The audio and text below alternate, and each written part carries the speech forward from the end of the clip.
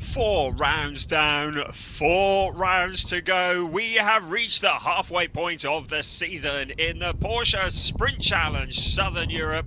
We've travelled about 900 kilometres from our last round in Estoril. We've gone to the east and we are now in glorious Spain. Hello everybody, welcome to Circuit Ricardo Tormo here in Spain for rounds 5 and 6 of Porsche Sprint Challenge Southern Europe 2024. The second season of this wonderful series. My name's Brian Oliver, bringing you all the commentary here today for qualifying and for the race. In the pit lane, we will have Piers Pryor, who will be bringing you all the news from there. We are at Circuit Ricardo Tormo, a track that is 4.005 kilometres around with 14 turns. 9 of them to the left and 5 to the right, and not as much elevation as we've seen in the previous 2 rounds, just 5 meters. A track that was established in 1999, so celebrating its 25th anniversary this year. Of course, very famous for hosting MotoGP and World Superbike, but today it's Porsche. You can see weather conditions are good, 12 degrees centigrade, so not exactly tropical, but certainly warm enough. We are not expecting any rain. That is very good news indeed. Of course, this is the only Porsche Winter Championship that happens in Europe, and we are here in Spain because the weather is traditionally very, very good. It's a great opportunity for the drivers to get up to speed. As they say, summer wins are made in the winter, and that's exactly what we're doing here. We're getting ready for qualifying, which is coming up any second now.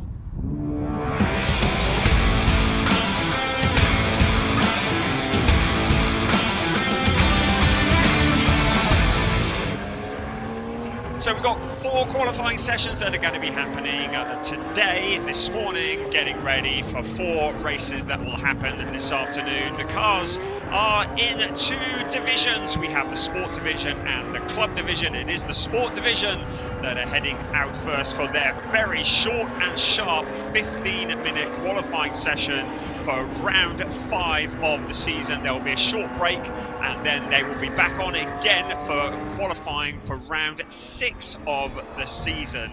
The sport division is divided into 2 parts. We have the pro drivers and we have the pro-am drivers, and the pro drivers who are very much at the top of the timing sheets, but we're keeping an eye on the pro-am drivers as well. As we say, this is a very short and sharp qualifying session, so it's very important to get it right, and there are a number of drivers who are already going to be starting this session very much on the back foot, because the subject of conversation that has been going around all day today, and something that we're going to be talking about all day long, I have no doubt, is that of track limits. Yes, the dreaded track limits. In fact, so bad were the track limits infringements in the free practice session this morning, 142 of them to be precise, 142 warnings that were given out to drivers.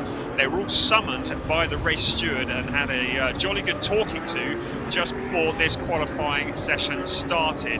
There are 3 drivers who are starting on the back foot because they exceeded track limits so much in the free practice session they have picked up penalties. So the 3 drivers are Senna van Soelen, Jeff Michiels and Jules Grauls, and those 3 drivers during this qualifying session are going to have to visit the pits for a 5-second stop and go. Well, you might say, well, what's the point of a stop and go during a qualifying session? Well, when it is this short, it's going to disrupt the program. Of course, the 15 minutes, which have already, well, we're down to 12 minutes and 25 seconds, as you can see from the clock.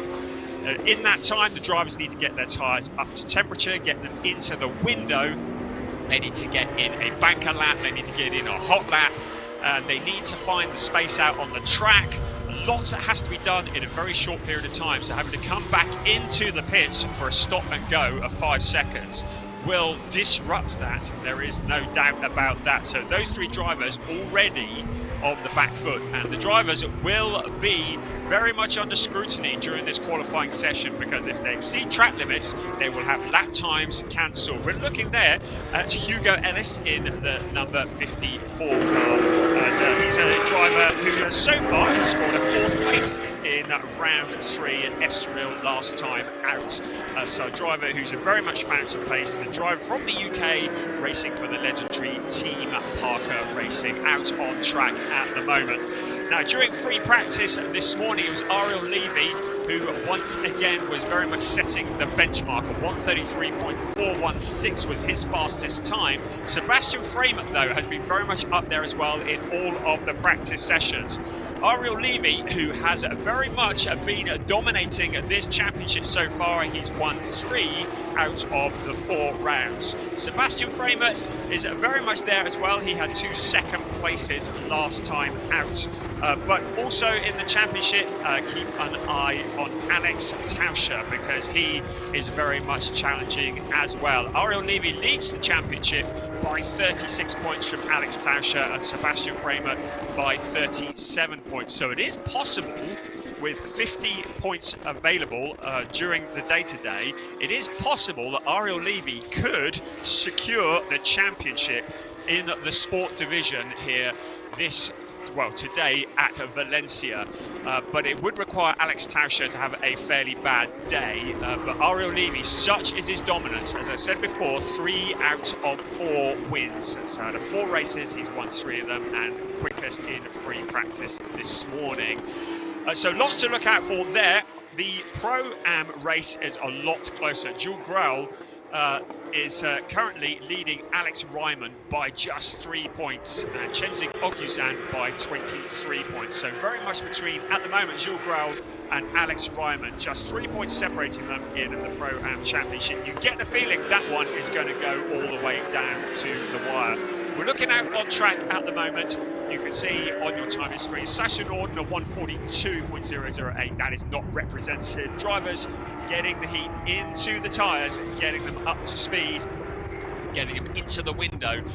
Tyres are limited in Porsche Sprint Challenge Southern Europe. The drivers are restricted to just 2 new sets of tyres for qualifying and the race. So very much strategy at play here, when to use those new tyres, which suggests that with a circuit that is not famous for lots of overtaking opportunities, that the drivers will primarily be on new rubber for this qualifying session, because grid position will be very, very important. Robin Knutsen, a 1:35.969, so getting a little bit closer to the benchmark set by Ariel Levy in free practice this morning. To remind you, 1:33.416, so still a little bit of time to come from that.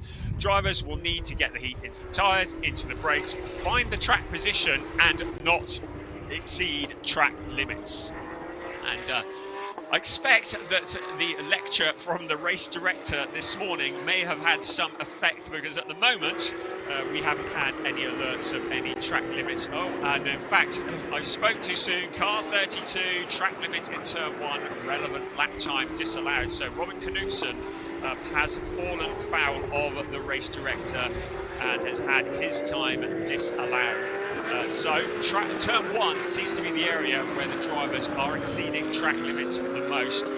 And if you exceed track limits, not only will you have the time disallowed, but also the next lap, because it could be that you're getting an advantage that launches you into the following lap. So it's very important that the drivers keep it within the white lines. There is Robin Knutsen now locking up, going into the corner, and he goes wide out into the gravel trap, and he turns around, he's into the barrier. So Robin Knutsen has gone wide, and now that is surely going to bring out some kind of caution, because it doesn't look to me as though he is going to go any further. The car's into the gravel trap, he skimmed across the gravel trap into the barrier. That was out on turn 3.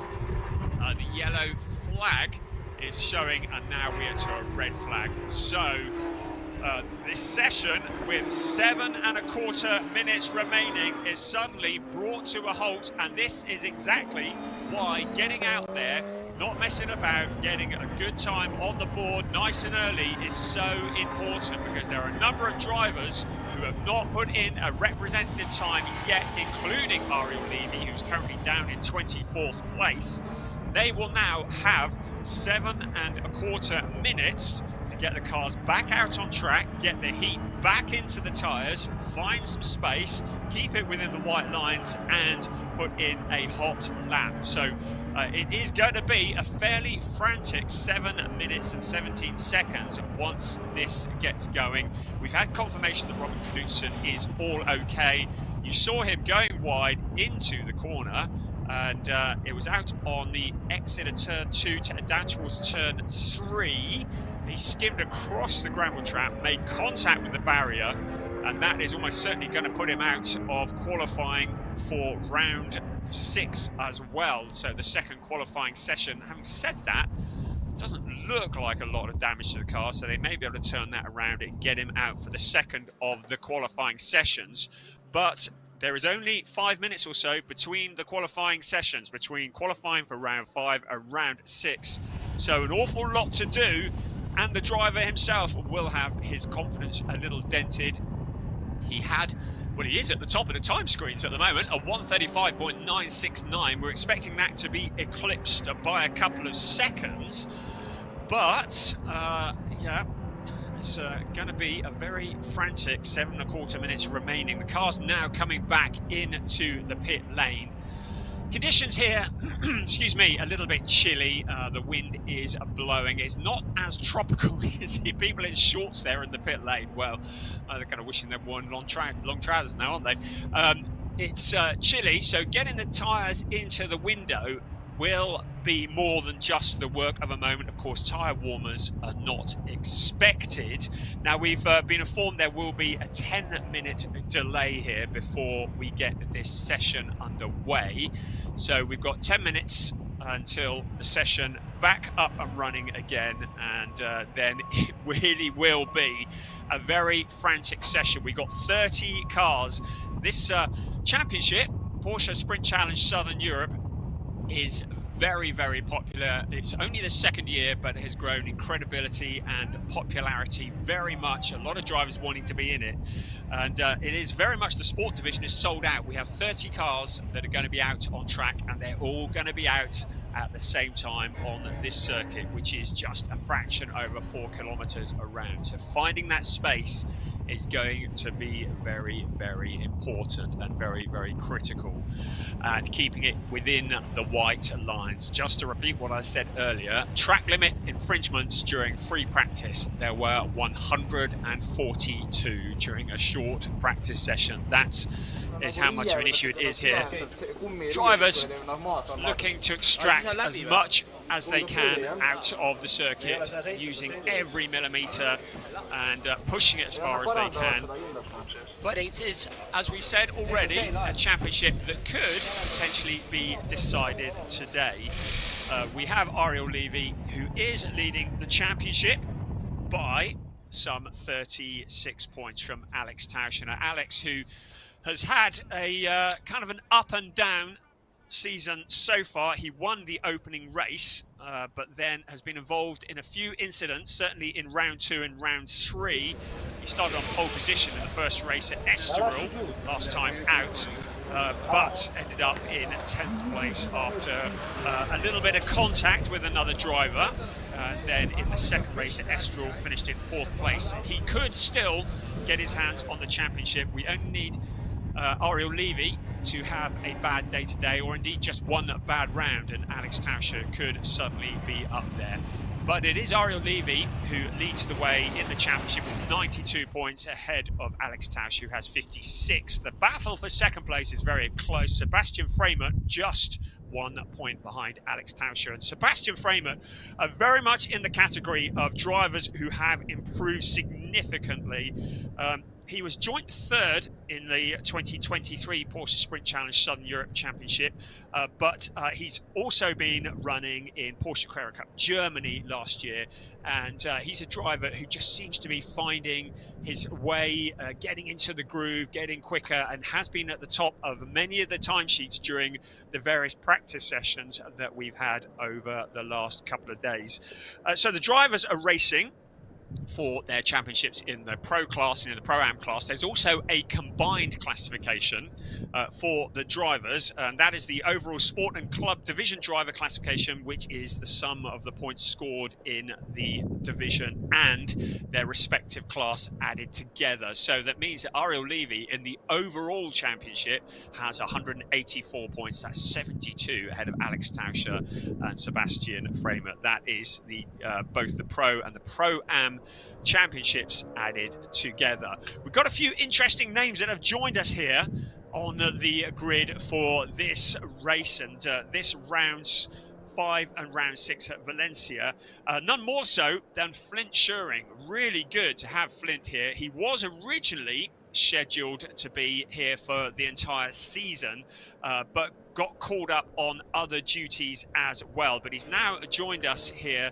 He was in the Middle East earlier in the season, where he got 5th place in the championship. He was 6th in the championship last year in the Porsche Sprint Challenge Southern Europe. He is the younger brother of Maurice Schuring. And if you follow Porsche Cup racing, well, Maurice Schuring became the youngest ever winner in Porsche Carrera Cup Germany last year. He won in Porsche Mobil 1 Super Cup. He was a very, very rapid driver. He's now moved on into world endurance racing. And his younger brother, well, we were told, look out for Flint Schuring because he's even quicker. So we were quite excited that he's now made it here to Valencia for this round here, round 5 and round 6. And we'll be interested to see how he gets on. He's racing for Proton Huber competition. So Christoph Huber's team, very, very quick team. And it will be Flint Schuring who we'll be keeping an eye on, who joins Alex Tauscher in that team also as a teammate. We have a number of other drivers who have also joined us as guests for this round. Jan Seifert, another one who has been very much flexing his muscles in Porsche Carrera Cup Germany in 2022 and in 2023. We followed him through ADAC TCR Germany in 2018, 19 and 20. He did GT Open in 2021. So he's another driver who will be worth keeping an eye on. We're looking at the championship challengers. So Ariel Levy, as we've already mentioned, he is very much out in front by that 36 points ahead of Alex Tauscher and Sebastian Framert.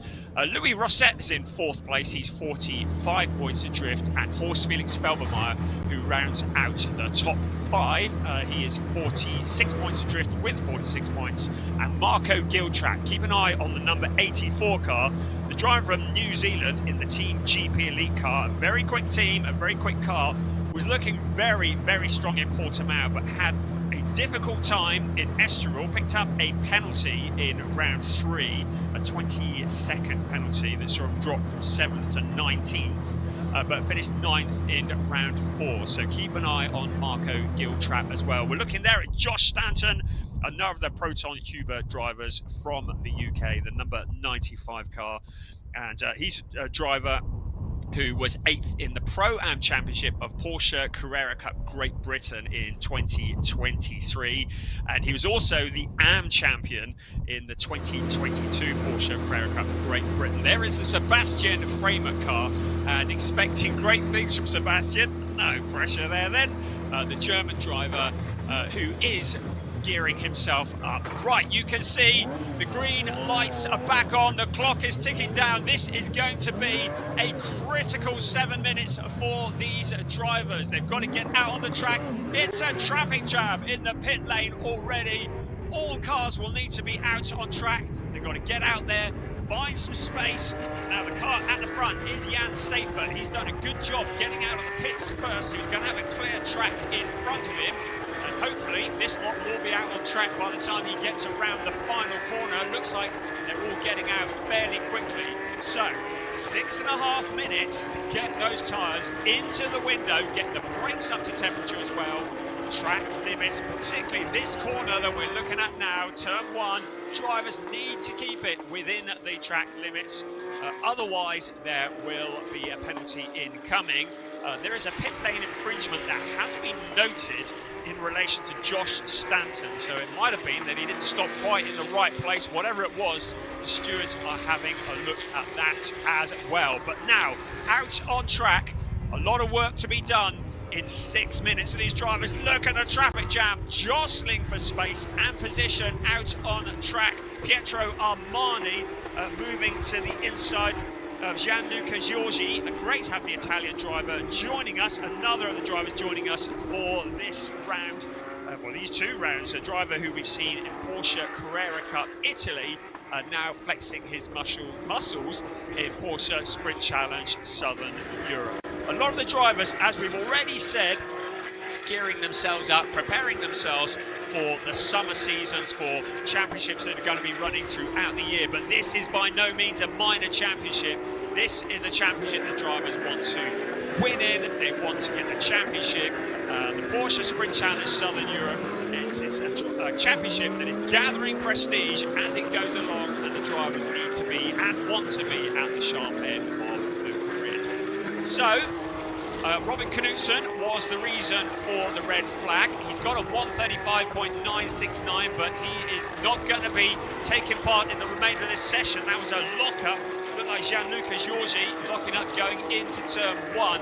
So, Robin Knutsen's 135.969 is going to be very much under threat. Sid Smith into second place. So at the moment, the grid is very, very topsy-turvy, and was likely, as soon as the drivers get up to temperature, to see a lot of changes in the last few minutes. But this does depend on drivers keeping it on the track. If we get another red flag or any other issues like that, we could have a seriously upside down grid. You can see Ariel Levy, championship leader, is down in 24th place at the moment. So he has got to do a lot of work. Keep it focused, keep it together, and keep his eyes on the ball. Just looking to see where Alex Tauscher is on the timing screens. He is down in 26th at the moment, so he's also got a lot of work to do from there. But as long as we can keep it under green flag conditions, we should see the times tumbling. Third in the championship, Sebastian Framer, currently down in 19th place in the timing screens. Right, here we go. Jan Seifert first, a 134.754. So we are getting closer, but that is still a second slower than we saw in free practice, more than a second than we saw in free practice this morning. So 134.754 is the first benchmark time. Cars now crossing the line. Less than 3.5 minutes remaining of this qualifying session for round 5, which takes place this afternoon. Porsche Sprint Challenge Southern Europe Sport Division. Jan Seifert going wide, and he has to be careful within the white lines. I'm keeping one eye on our message screen to see whether there are any penalties that are likely to be awarded, and that could utterly ruin a driver's day. So Cas Havercourt next to the top of the timing screens. We haven't even mentioned him yet. Guesting here, the 2020 Spanish Formula 4 champion, preparing for a season in Porsche Mobil 1 Super Cup. And that is Sasha Norden into the gravel. This is exactly what we said might happen, because this is almost certainly going to bring out a red flag.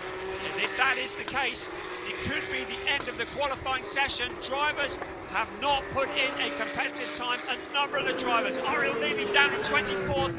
You could see that Sasha Norden's rear wheels were spinning. He was stuck in the gravel. At the moment, we're still green flag. Now, what is going to happen? Just waiting to see from race control. Are they going to keep this going? It's out on the exit at turn 11.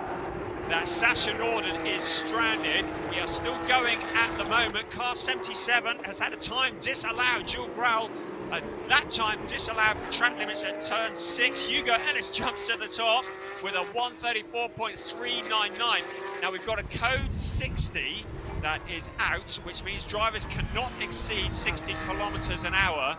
And you get a feeling that there's going to be hard for drivers to improve here. Hugo Ellis to the top of 134.399. So drivers now having to reduce their speed. The clock is ticking down. This is going to turn the grid absolutely upside down. Sebastian Freeman, though, has got a lap in. He's up into P2 at 1:34.557. Cass Havercourt, the driver that we were just talking about, up into third place with a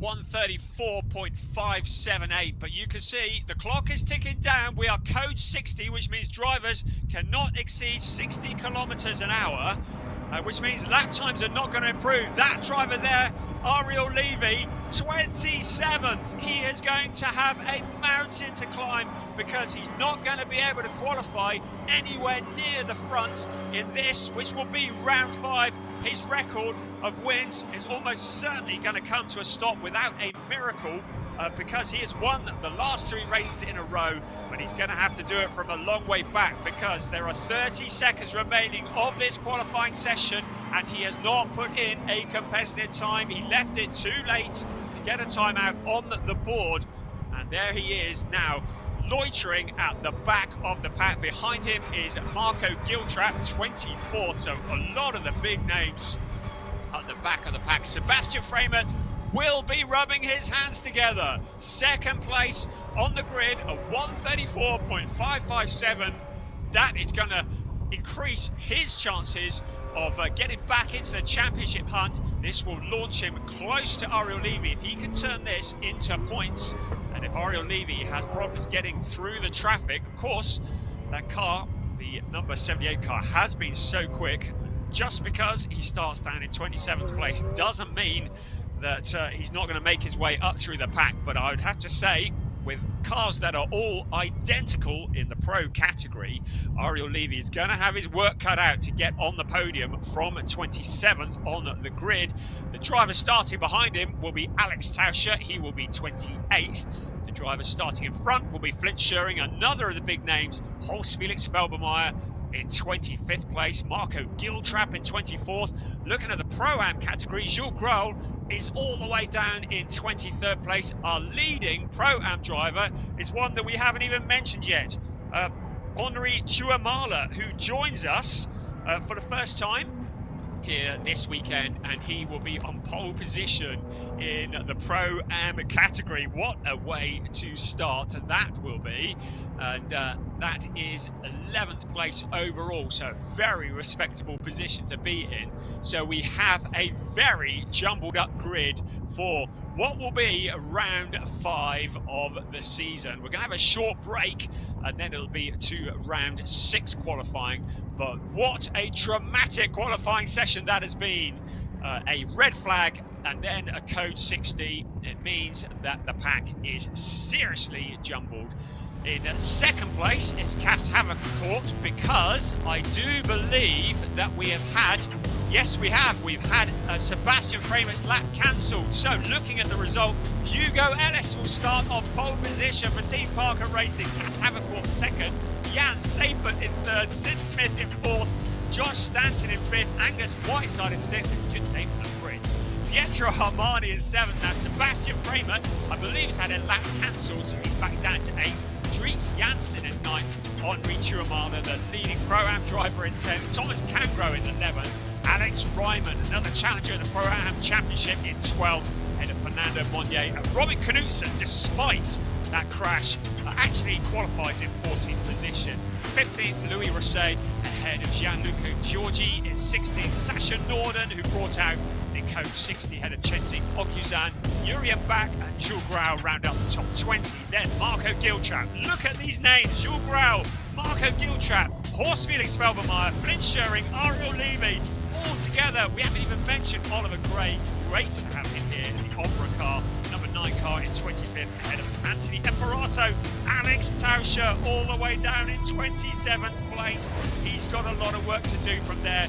And then ahead of them, behind them, is Senna Van Solen, Giuseppe Guerri and Jeff Machiels bringing up the rear, to remind you that Solen, Machiels and Jules Grau all had that 5-second stop and go as well. What a dramatic qualifying session for Sport Division round 5. We've got to do it all again in a few moments, so we Well, hopefully we're going to get it, so it'll be green flag all the way, but that really does give us an amazing race. Round 5, we will see a lot of the quicker drivers having to come through the pack, and this is going to give us an awful lot to watch.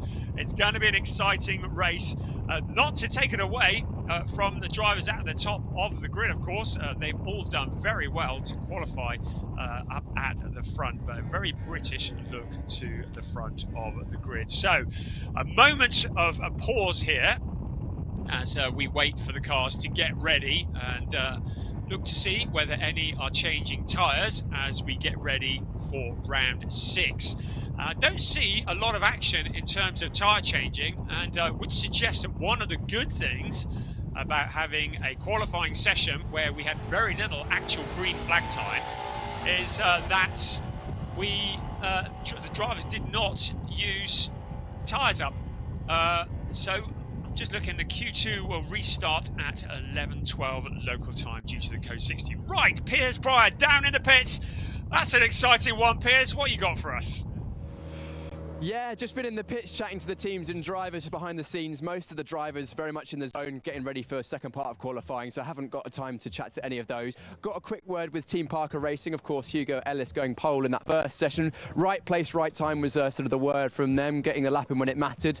They're hoping for a cleaner session in this one. New tyres by the looks of it on pretty much every car on the grid for the second session, so no one's going to be saving their second set of brand new tyres for the races. So let's hope for a bit of a cleaner session, but busy down here in the pit lane and are looking forward to the second part.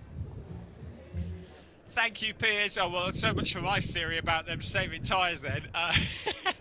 Yes, well, hopefully they'll have a bit of rubber for when the race actually starts.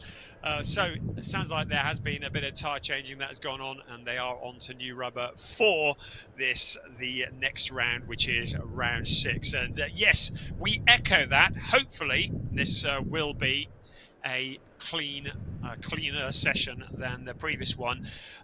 Car 99 will need to still serve his stop and go penalty. So that's Jeff McKells, who had the stop and go penalty for exceeding track limits in free practice this morning. Looks like he was unable to do that because of all the stoppages in the qualifying for round 5. So he will have to do that in this next session.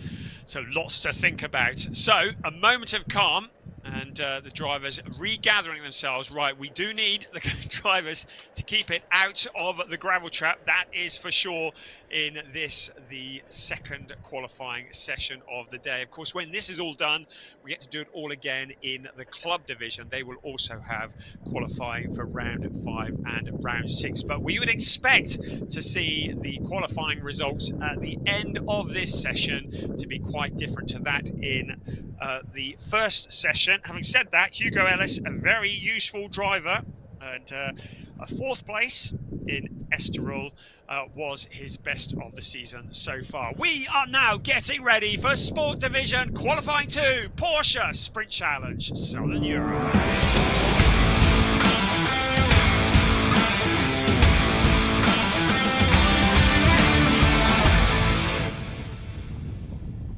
So how much more drama can we cope with? You can see there the 998 car, Jan Seifert, getting ready to go out. Looked very useful indeed. So he's certainly not new to Porsche racing, Porsche Pro Cup Germany for the last couple of years, and getting himself up to speed in Porsche Sprint Challenge Southern Europe, and showing why he is a contender in whatever championship he chooses to take part in. He's in the HP Racing International Porsche, the team that is run by Harold Broaching, a fairly legendary driver himself. There's Jeff McKells for Belgium Racing in car number 99, also being pushed out into the pit lane. And of course, he will have to do that stop and go penalty. So he needs to get out, get back in again, and then get out and focus on the session ahead. So the clock is now running. We are just about under the 15-minute mark as the cars come out of the pit lane.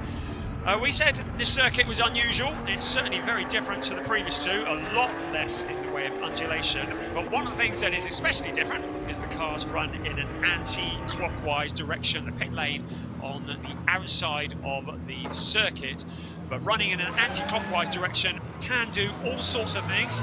The drivers prepare themselves and train themselves very much to run in a clockwise direction, and the necks and everything else takes a bit of getting used to running in this the other way round to what a lot of the drivers are used to. All good. As we see Sasha Norden, clearly no damage after that excursion into the gravel, so he's able to get back out onto the track. I haven't seen, yes, Robin Knutsen is out on track as well, so the contact with the barrier clearly hasn't done enough damage to put him out of the session. So it looks like we're going to have all 30 cars out on track. Now, after the experience of the previous qualifying session, how many drivers are going to be brave enough to leave it till later on? Of course, as the circuit evolves, it gets quicker and quicker. Now, I believe Piers has Sasha Norden with him down in the pits. Unfortunately, Sash had to go out on qualifying for qualifying too, but I did see that the JW Race Service team down here were working on the car. I think they put a new splitter on, so of course his trip through the gravel did a bit of minor damage, but the team did a good job to get him back out on track, so he should be up to full speed in this one. Thank you, Piers. Yes, the splitter, a critical part. If you lose that, that makes a big difference to lap times, and of course it's the first thing to go when the driver bumps across the curbs or indeed ends up in the gravel trap. So new splitter on the Sasha Norden car. Yes, we saw him going out on track. So unless Piers was sat alongside him, he certainly wasn't going to be interviewing him, was he? So yes, Sasha Norden will have just thrown his timing a little bit, but he's a professional driver, a very rapid driver, looking to improve on 2 7th places in Portimao, and he finished 7th in the Pro-Am category with GP Elite in this very championship last year. He is the Pro-Am champion in Porsche Carrera Cup Benelux. So Sasha Norden definitely one to watch, and will want to put that first qualifying session behind him and get his head around this one. As I was about to mention, the track evolves as the day goes on. There's more and more rubber that gets laid down. The sun, in theory, heats the track up as well, and it gets quicker and quicker. So drivers who go out late in the session to put in their hot lap are obviously going to have the opportunity of a quicker circuit, but of course you have the risk of exactly what we saw in that first session, and that is a yellow flag, red flag, code 60, bringing things to a halt, and therefore the gamble doesn't pay off. So a lot of drivers now out on track. In fact, I think everybody is now out on track, getting the heat into the tyres, the weaving. It's all about generating that heat, getting the rubber up to temperature, and nobody leaving it late this time. Everybody is going to be out. Having said that, it looks like there's one car in the pits that we can see. I've got nothing that's indicated in the pit, so that's possibly one from the club division that is in the pit lane. I think everybody is out on track at the moment. There is Ariel Levy. He's going to have to put the memory of qualifying for round 5 to the back of his mind and start afresh to get the car up towards the front. Get a time on the board nice and quickly in case there is another issue with red flags. Now, car 54 has had a lap disallowed. That's Hugo Ellis, the driver who stole the headlines very much in the previous qualifying session. There he is there, very much in the traffic, but turn 1 lap time disallowed as a result of exceeding track limits. So, lots and lots of drivers on the track, not much space to be had, and drivers needing to get themselves together and focus to get the car ready to get it up on the grid. So all cars are confirmed out on track, and you can see finding a bit of space as well. Be careful not to actually get involved with each other. So there's Ariel Levy. There is Hugo Ellis, who was so rapid, really made hay while the sun shined in the previous qualifying session. I would love to do that again now. Sebastian Freimert at the top of the timesheets, but not with the representative time. Looking down on the pit straight, this of course will be the best overtaking opportunity when the racing is underway later on this afternoon, going into turn 1. And again, getting it slowed down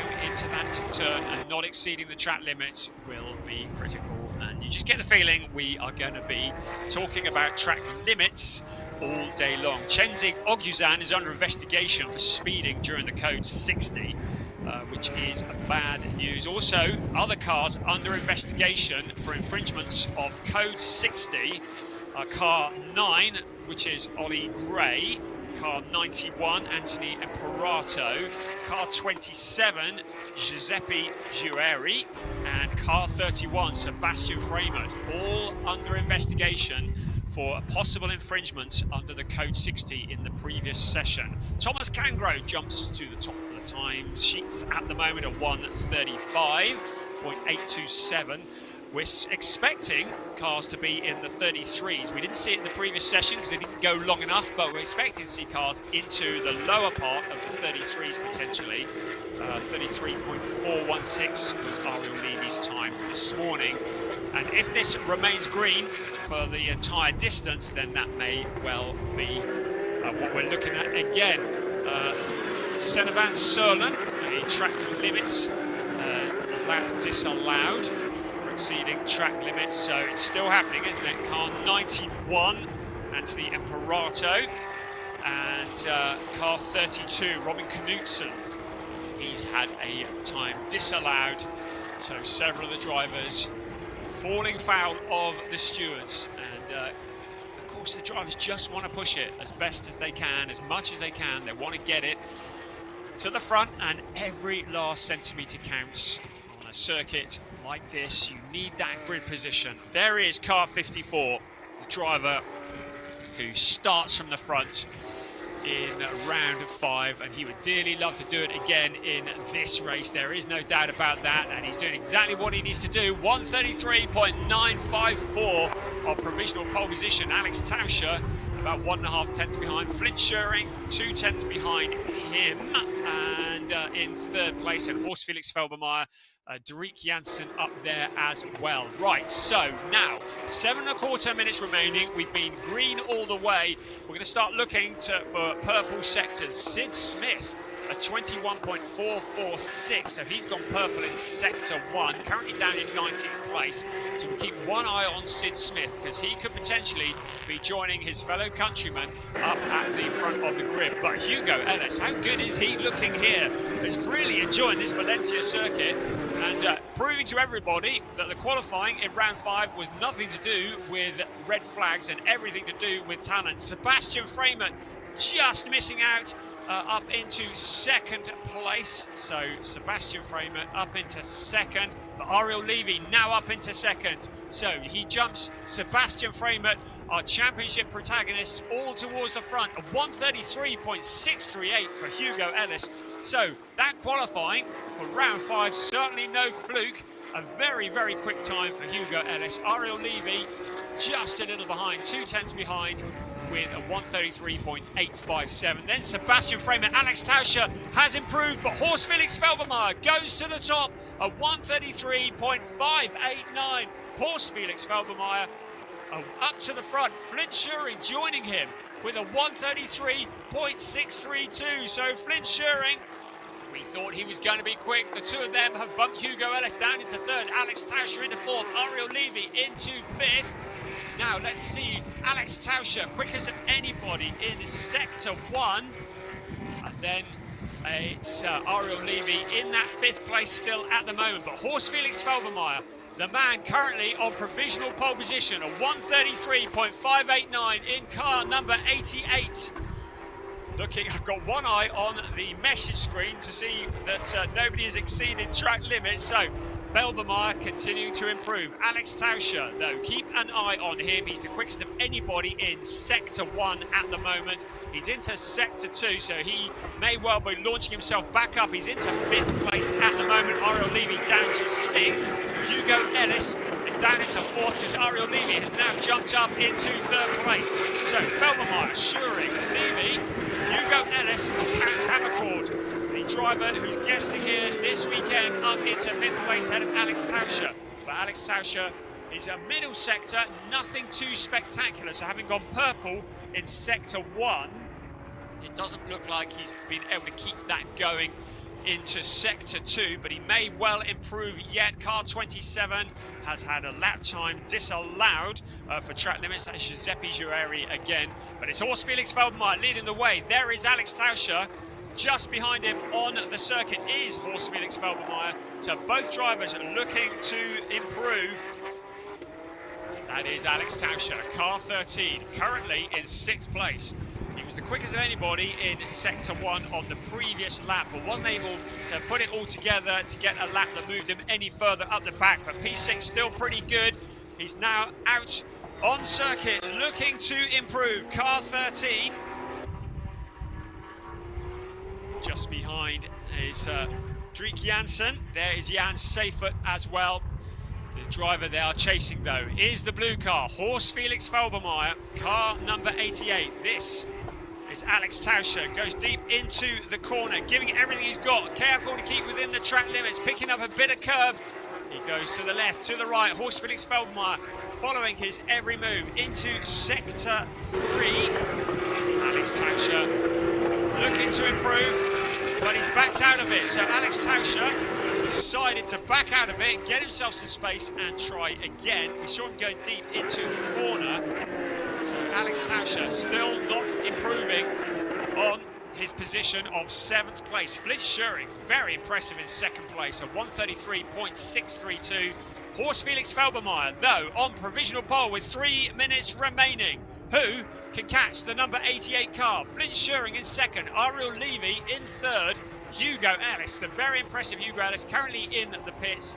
Feldmeier has also now peeled off into the pits as well. Marco Giltrap up into 5th place ahead of Cass Havercourt.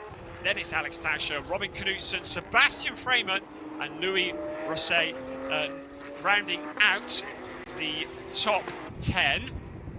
We continue to ride with Flint Schuring. Car 16. It's been good to have him here for this round. Looking forward to seeing how he gets on. There is Alex Tauscher just behind him. I'm looking at the timing screen to see if anybody is improving. There's a few personal bests, but nobody yet is setting the screens alight with lap times.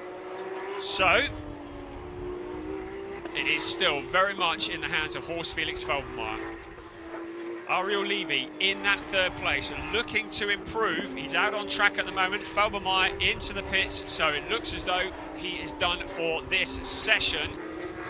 And car 32, lap time disallowed. Also, Alex Tauscher went wide into turn 1, so his lap time has been disallowed.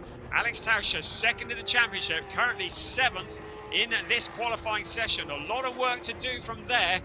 Ahead of him, Cass Havercourt. Behind him, Robin Knudsen. Oliver Gray, car number 9. Great to have him here from Opera Racing, making a guest start here at the Valencia round 5 and round 6. And a good qualifying session from him in 9th place. Flint Schuring into the pits as well as Hugo Ellis. So Ariel Levy now jumps to the top of 133.533. So Ariel Levy doing what he needed to do in the closing stages. He strung it all together, and with a minute remaining, it's Ariel Levy who relieves Horst Felix Feldmeier of provisional pole position. Flint Schuring bumped down to the 2nd row, 3rd place, with Hugo Ellis alongside. Then it's Marco Giltrap and Cass Havercourt, and Alex Tauscher still trying to improve on that 7th place. He's not going to improve because he's into the pits, so 7th is as good as it's going to get. Robin Knudsen in 8th place ahead of Oliver Gray and Sebastian Freeman. 30 seconds remaining of this session. You can see a number of the drivers now into the pits. They've done all that they can, but it's looking like Ariel Levy, who's going to start from pole position for round 6. He'll have to get through round 5 first, but round 6, certainly more of a traditional position for our championship leader ahead of Horst Felix Feldmeier. The clock is about to strike 0. Any drivers who have started a lap will be able to continue that lap, and that lap will count. And anybody, though, who crosses the line now and their lap will not count. I'm looking at the time screens. Ariel Levy looks pretty secure at 133.533. Solid position for his qualifying session ahead of Horst Felix Felbermayr. Jan Seifert has crossed the line, he's in 15th place. So Sasha Norden, having had that splitter change, in 13th place. Sebastian Freimert rounds out the top 10. So third in the championship, Sebastian Freimert down in 10th place. Robin Knudsen, a much more successful session here. 8th place. Oliver Gray, very impressive with that 9th place. So a lot of work to be done by some drivers. Again, Henri Tuamala is the quickest of the Pro-Am drivers, 20th overall. Jules Grau is in 25th place and second in the Pro-Am qualification standings. So Jules Grau, who will be looking to beat Alex Ryman, and Alex Ryman starts third, and directly behind Jules Grau, he is 26th on the grid. Jules Grau will be 25th. So we managed to get through that without any red flags, which was wonderful. Certainly less exciting in terms of stoppages, very exciting in terms of lap times. There we go. It's Ariel Levy who will start round 6 on pole position ahead of Horst Felix Felbermayr, Flynn Schuring, Hugo Ellis having a great day here. Marco Gilchat, Cass Haverford, very impressive there. Alex Townshend down in 7th ahead of Robin Knudsen. Oliver Gray and Sebastian Freimert rounding out the top 10. Then Louis Rosset, Pietro Armani, Sasha Norden, after a troubled first qualifying session, is ahead of Sid Smith, who will start in 14th place. 15th place is Jan Seifert, ahead of Sander van Solent. So he's not had a great qualifying session either, been very quiet today. Driek Jansen and Josh Stanton line up 17th and 18th ahead of Giuseppe Guerri. And then Henri Tuamala, the leading Pro-Am driver, ahead of Fernando Monnier, Anthony Imparato, Jeff Machiels and Thomas Cangro. And then Jules Grau second in the Pro-Ams, ahead of Alex Ryman and Jurien Bach, rounding out the top 27. In 28 will be Gianluca Giorgi, Chenzing Oguzan and Angus Whiteside, who brings up the rear and did not record a time. So I don't know what's happened to Angus Whiteside in that session, but he, after a very strong qualifying for round 5, he will be starting from the very back in round 6. A difficult session for him, but very exciting indeed. Lots to talk about. I think round 5 is going to be dramatic, and if we get through that without a safety car, I will be very impressed. Right, down to Piers Pryor. He's in the pit lane with our pole sitter, Ariel Levy.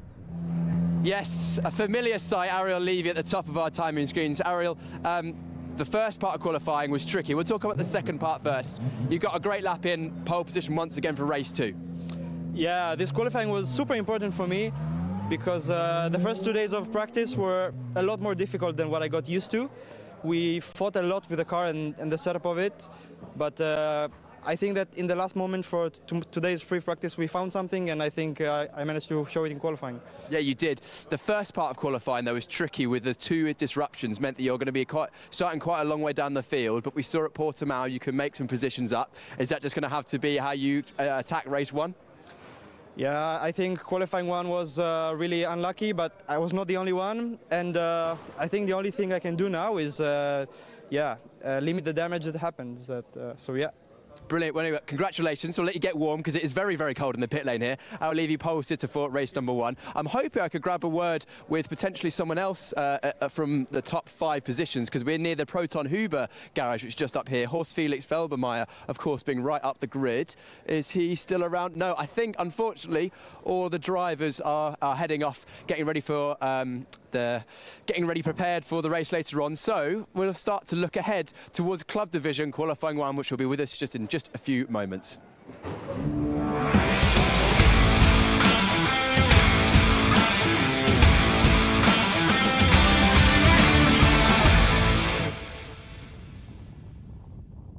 Qualifying for Porsche Sprint Challenge Southern Europe Club Division, and Well, if the sport division qualifying wasn't exciting enough, we've got to do it all again now. 2 qualifying sessions, and we're really looking forward to this as well.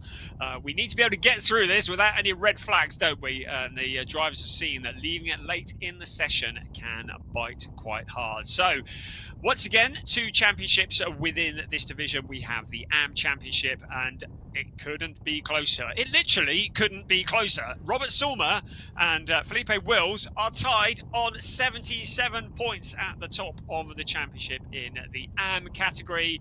In the GT4, Seb Hopkins leads Graham King by 26 points and Henk van der Rel by 28 points. But plot twist, Seb Hopkins is not here this weekend.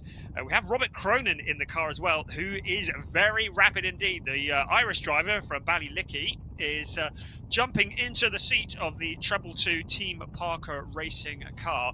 But it does mean that for the GT4 runners, the championship very much up for grabs, because Seb Hopkins has been utterly dominant up until now in that car, and but he's not here this weekend. So there's going to be a lot to play for, particularly for Graham King and Henk van der Rel, as they try to reel in that lead that Seb Hopkins have. Robert Sulmer, as we've already said, ties with Felipe Wills. Now, Robert Sulmer, well, he got a 4th place in the first round, a 3rd place in the second round, a 2nd place in the 3rd round, and a 1st place in the last round. So I don't know where he goes from there. 4, 3, 2, 1. That's what Robert Sulmer has achieved in the last 4 rounds. Felipe Wills has done something similar, but in a different order. He has had a 3rd, a 4th, a 1st, and a 2nd. So he too has had a 1, 2, 3, 4. So that's why they're tied at the top on 77 points. But Felipe Wills did have a crash in private testing yesterday. He's had to do a bit of work, or the team have had to do a bit of work on that car. So that will no doubt have just affected his confidence a little bit as well. But he's a professional driver, Felipe Wills, and he's a driver that we have seen, saw him last year in this very championship. We've also seen him in Porsche Carrera Cup Benelux, and he's also raced in the 24-hour GT series in 2021 and 22. So the Belgian driver will know what it takes to get himself back in the zone. And there is John de Wilde, another Belgian driver from Speed Lover, and he is guesting here this weekend. He's done a race in Porsche Carrera Cup France. He raced at Le Mans, in fact, and he's the winner of the 2021 Porsche Sprint Challenge Benelux GT3 category. He's been racing Porsches since 2015, and he is a very, very welcome addition to the grid here at Valencia on this sunny but chilly Saturday morning in Spain. So cars now getting ready to go out on track. That's Niels de Lufterud in the Fat Auto Tech car, and he's just struggling with the turning circle. I think he probably is. There is Ernst Inderblitzen as well, another of the Fat Auto Tech cars. So they are going to be going out to qualify. Clock already ticking down. You can see from the graphic on your screen we have 14 minutes for this qualifying session remaining. Then we will have a very short break, and then we will do it all again for qualifying for round 6. So this is qualifying for round 5, which takes place later on this afternoon. And as far as I can see, all cars are now just about heading out on track. In fact, here we go. Yes, there's cars. There's the remaining cars ones from the previous qualifying session. So everybody now rolling and out on track, just getting the heat into the tyres and into the brakes once again. You can see the cloud has started to move over a bit here in Valencia, which might actually see the track cool slightly, and that will make a difference as well. Now, in free practice this morning, the quickest driver was Johannes Zelger, driver who joins us for Tsunami RT, and he's a driver who's been in Porsche Carrera Cup Italy and Porsche Carrera Cup France last year, also Porsche Carrera Cup Italy in 2022. He guested at Monza in Porsche Mobile 1 Super Cup in 2022 as well. He's guesting here this weekend. Great to have Johannes Zelger in the Zelga in the number 79 car, and he was quickest in free practice this morning, a 1:35.853. So that's the kind of benchmark that has been laid down. That's what we're going to be looking at once the tyres are in the window. Again, weaving as they head down the pits, trying to get the heat into the tyres and into the brakes. Being careful to get it slowed down. This is the spot here that track limits have been the issue. Into turn one, we have seen so many lap times deleted, so many warnings, so many penalties given already. We haven't even had a race here at Valencia this year, and already penalties have been dished out for exceeding track limits into turn one. So drivers will have that in the back of their mind. 989 is Henk van der El. He is one of the drivers who's very much in the championship hunt for the GT4 category, and he and Graham King will be very much going head-to-head for that, with the absence of Seb Hopkins.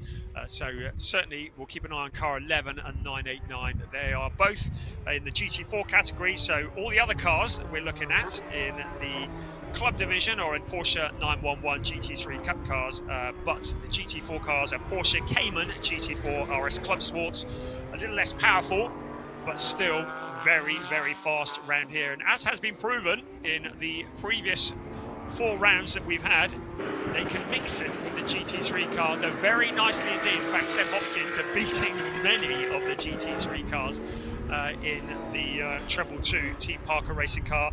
Robert Cronin, well, he's got no excuses, has he? He knows that the car's quick, so let's see what he can do in the seat of the Treble 2 car. So that is Henk van der El, currently out on track at the moment, still working hard to get the heat into the tyres, coming round to complete an out lap, and then we've got the build laps as we slowly build the speed up, and then we have the push laps as the drivers then really go for gold. And I think leaving it late in the session would be a very risky strategy, so I think everybody out there now. There is the 191 Javier Ripoll Jr. He got a 4th place at the last round at Estoril. Now, you would have seen that he finished in 3rd place on the track, but he picked up a 10-second time penalty and was relegated down into 4th place. So Javier Ripoll, the Venezuelan driver who lives in the USA, races Porsche very much on the American scene, and he will be looking to improve on that 4th place here today in Valencia.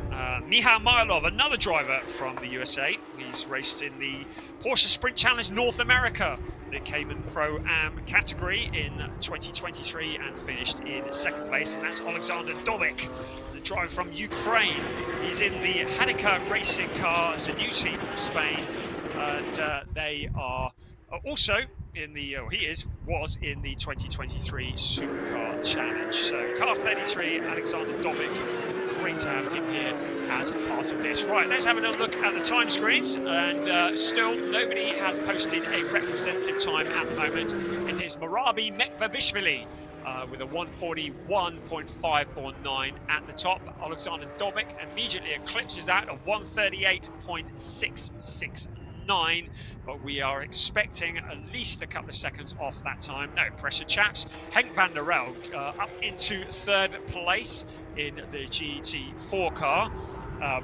But at the moment, we are still waiting for a quickest of anybody. Now, Andrea Barati has been quite rapid. He was the quickest of anybody in Sector 1 last time around, but hasn't improved yet. Now, John de Wilder up to the top of the sheets, 138.181. Car 989, track limits in turn 14. A drive-through penalty, though, for Alexander Dobik. So, drive-through penalty for a pit lane infringement. Alexander Dobik will have to drive through the pits. And again, you might say, well, it's qualifying, that's not going to hurt him much, but yes, it is. Every second out on track counts here, so he's going to have to drive through the pits. So we've got track times that lap times have been deleted, and a drive-through penalty. We've still got 8 minutes remaining on this, the first of 2 qualifying sessions for the club division in Porsche Sprint Challenge Southern Europe here. There is car 33. who will have to visit the pits next time around for that drive-through penalty.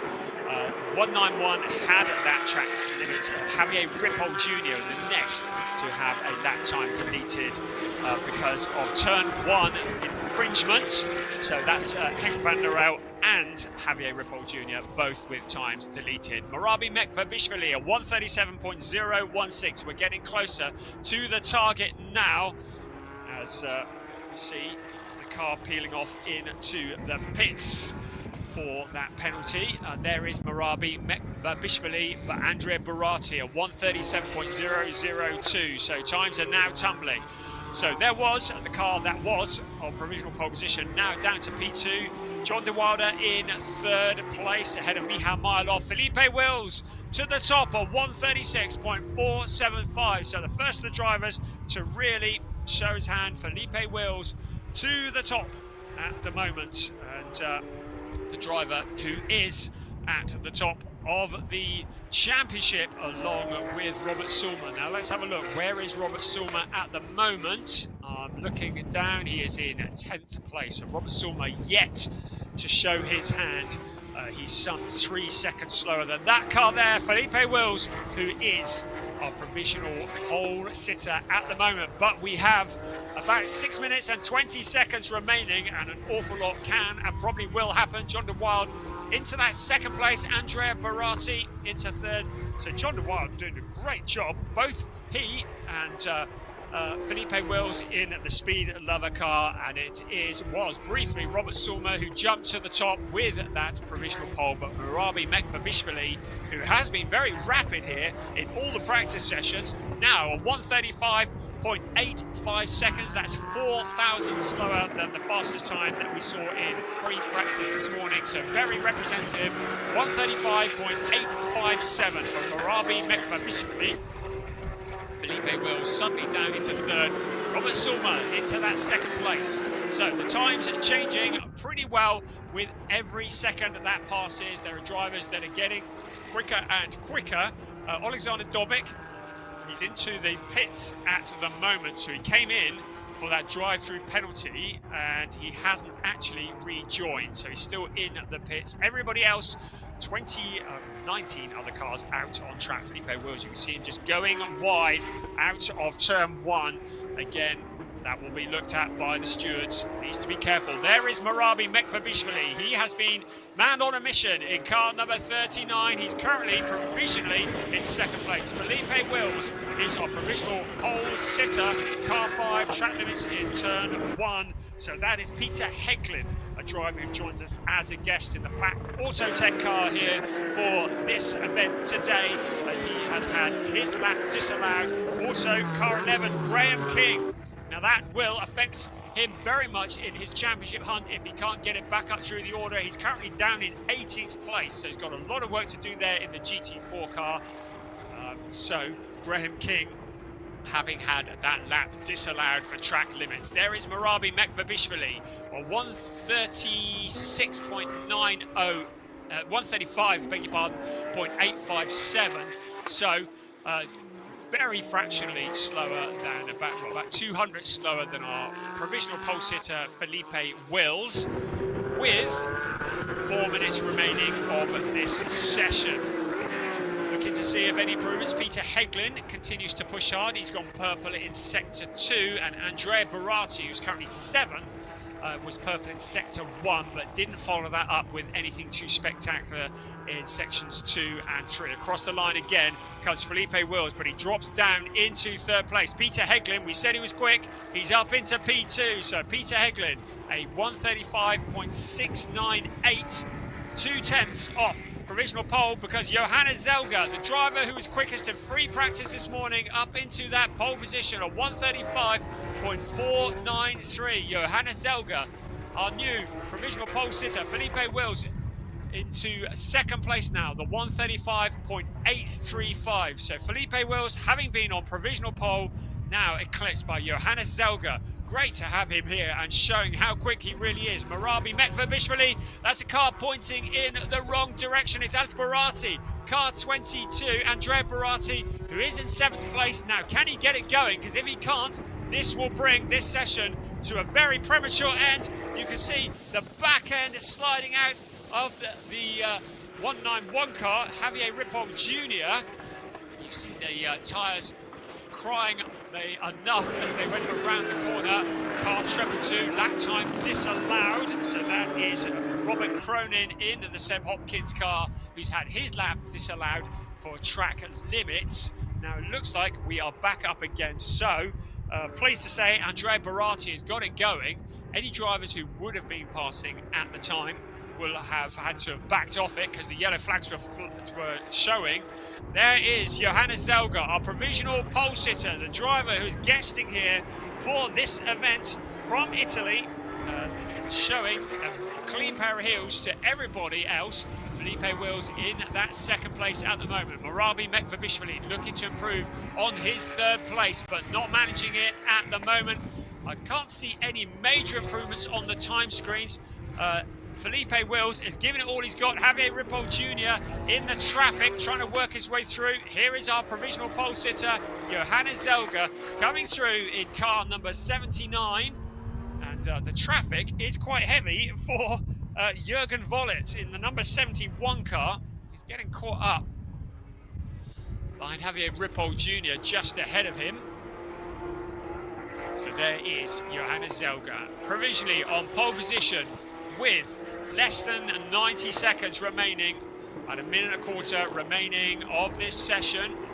Looking pretty solid there. Felipe Wills not improving at the moment in a 1:35.722. So his last lap was his quickest, but it's not enough to get him back up onto that pole position. It would be a front row start, but he would dearly love that pole position. Across the line we come once again. Johannes Zelga, I don't think he's going to improve on this lap.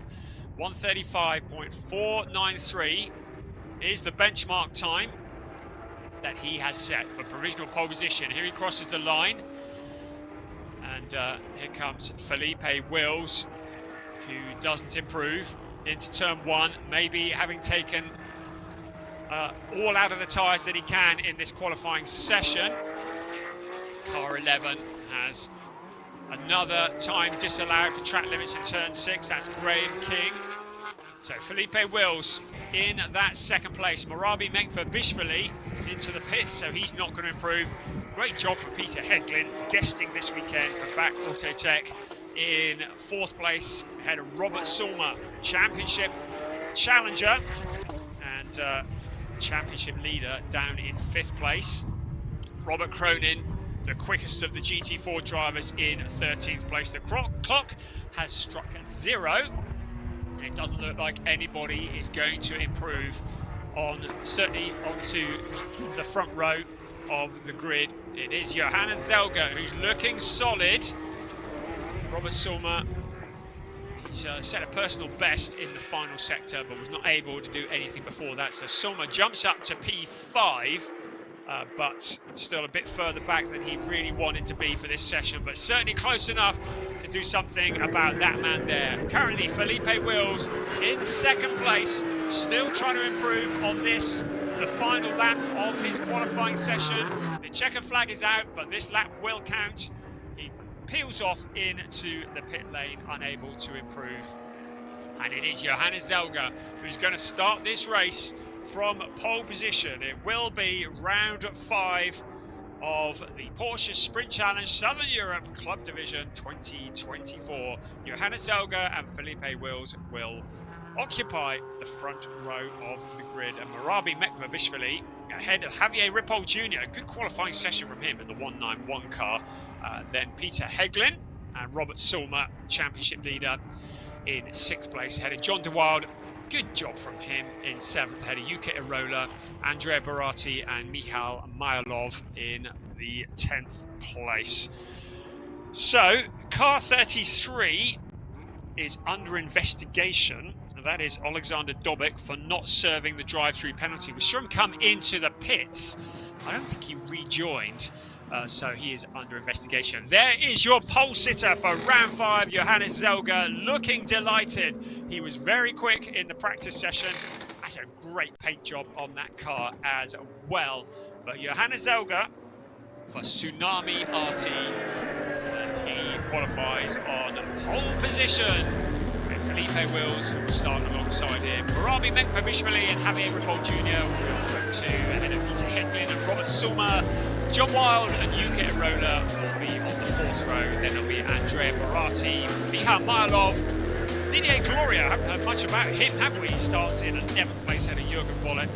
Robert Cronin showing how quick that car is still in the Trouble 2 car, the leading GT4 driver, 13th ahead of Niels Lofterud, who starts in 14th place. In 15th is Corrado Costa and Ernst Interblitzen, who starts 16th. Then Minsky Stanislav ahead of Alexander Dobik, and then the last of the GT4 runners, Graham King and Henk van Norel, who line up 19th and 20th. So that looks like an exciting grid for what will be round 5. I have to say, we've had 4 races in this category in the club division and also in the sport division this year, and every one of them has been exciting and entertaining, and it looks like it's going to be no different here at Valencia for rounds 5 and 6 of the season. Johannes Zelger will start on pole position. Right down to the pit lane, Piers Breyer. Yes, I thought I'd head down to the Tsunami team to grab a word with our pole sitter for the club division number 1, Johannes. Johannes, that was a great session, new to the championship, but pole position, that must be a great feeling. Yeah, it's quite incredible. I didn't expect it. So I'm here just to do a race, like preparation for the new championship in next year. And yeah, just to be in this place in front is quite crazy. Tsunami Racing Team clearly giving you a great car. How does it feel? Yeah, it's great. So we improved a lot from yesterday, and today the feeling is perfect. So the laps are coming quite easily, so I'm really happy. I can see it on your face, even through your helmet. Session number 2 coming up now. Can we do the same again? I try, for sure. That's right, Johannes, thank you very much for chatting to us. Congratulations on pole for race number 1. We'll see what happens in race number 2. Let's see the second part, how the second part unfolds.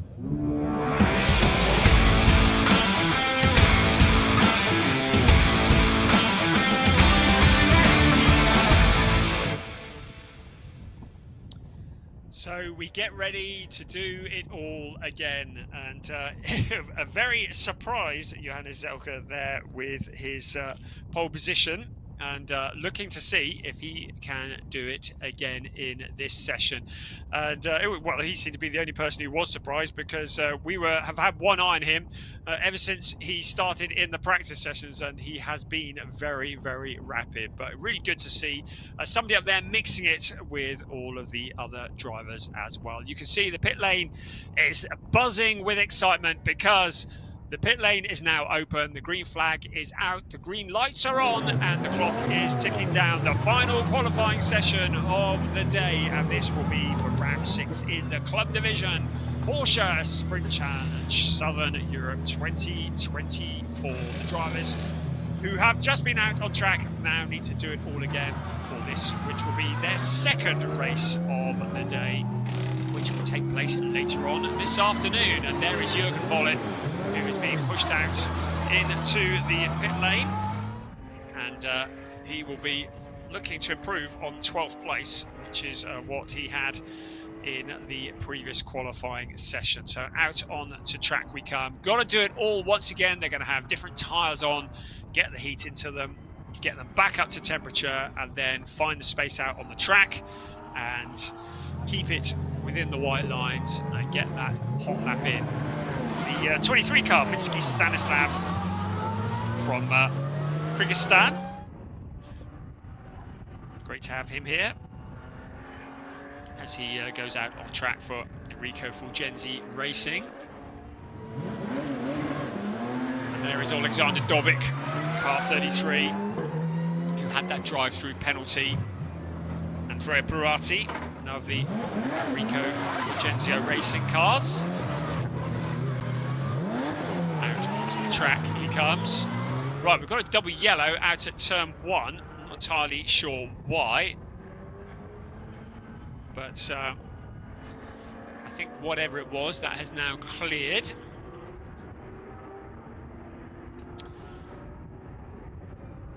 So, out onto track we come, and the drivers just starting gradually, building the temperature up.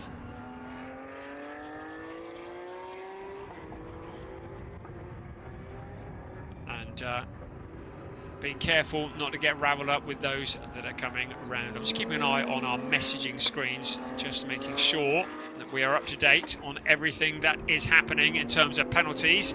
Right, so there is Minsky Stanislav for Enrico Fulgenzi Racing.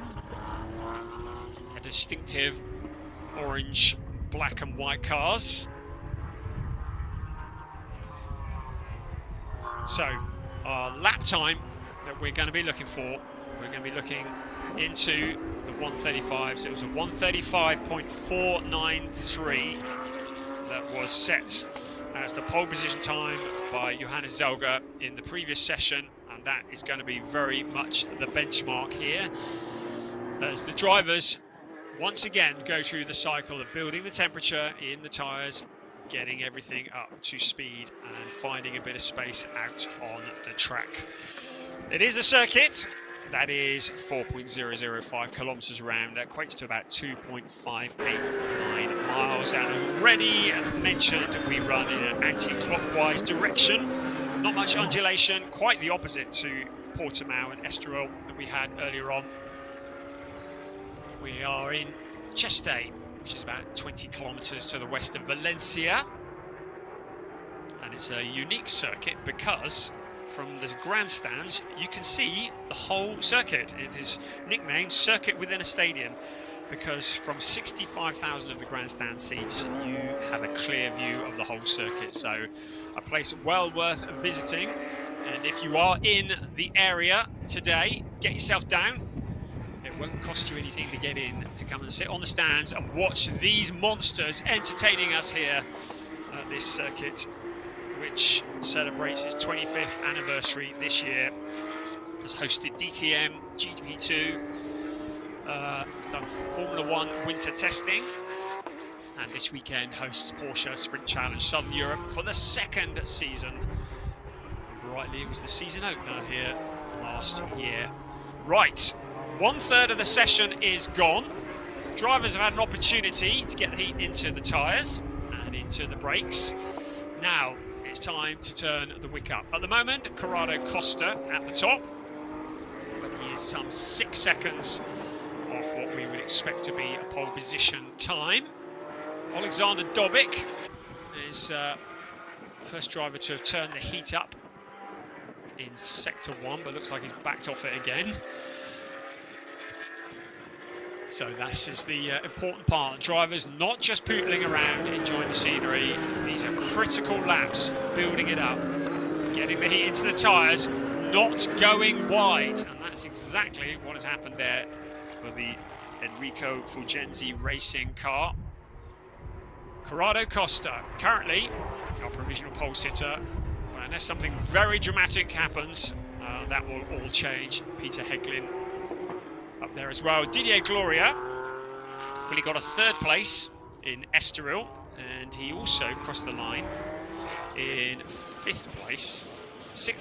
Picked up a 5-second penalty though in round 4, and a driver who we've enjoyed watching in Porsche Carrera Cup Benelux over the last couple of years. Johannes Zelger jumping up to where he was last seen, top of the timing sheets, 139.093. Michal Mylov in 2nd at the moment. 138, Corrado Costa responds. Still another 3 seconds to come off that. Car 22, relevant lap time disallowed. We saw him going wide. Andrea Boratti, Jürgen Vollet up into P2.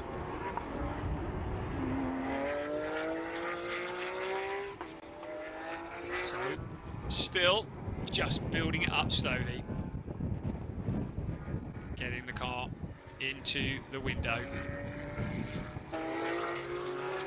That is car 24, Corrado Costa, that we're watching at the moment. John De Wilder jumps to the top now. Car 79, track limits. So, It even happens to the pole sitter from the last race. Johannes Zelger has had his lap time disallowed for exceeding track limits, and that drops him down to P6. Right, up to the top, Robert Sulmer, the first of the drivers now to turn the wick up, a 135.875. We've got a double yellow at turn 8. I can't see who might be out there. There's your answer. It is Corrado Costa, who's had a bit of a moment, but Robert Sulmer, the first to pull the pin, a 135.875 into provisional pole, but that is eclipsed already. Murabi Mekvabishvili, 136. It wasn't eclipsed because Robert Sulmer has had the lap time disallowed for exceeding track limits on turn 14. So Sulmer did all the hard work. He took all the energy out of the tyres, used up the rubber, and he's had the time disallowed. It drops him all the way back into 14th place. Peter Heglin now up into provisional pole position, a 136.123. So Robert Sulmer did all the hard work, but he stepped over the line and he had the time disallowed. Now, has he taken too much out of the tyres, or can he do it again? He's going to have to build it all up again. You can see the back end of the car sliding slightly. Car number 63. He is the driver who's tied at the top of the championship with Felipe Wills. Felipe Wills currently in 4th place at 136.753. So Robert Sulmer got a lot of work to do. He's currently down in 15th place, so too much effort is going to have to be made to get that car back up the order. Felipe Wills now jumps to the top at 135.685, provisional pole position. That's another car going wide. Henk van Norel picking up the dust. So Felipe Wills up into pole position at the moment at 135.685. Peter Heglin in 2nd. John de Wilder in 3rd. In 4th place, Murabi Mekvabishvili. Johannes Zelger does it again, this time a 135.797. That puts him up into P2. At the moment, it looks like he's keeping hold of that, or is he? Because Javier Ripoll Jr. jumps up into P2. Murabi Mekvabishvili up into P3. That relegates Johannes Zelger. Peter Heglin down into P5. It's still Felipe Wills that we're looking at.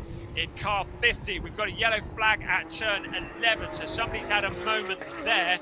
This is Javier Ripoll Jr. in car 191, who is looking to improve on his time.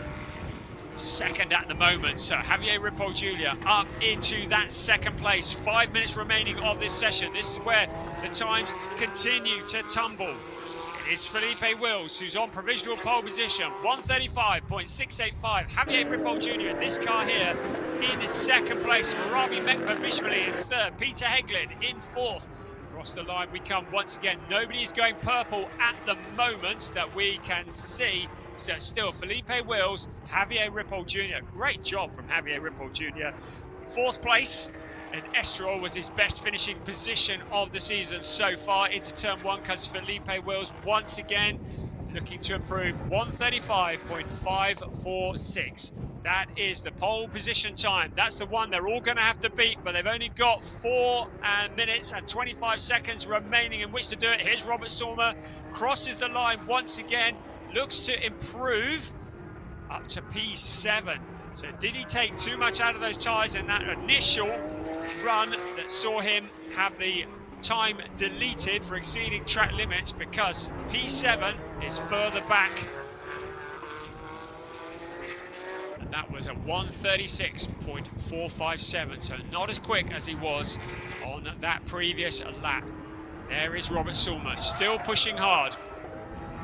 You can hear the squealing of the tyres out towards turn 6 and turn 7, because Robert Sulmer, another double yellow at turn 2.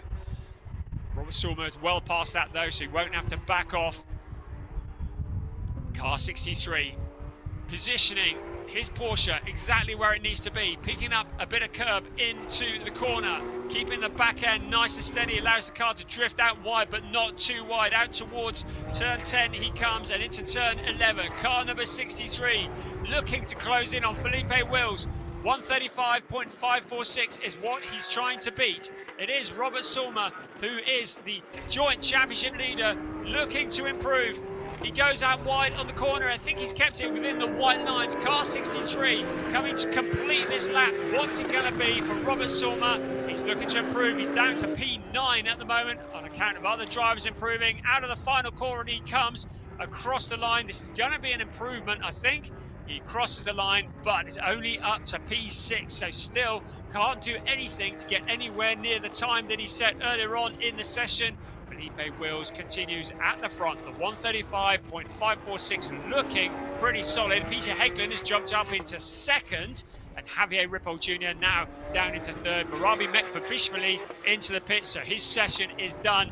And then the pole sitter for round 5 is in P5, Johannes Zelger, ahead of this car here. Robert Sorma still trying to improve. You can see how hard he's pushing, how much of the track he's using using up as much of the curb as he dare, but not allowing the car to go beyond that. Still, Robert Sorma trying to improve. 2 minutes remaining of this session. Felipe Wills still looking solid in that provisional pole position. Car 18 out on the circuit, Yuka Irola, and he has done a personal best on the last lap. In fact, the last 2 sectors have been personal bests as well. So Yuka Irola is going to improve from P10. He crosses the line in car number 18. We'll see where he goes. It's up to P8 for Yuka Irola. So good job from him. He continues with 1.5 minutes remaining. Still, Robert Sorma chonking away out there, trying to close in on his championship rival, but nothing spectacular on that previous lap. You get the feeling that Sorma has potentially taken too much out of the tyres too early on to improve. He's down in P7 at the moment. Here's Yuki Irola, who is currently in P8. Looks to improve further on that. A sector time that is 22.6, so nothing too spectacular. So Irola has probably done all that he is going to do in this session. Car 5, Peter Heglin. He's been very, very rapid all the way through this, guesting here this weekend. You can see the back end sliding as he heads around the corner. The tyres getting very tired. Remember, these tyres have also got to do the race as well, so important that the drivers don't take too much out of them in this qualifying session. Across the line goes Peter Heglin. 135.632 was his best, and that last lap was a 135.834, so he hasn't improved, and he's unlikely to move any further up. He was the quickest of anybody in sector 1 on the previous lap, but was unable to string it together and move the car any further up. But having said that, P2, a pretty good position to start in.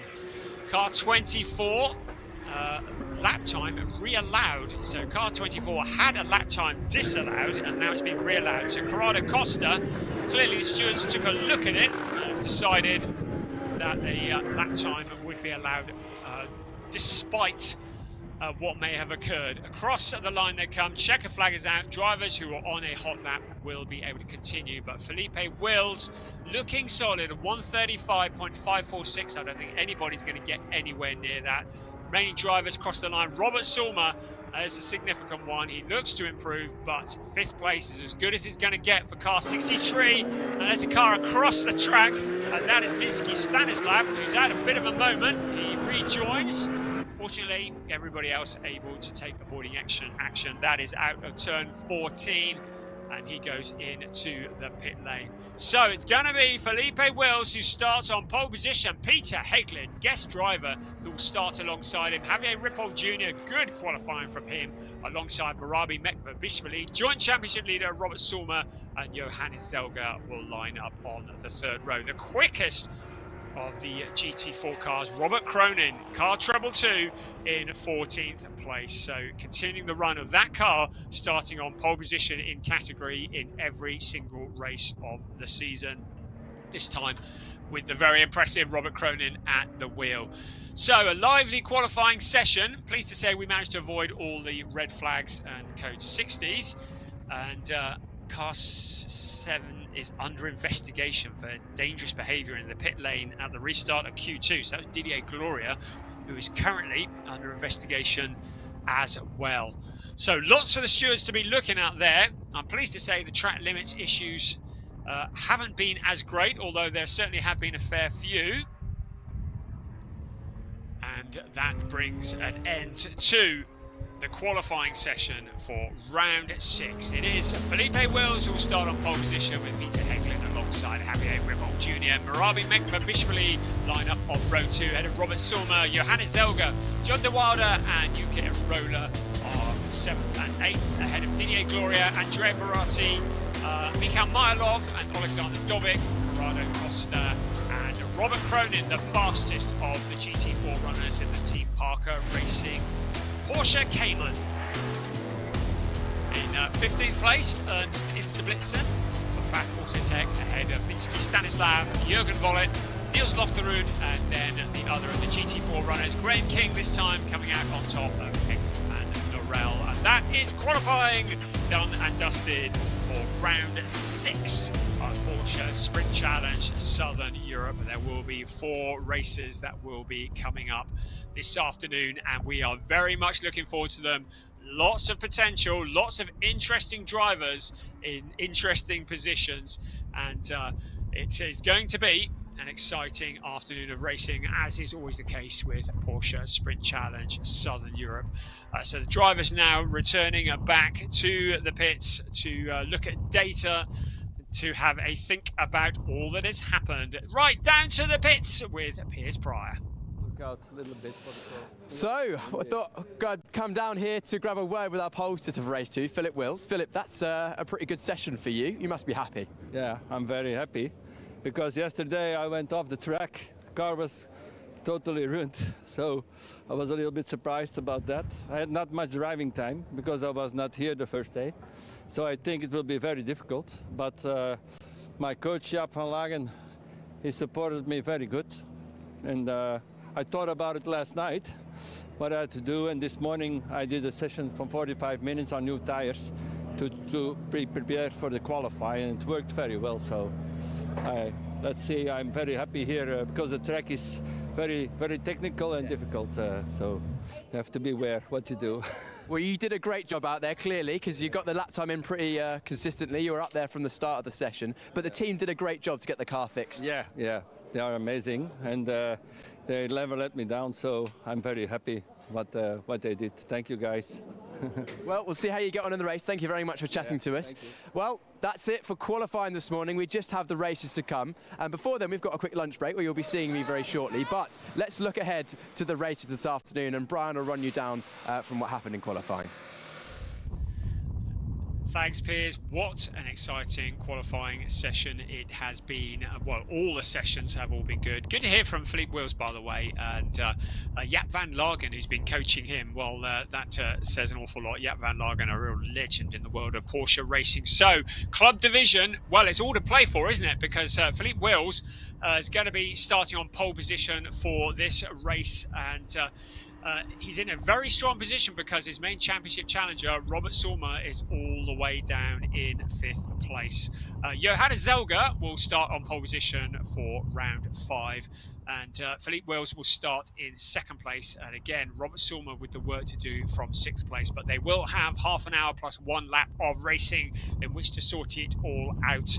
Sport division, that is going to be very exciting. We have a very jumbled grid for their round 5.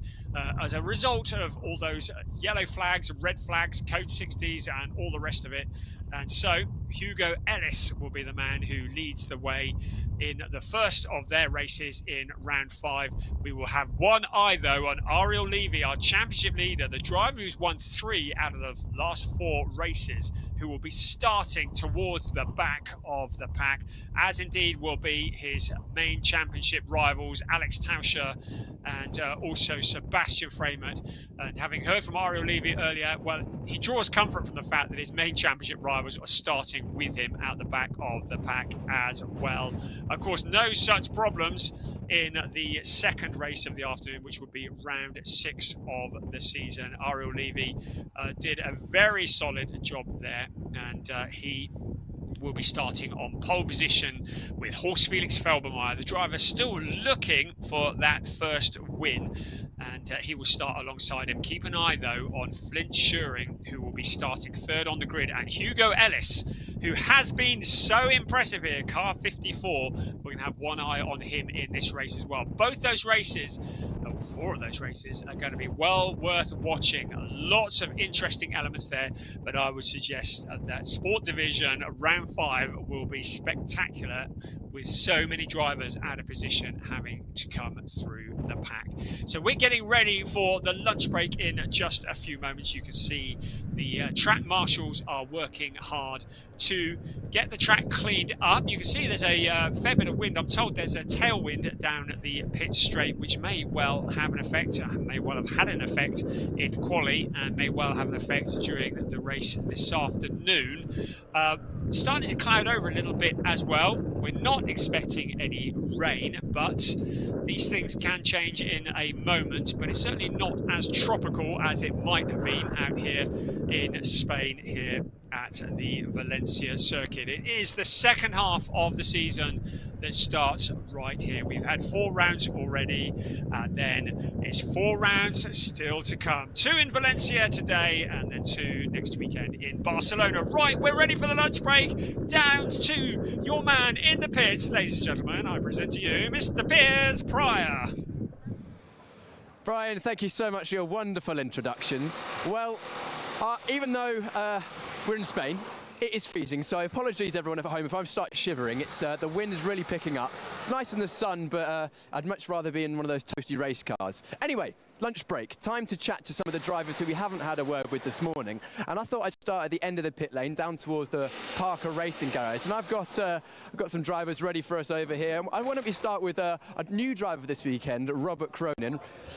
Robert, of course, is in one of the GT4 cars in the club category. Robert, your first time out this weekend in the GT4 for the Porsche Sprint Challenge Southern Europe. Talk to us about how it's been going so far. Yeah, started tough to be fair, just learning the car and new track and stuff, but getting into it now to be fair, and qualifying went alright. Are you feeling like you're getting used to the car with every session? Are you improving, stepping forward, and what are your goals for this weekend? Yeah, definitely. Well, their goals really are just kind of just learn, or more just kind of practice for what's to come in the season, like Porsche Sprint Challenge GB. So just keep learning really, this in Barcelona. And yeah. And you've got a great team around you, of course, Team Parker. I assume you'll be racing with them this season. Do you want to tell us about what you're doing with them? yeah, obviously we started with them in our first year cars last year, and we just continued on this year, moving up to the RS. So. Yeah. Well, Robert, we'll see how you get on this afternoon. Of course, the club race coming up later on. I'll leave you to it now. You can get yourself some lunch and get fueled up. And I think if I can grab a word with Hugo Ellis, that would be great. We'll come slightly out of the garage, potentially, so we can make sure that the signal's good. Hugo, great result in qualifying one. That was pole position. Yeah, it was okay. I mean, it was a bit of a weird situation, but we did the best job we could. And you did. You have to be in the right place at the right time, of course. Yeah, of course. And then the second part of qualifying, it was, again, tricky session. It's quite cold today. The wind's been blowing quite a lot, but you still managed a good result. I think you're inside the top 10, weren't you? Yeah, we were P4 or 10th off. Initially, we was pole, but they just popped us at the end. But I think, you know, if we can do a slightly better job, we'll be P1. Yeah, not far off at all. Of course, the grid of the Porsche Sprint Challenge in Southern Europe always so close together. What do you reckon you can do to just bridge that last couple of tenths gap, maybe at the next round at Barcelona? Well, we'll have to see, won't we? And race this afternoon, two strong grid results. Of course, it looks like you're, going in the right direction. You had some you're in the teens, I think, at Portimao. You moved up a bit in Estoril, now well inside the top 10 and a pole position. So clearly, whatever you're doing with the team is going well for you. Yeah, just a great team and a great setup. So yeah. And do you want to talk to us about what you're doing this season in 2024 once we leave the Porsche Sprint Challenge Southern Europe? Yeah, so we'll be doing the English stuff like the Carrera Cup GB, and then maybe do the guest round at Silverstone at the Super Cup. That would be cool, wouldn't it? Anyway, not Robert, of course, to Hugo. Thank you very much for chatting to us. We'll see how Hugo gets on later on this afternoon.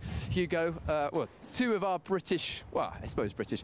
Robert's actually from Ireland, so he probably won't appreciate me saying that.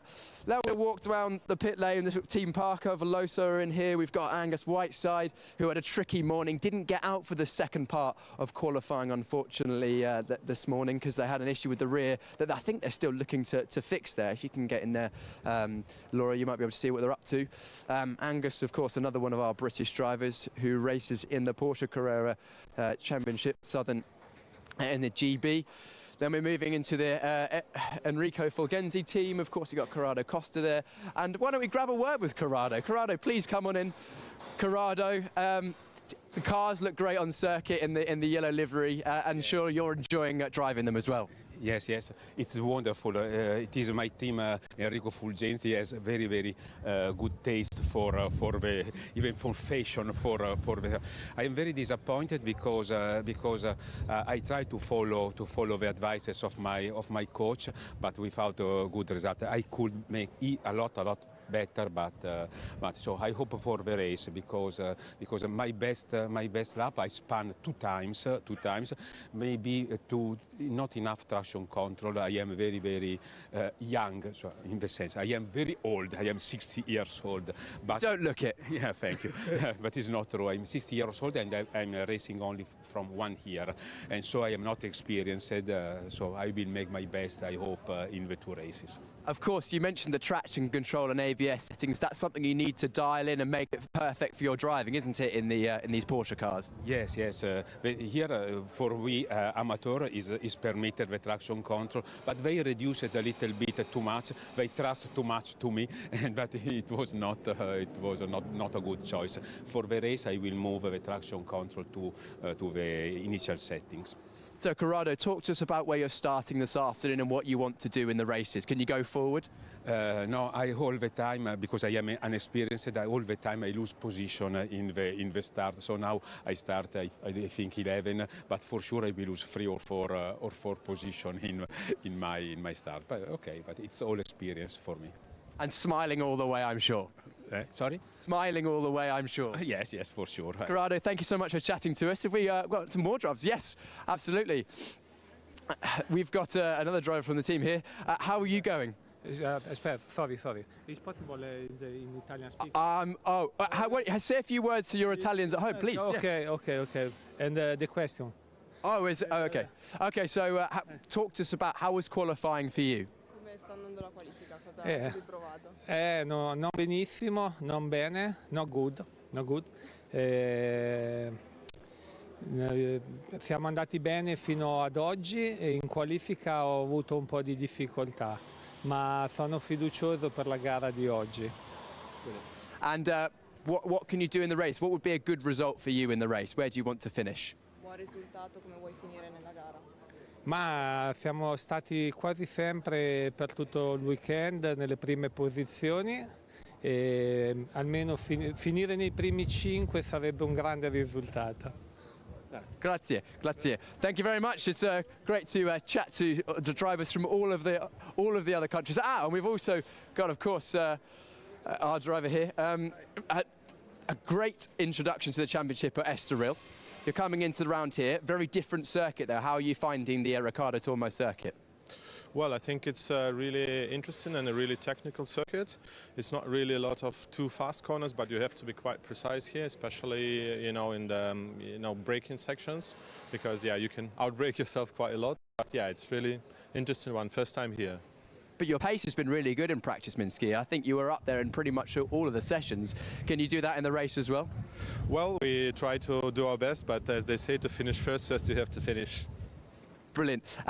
Minsky, of course, you're from a country that I've never been to. I've never met anyone from your country. Have you got anyone watching at home? Well, I think definitely the home federation is.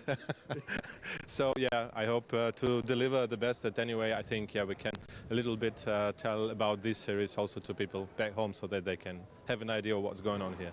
Brilliant. Minsky Stanislav, thank you so much for chatting to us. We'll see how you get on this afternoon. Of course, the Enrico Fulgenzi team have got a great team behind them, sorting out all the PR and everything, making sure we could chat to a lot of their drivers. And we're now moving down the field. We've got Alexander Dobik over there. We're moving past garage number 2021, so that means that we've got the teams of Almeras and of course, we're now moving to FAC Auto Tech. Of course, they're a big contingent. They're racing many of the championships. And why don't we grab a word with Niels Lofterud. Niels, how are you? I'm fine, thanks. It's good to see you. You're one of the smiliest faces in the paddock. Yeah. I caught up with you, of course, at the first one at Portimao. I couldn't be there at Estoril. Portimao was your first full race weekend, and with a third race weekend now, how's things been progressing? Well, I couldn't be in the Estoril either, sorry. Oh, of course. I got shot out. Unlucky, unfortunate. So we got the car back to Switzerland. We got the new chassis and back again here. Back again, and how are you finding the Recuerdo Tormo circuit in this Porsche 911? Well, you know, it's demanding.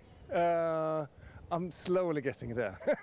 It's I've been hearing from quite a lot of the drivers. It's quite technical. You know, one corner leads into the next, and it takes a while to get used to. Yeah, absolutely. And talk to us about your qualifying session. How did it go for you? Was it better or worse than expected, or are you just going with the flow? No, it was better than expected. I think I gained 2 seconds from yesterday, so I have a progress. We'll look at the, you know, it's good to have a coach. It's good to have limited time, because then you really need to push and get the shit out. And the coach, of course, we always say so important. Who's coaching you this weekend? Chris Zechling. Chris knows what he's doing, of course. Of course. And okay, what would a good couple of races look like to you? The following, you mean? Yeah. Where do you want to finish? Where can you think you get to? Like I said last time, I'll try to follow the flow and then stick in if an opportunity arrives, you know. But I'm not that aggressive. Let's put it this way, you know. Well, we heard from one of the other drivers to finish first. First, you must finish. So we'll see you on the race. But you know, that's not realistic. So this is where I start, and then let's climb the ladder. You know. Niels, thank you so much for chatting to us. Always great to catch up with you. Apologies at home if Niels' colourful language there offended you. He's just very enthusiastic about his racing. Of course, only his second full race weekend in the Porsche Sprint Challenge Southern Europe, and he's loving every minute of it. We've got some new drivers this weekend, including Didier Glorieux, who is going to be racing in the club division. He's actually been very, very fast in practice. He was right up there, and also in qualifying as well. Didier, of course, having some from experience, I believe, in some Porsche Carrera Cup Benelux in the past as well. And John de Wilde, of course, another one of our drivers in the club division. We're getting towards the middle of the grid now, and we get towards a couple of the teams that have got a lot of the pro drivers. Drake Jansen there, of course, and Sasha Norden, who had an issue in the qualifying one where he went off, but then had a good resurgence in qualifying two. And then Gianluca Giorgi, and also the number 337 as well at the back of the grid. Why don't we grab a word with one of our B driver drivers. It is Alberto Cerqui. Alberto, thank you for coming out and chatting to us. We chatted to you in Portimao, and I'm chatting to you again now. It's been a tricky weekend with lots of different offs and red flags, and especially that first qualifying session. It caught a lot of people out, and I think including yourself a little bit. Yes, but now in Valencia I do only the test yesterday. So today drive my teammate Pro-Am category Gianluca. Yes, I see a lot of red flag, yellow, so it's not easy. Also for the temperature is not. It's very cold today, so it's strange. It's strange here in Valencia. Yeah, we saw of course, your driver coaching this weekend. We know you can drive these cars, but what advice have you been giving to your the driver you've been helping? I try to show Gianluca warm up the tire is very important, especially at the beginning of the session. And now it's the race, so I watched the video for telemetry and the line for can improve a little bit. Brilliant. Alberto, we'll look forward to seeing how your drivers get on this afternoon. Thank you very much for chatting to us.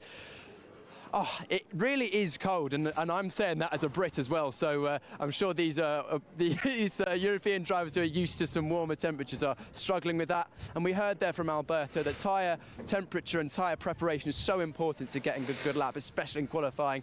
And why don't we grab a word with one of our new drivers this weekend, Ollie Gray. Ollie, racing for the Ombra SRL team. Ollie, what brings you to the Porsche Sprint Challenge Southern Europe?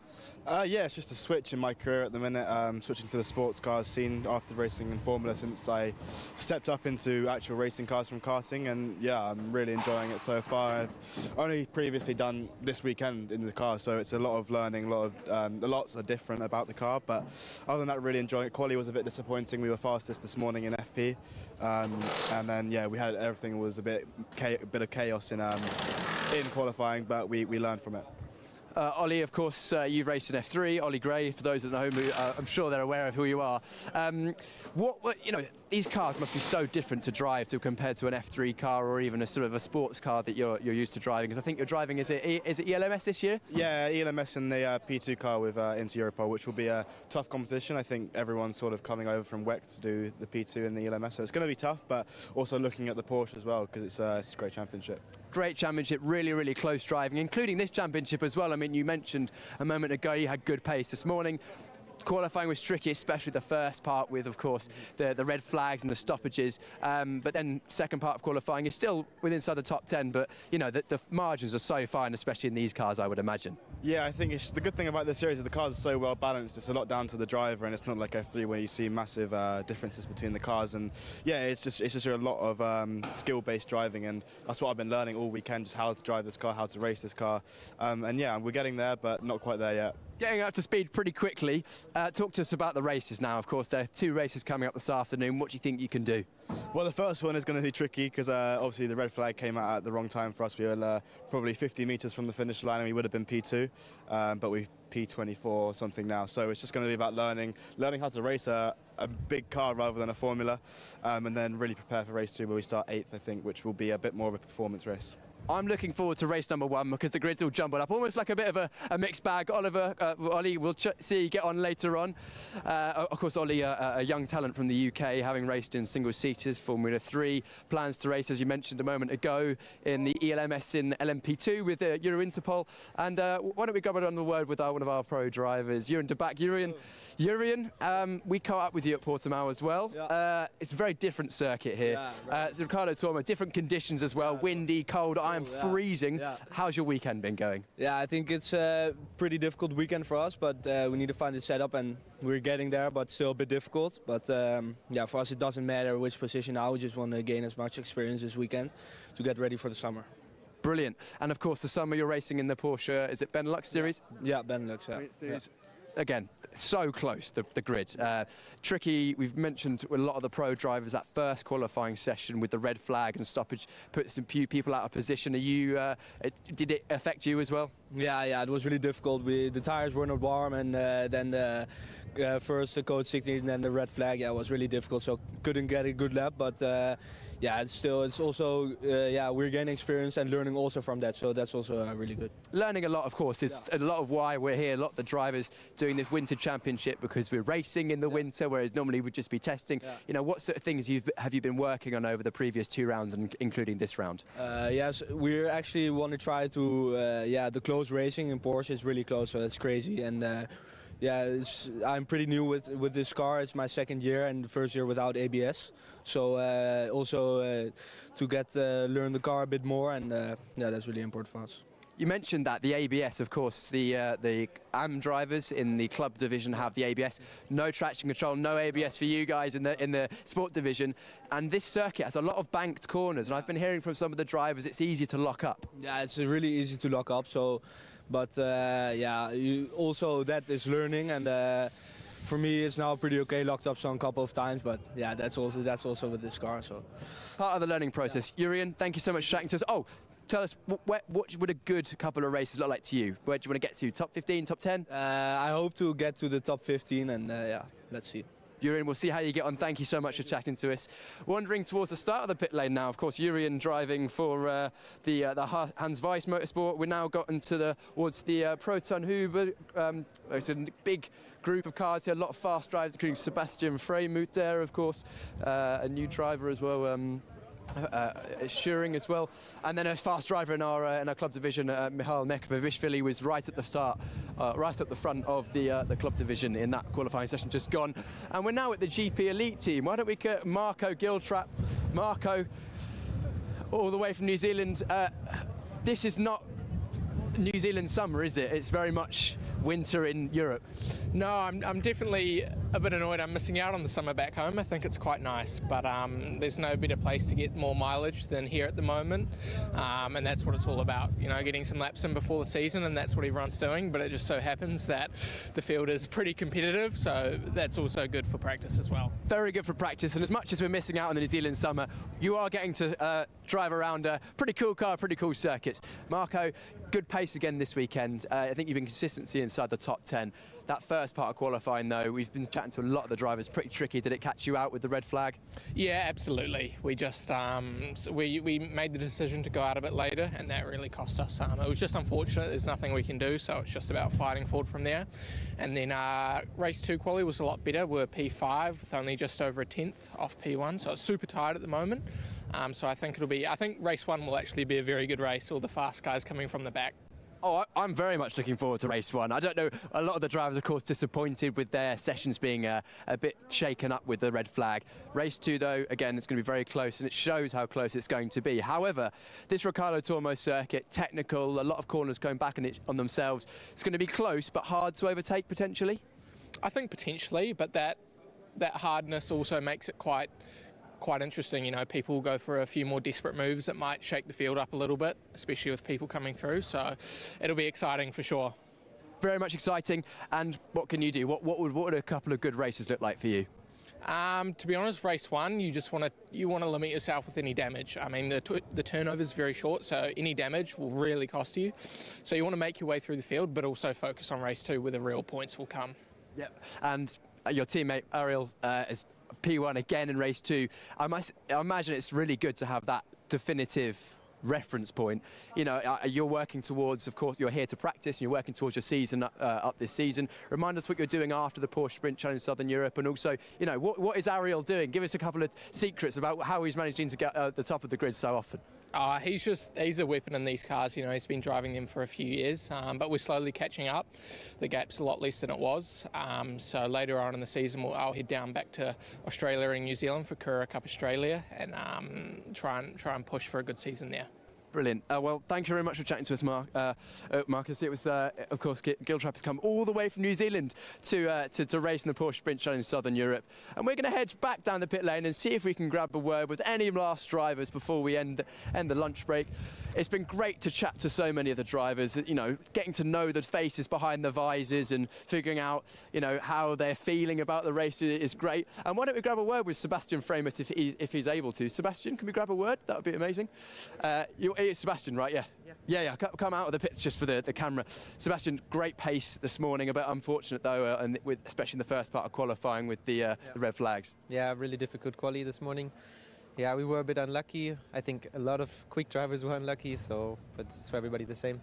No change it. I'm very much looking forward to seeing how a lot of the drivers who are out of position come through the field in race number 1. How far do you think you can get up from your starting position? Yeah, really hard to tell because you never know what's going to happen inside the midfield, so we'll see. Cannot. And your pace this weekend has been extremely good. I'd say in testing, you've been right up there all the time. Race 2 as well, you're looking right at the top. So good potential for a good result in the championship as well? Yeah, I hope so. But you never know what's going to happen in the race, so.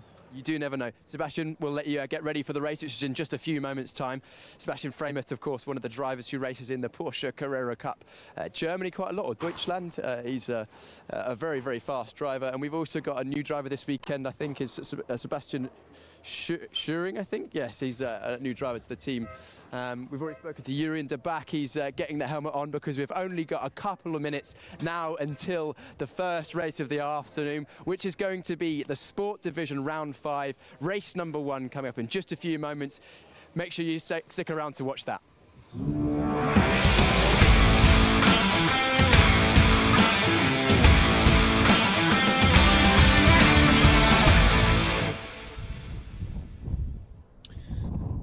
Thank you, Piers. Top job as always. Great to get that insight from the drivers, and always good just to hear to see what they're thinking, hear what happened this morning. Just some great insights there. So thank you for all your hard work, and thank you to all the drivers giving up time to chat as well. Some real superstars there, all gearing themselves up for what is going to be an exciting afternoon of racing. Well, the sun is shining. There are clouds in the skies, but Baltic is the word that you would describe the weather as at the moment. It is not boiling hot.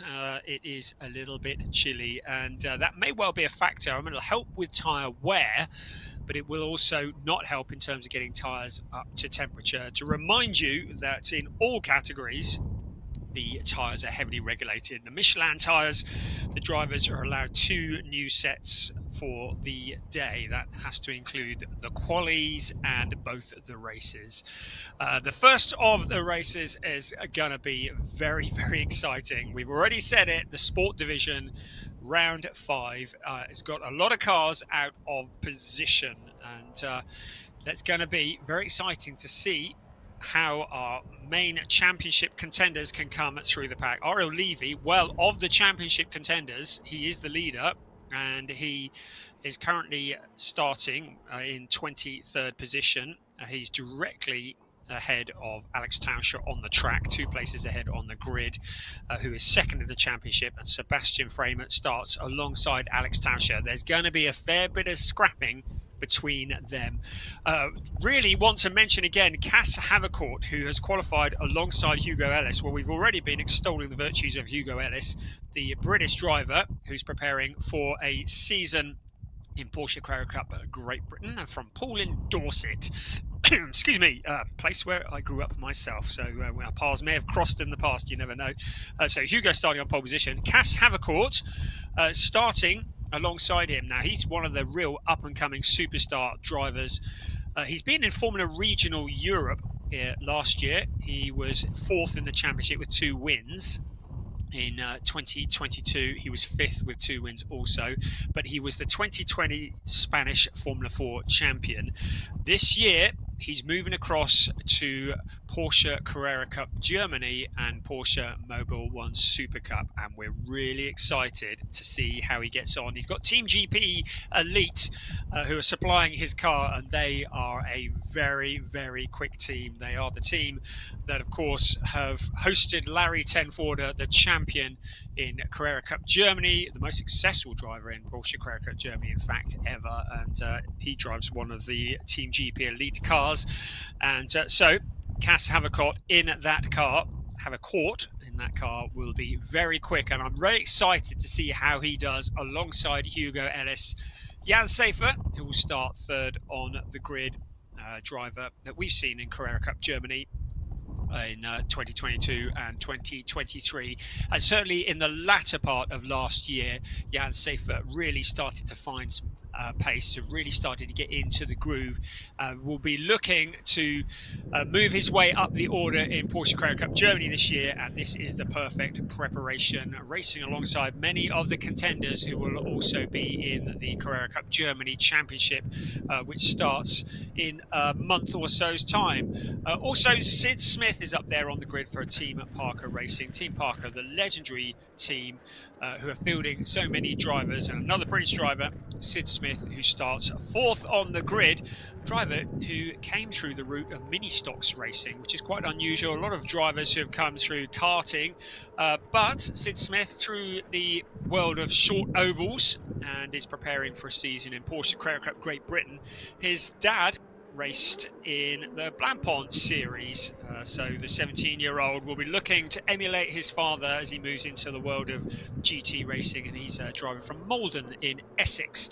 Another British driver up there as well, Josh Stanton, and he was the Porsche Carrera Cup Great Britain AM champion in 2023, and he finished 8th overall last year, so another really quick driver. He's in the Proton Huber competition car, and I'm not making this all about British on this, but there is another British driver as well. Angus Whiteside didn't have a great time in the second qualifying session, but did very well to qualify in 6th place for Veloso Motorsport, and he is another driver preparing for Porsche Carrera Cup Great Britain. He was fourth in last year's Pro-Am Series, third in the 2022 Pro-Am Series, has also guested in Porsche Mobil 1 Super Cup at Silverstone last year. And Mobil 1 Super Cup really is the creme de la creme of Porsche races. So to feature in those races is always good.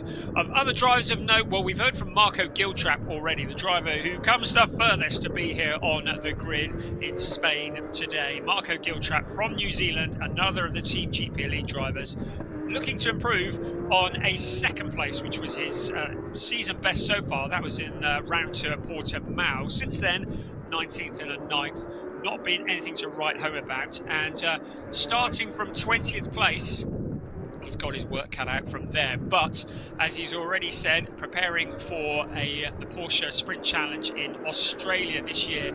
And this is a great preparation. We've seen other drivers from Australia.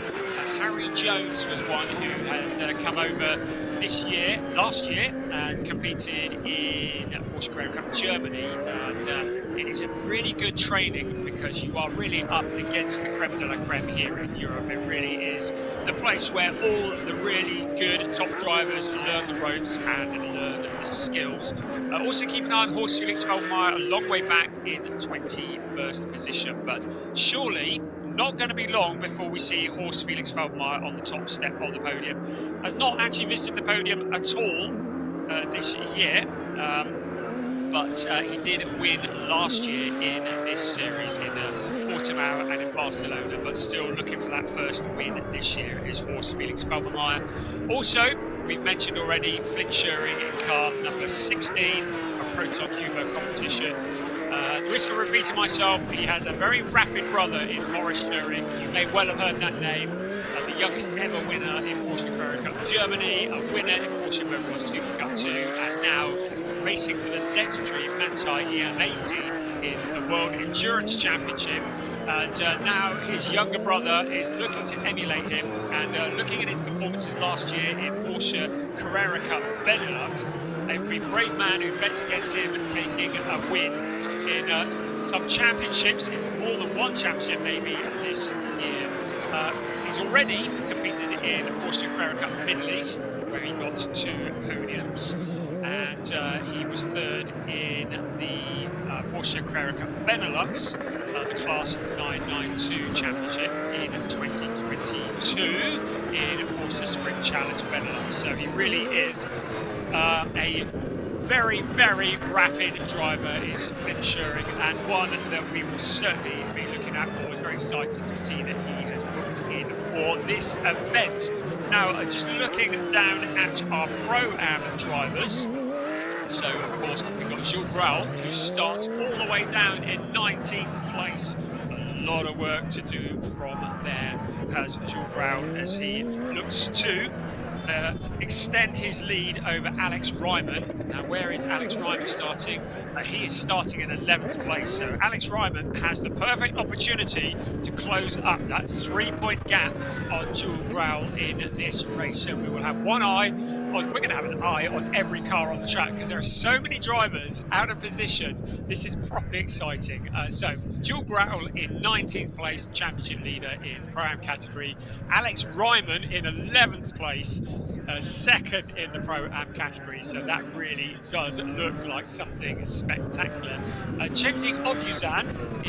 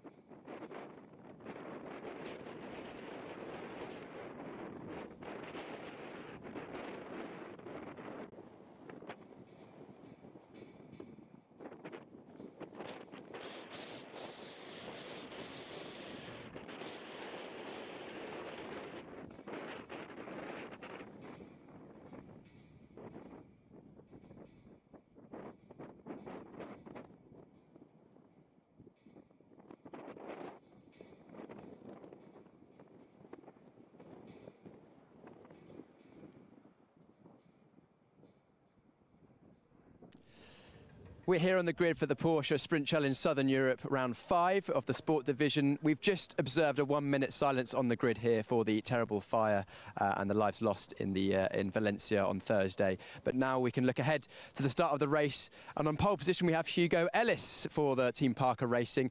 We spoke to Hugo in the lunch break, so I think it's a good opportunity now to come and grab a word with our driver in second place, Kaz Havercourt. We didn't manage to grab a word with Kaz over the lunch break, but Kaz, right place, right time for the first part of qualifying, which was disrupted, but a great position for a good result in this one. Yeah, of course, good position to start from. It's going to be my first race start in the Porsche.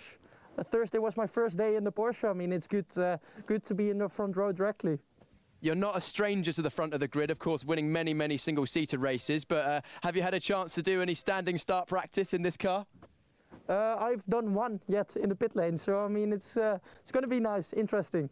Well, you've got to practice one just before we go racing. Yeah. Good luck in the race. We've got a couple more minutes before we need to leave the grid, so I'm going to grab a word with one more driver. Let's see if we can go and grab a word with Josh Stanton, starting in 5th position. Josh, I know, was very happy with that grid position. Again, a bit of a shaken-up grid for race number 1 this afternoon in the Sport Division after the red flag and a safety car interrupted qualifying session. Josh, P5, a good starting position. What can we do from here? Yeah, hopefully go forward. That's the plan. Don't want to be going backwards. See if we can get a good start and then break away from the pack. I think that's going to be the plan. We've got some Brits around us, so hopefully we can all work together. We'll see if we end up scrapping or not. But yeah, hopefully go forward. That's the plan anyway. Josh, I'm looking forward to this one with a bit of a shaken-up grid. We'll see how you get on. We need to...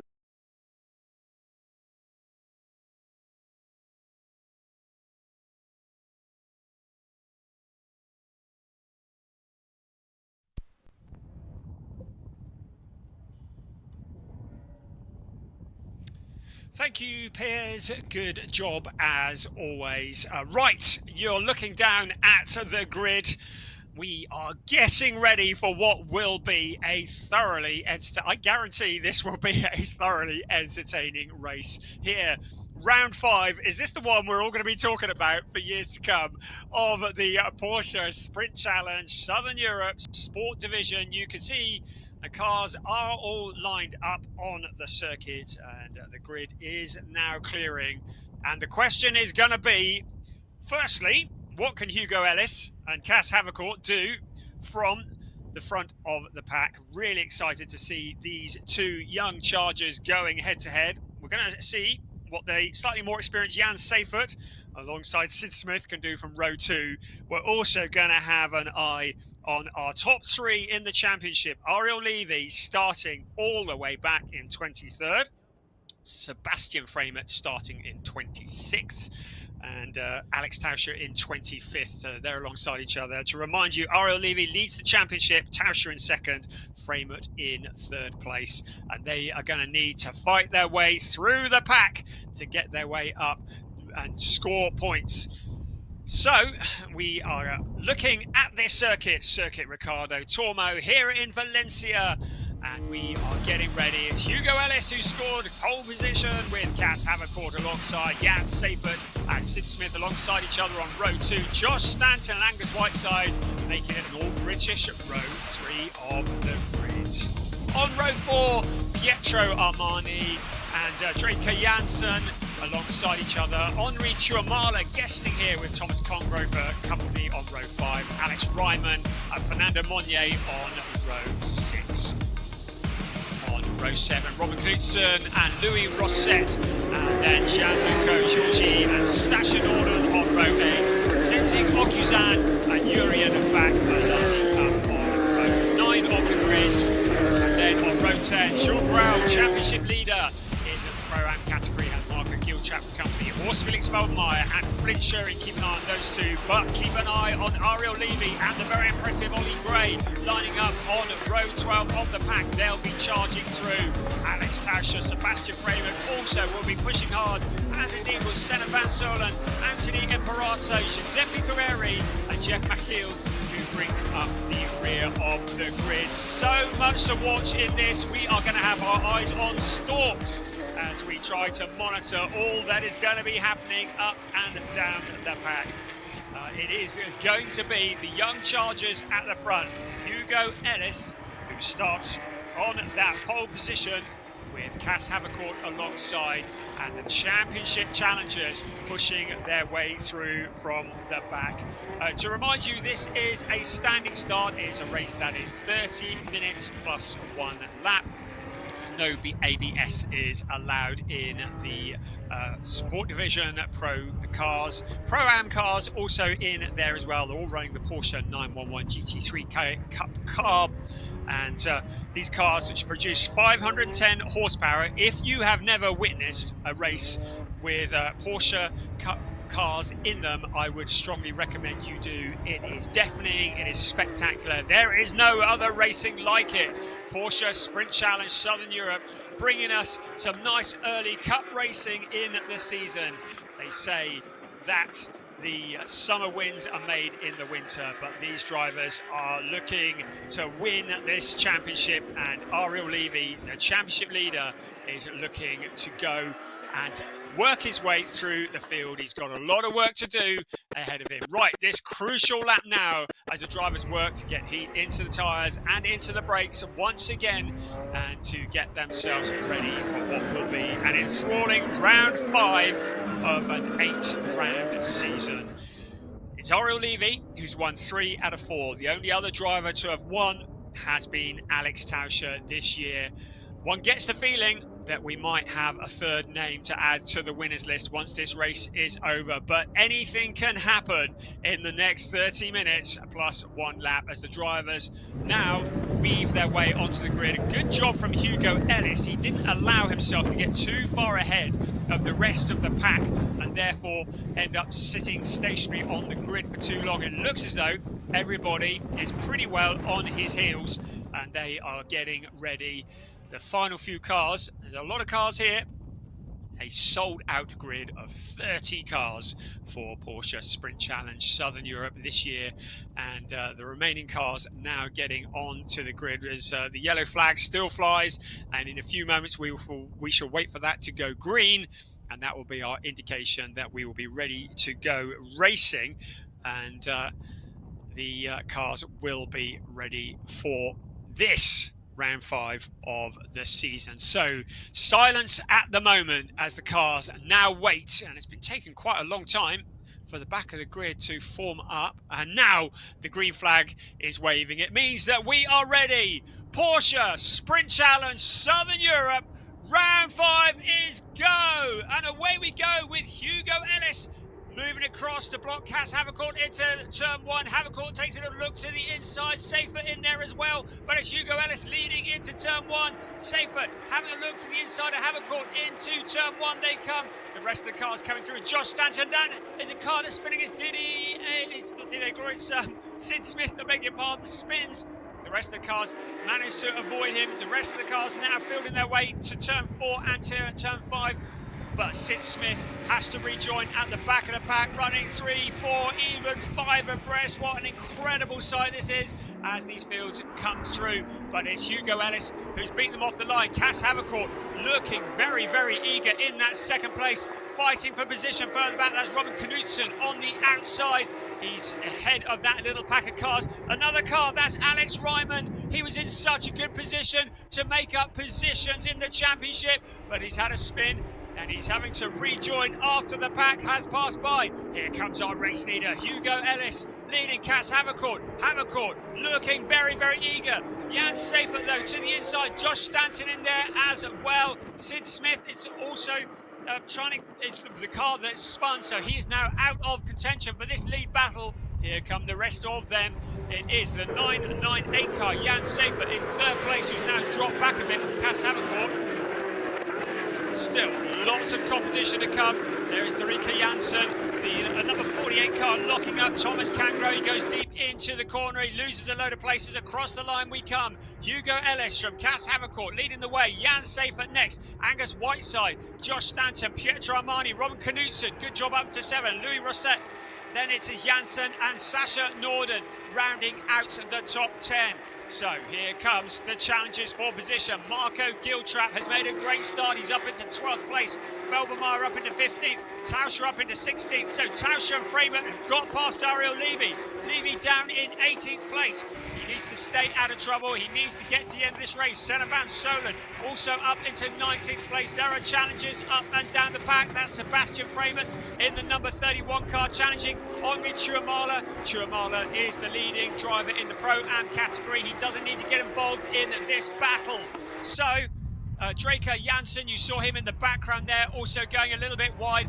There is Josh Stanton in car number 95. Pietro Armani just behind him. Stanton in 5th place. Robin Knudsen making up for what was a torrid qualifying session, up into 7th place already, taking advantage of all the chaos in front and behind him. Here's Ariel Levy now working his way back up through the pack. He is up with Henri Tuamala. So it is a great progress from Ariel Levy as he tries to push forwards. He's up into 16th place. His main championship challenger, Sebastian Freeman, just ahead of him.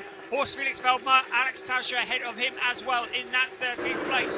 Hugo Ellis is our race leader, about 4 tenths ahead of Cass Havercourt. They come round to complete another lap. Across the line they come. Hugo Ellis leading the way here in the number 54 car. Cass Havercourt now settling down into 2nd place.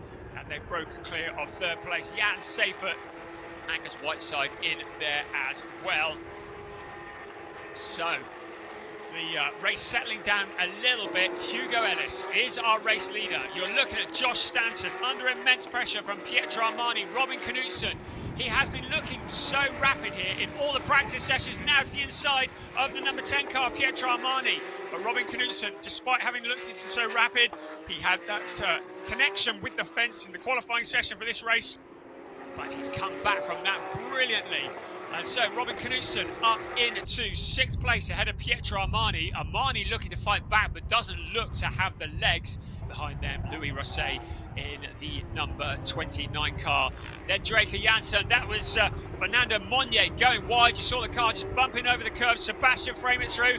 Horst Felix Feldmar ahead of him. Ariel Levy also through, so fighting for position. These 3 cars are going to be going hammer and tongs because they're all fighting for the champion. Feldmar now has Freeman to the inside. Freeman, who has been looking so quick in all the sessions, finds a gap on the inside. Ariel Levy trying to take advantage of both of them. He has a look to the inside. He ducks back into the line. Ahead of them is Alex Tauscher. Tauscher will want to break free as far as he possibly can before these drivers catch up with him. Now, Sebastian Freeman coming back under pressure, but Ariel Levy muscles his way past on the inside of Horst Felix Feldmar. The 2 cars running side by side out onto the pit straight they come.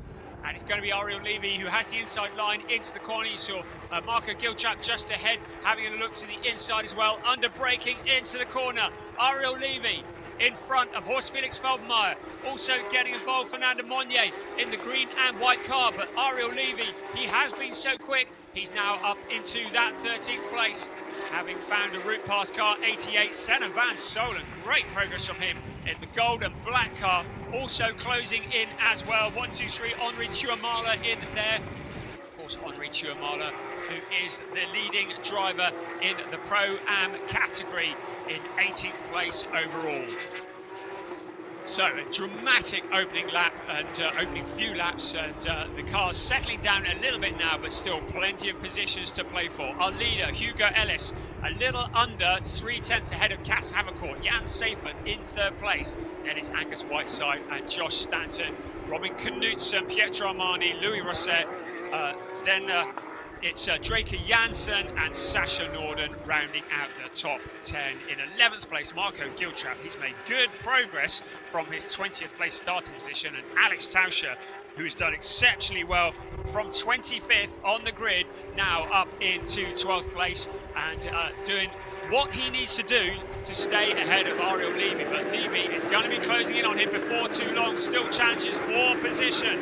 The number 48 car, Thomas Cangro, and the 27 car, Giuseppe Ghieri. It's Ghieri who comes out on top on that battle at the moment in towards turn 1. That's Robin Knudsen, Pietro Armani just behind him. That is the fight for 6th place. Also in there, Louis Rosset, and it is Draker Janssen behind them, and also Sasha Norden. Wow, great stuff going on here. So Ariel Levy is up into 4th place. He's our championship leader. Alex Tauscher into 12th place. Sebastian Freeman in 13th. So 12th, 13th, 14th The 1, 2, 3 in the championship running together out on track. Flint Schuring, sadly, has only done 1 lap of this race, so he has retired. So sadly, it looks like we've lost Flint Schuring. So much potential. We'll see him again in the next race, I've no doubt. Now, Marco Giltrap, Sebastian Framer. Giltrap goes wide. Framer trying to muscle his way through. Ariel Levy trying to follow through on his coattails. Marco Giltrap was saying how much he's learned from Ariel Levy, his teammate, and now Levy showing him a clean pair of heels. He muscles his way past car 84. But Sebastian Framer at the front of that queue at the moment. Alex Tauscher up ahead will be wanting to break clear. He needs Sebastian Framer to hold Ariel Levy up as much as possible so that he can get a points advantage on him. These drivers now all into the points paying positions, but every place is more and more points. Sebastian Framer looking very rapid ahead of Ariel Levy, Marco Giltrap, Horst Felix Feldmeier, all in a line there. Senna Van Solen also ready to pounce if anybody gets together. There's Alex Tauscher coming through your picture in the black and white car to the inside into turn 1. You can see the gap over Sebastian Framer. And then there's Ariel Levy. Those are the 1, 2, 3 in the championship running together out on the track. It's second in the championship who leads the person who is third in the championship, and Ariel Levy behind. He is the championship leader. These cars all very, very equal, very even. The drivers need to look after them. They need to look after the tyres. The tyres have to get to the end of the race. Half an hour plus 1 lap is a long way for these tyres to go. Remember, they've done a qualifying session on them as well, and they need to have rubber at the end. It's like driving on ice if the tyres go off the edge of a cliff. There is Sebastian Framer in car number 31 in 12th place. There is car 78, Ariel Levy, in 13th place, looking for a way past. These two drivers have raced alongside each other for the last couple of years, and now they're fighting each other for the championship. But second in the championship continues to stretch his legs up ahead. You can see him there, the black and white car. That is Alex Tauscher. You can see the gap back to Sebastian Framer. It's Robin Knudsen, after that awful qualifying session, really making up for it into 6th place. Pietro Armani in 7th. Here comes our race leader, Hugo Ellis. He's not leaving, has to have a court behind. About half a second is the gap. Havercourt in his first race in Porsche here, training for the season that is coming, doing a wonderful job. Definitely one of the up-and-coming superstars in Porsche racing. And now trailing Hugo Ellis. A great qualifying session. He took advantage with all the yellow and red flags, but proved it wasn't a fluke by doing it all again under green flag conditions in the second qualifying session. Now Ariel Levy has found a route past Sebastian Framer. He's muscled his way through. He slams the door in his face. Marco Giltrap now in there as well with Horst Felix Feldmeier. So Ariel Levy has broken clear of Sebastian Framer. The question is, how quickly can he now get after Alex Tauscher? So Levy up into 12th place. That is assuming that Sebastian Framer doesn't come back at him. So pushing forwards, Ariel Levy starting to break clear of that queue of cars.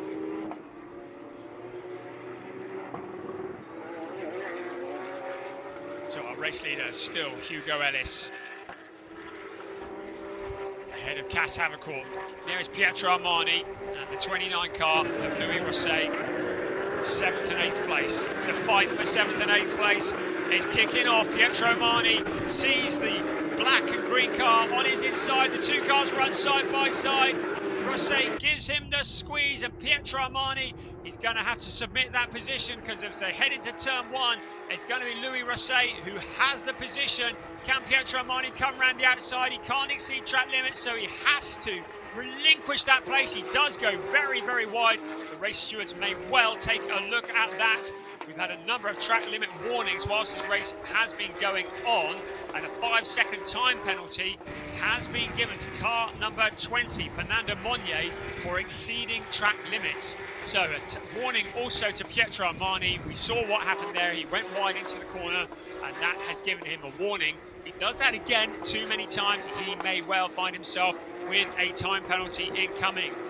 Draker Janssen now up with the Louis Rosset car, and Pietro Armani behind them. Sasha Norden, who had that off in qualifying this morning, had to have a new splitter put on the car, but now pushing his way forwards as well. The last of the top 10 runners, Hugo Ellis, still in control at the front, a little under 0.7 of a second from Cas Havercourt. Looking down once again at these cars as they circulate around turn 12. Settling down a little, approaching the halfway point of the race. Hugo Ellis ahead of Cas Havercourt. This is the battle that has been gripping us. Draker Janssen locking up, going deep into the corner. He leaves a gap for Sasha Norden on the inside, but Norden not really close enough to take advantage of it. Looking down along the pit straight we come once again. Our race leaders, Josh Stanton in that solid 5th place with Robin Knudsen behind. Then the gap back to Louis Rosset, Pietro Armani, Draker Janssen and Sasha Norden. Still Pietro Armani in that 6th place, locking up a little bit under braking. Draker Janssen sees the gap on the inside and steals away 8th place, relegating. Also Sasha Norden tries to follow through, unable to do it, but look who's in the background, 11th place, Alex Tauscher. He will be desperate to find a route past these cars in front of him, because he knows that behind him is his main championship challenger. There he is, Ariel Levy, closing in on this battle. Tauscher will want to get clear of it as soon as possible, but Sasha Norden is also working so hard to get past Pietro Armani. Alex Tauscher will be looking for these two cars to get together. He looks to the outside of Sasha Norden. You can see how eager he is. He doesn't find a route around there. Sasha Norden now very much blocking the way of Alex Tauscher. Tauscher pulls alongside the two cars running side by side. Now Tauscher to the inside. He's found a route past Norden. Norden's backhand stepping out slightly, but Tauscher picks off another position between him and his championship challenger, Ariel Levy. Now Pietro Armani in the number 10 car, just ahead of him in that 9th place. Every point counts. Alex Tauscher working the traffic as best he can. Draker Janssen just up ahead, pulling away from this battle. Tauscher next to put the pressure on Pietro Armani. What can he do to get past car number 10? Meanwhile, we're looking at Robin Knudsen in 5th place. He has got for company Josh Stanton and Louis Rosset. And there is Josh Stanton and Robin Knudsen running together. Stanton in the position of 6th place, Robin Knudsen in 5th place. But joining them is Louis Rosset. So this is a 3-way battle now kicking off for 5th place. Robin Knudsen once again holding off the attention of car 95. Knudsen, who has been pushing so hard early on in the race, he's got to make sure he's still got enough grip at the end. Car number 20 and 1, 2, 3, Henri Tuamala and Fernando Monnier, all having warnings due to track limits and have had 5 seconds applied, and this is very, very significant because Tuamala is in the Pro-Am race and has been very quick in the Pro-Am race. And the 5-second time penalty is going to have an impact on his opportunity to retain a podium position in that race. He's currently leading the Pro-Ams in 18th place, but a 5-second time penalty is going to relegate him down the order. Track limits once again rearing its ugly head, but we continue on this fight. It is for 9th place, and it is a critical fight though, because the championship contenders are running together in the traffic with just Pietro Armani ahead and the 11th place of Sasha Norden behind of Alex Tauscher. Now to the inside, Josh Stanton and Louis Rosset looks to the outside. Rosset goes very wide into the corner. Surely he's going to have to give that up. He may get a warning for track limits. He gets together with Josh Stanton. Stanton is turned around. Can he avoid Ariel Levy? Just avoiding making contact. Another car going to the outside. Josh Stanton, after all that hard work, sees the rest of the pack come through. Was it contact? Well, it looked like it from me that the two cars got together. Stanton now a long way back, got a lot of work to do from there, and the stewards will no doubt be taking a look at that. There was an element of track limits for Alex Tauscher there as well, going very wide, but suddenly Ariel Levy's up with Tauscher. He goes to the inside in all the chaos that was ensuing. Ariel Levy to the inside of Alex Tauscher. First and second in the championship running together. Ariel Levy also to the inside of Pietro Armani. Ariel Levy getting past both of them. Great driving from the back of the pack. Ariel Levy up into 8th place. Fantastic stuff from the driver from Israel. And now Alex Tauscher has all the hard work to do, because also trying to come through Sasha Norden. You get the feeling that Tauscher's possibly taking too much out of the tyres, because Sebastian Freeman is in there as well. Alex Tauscher on the inside, Sasha Norden on the outside. Freeman picking which one he follows. Both cars running wide, Sasha Norden especially so. 5-second time penalty for car number 10, Pietro Armani, for exceeding track limits. So Pietro Armani in car number 10 also with a time penalty. That will affect Tauscher's points finishes, as long as he doesn't pick up one as well. Alex Tauscher now with Sasha Norden. Norden looks to the outside under braking. Sebastian Freeman looking at the gap on the inside. Norden and Sebastian Freeman running side by side. It's Freeman who has the position. Now Sebastian Freeman can see his championship challenger, Alex Tauscher, ahead of him. The two drivers who are together in the championship, second and third in the championship. It is Alex Tauscher in front of Sebastian Freeman at the moment. There's Draker Janssen and Ariel Levy. Levy now picking them off one by one. The number 78 car, so quick here in the Porsche Sprint Challenge Southern Europe. A driver who has been around for a couple of years in Porsche racing, but has really come of age this year. Ariel Levy from all the way back in the pack. He started in 23rd place, and now he's up into 7th place, having passed Draker Janssen. So Ariel Levy now will be looking at Louis Rosset up ahead of him. Brilliant stuff. He goes a little bit wide. Be careful once again. So car number 9 and a 5-second time penalty. That's Ollie Gray. We heard from him in the lunch break. So Ollie Gray also with a 5-second time penalty due to track limits. Our timing screen is not big enough to list all of the warnings and the penalties that have been given out. There has been a warning to car 84 and to 17. So Marco Giltrap and also Draker Janssen. And in fact, Draker Janssen with the 5-second time penalty for the track limits, but also a warning being given to Marco Giltrap. So the order that they cross the line is not going to be the order that they are classified in when this race is done and dusted, because so many drivers, including car number 10 and car number 17, have got time penalties hanging over them. Alex Tauscher would like to get past both of them, although if these finish as they are now, he will be ahead of them in the final classification. He wants the opportunity to get past, and Draker Janssen locking up a wheel, goes deep on the corner. He rejoins, having submitted 2 places, maybe 3, because Sebastian Freeman now lining him up, has a look to the inside, and it's Sebastian Freeman who muscles his way through as well.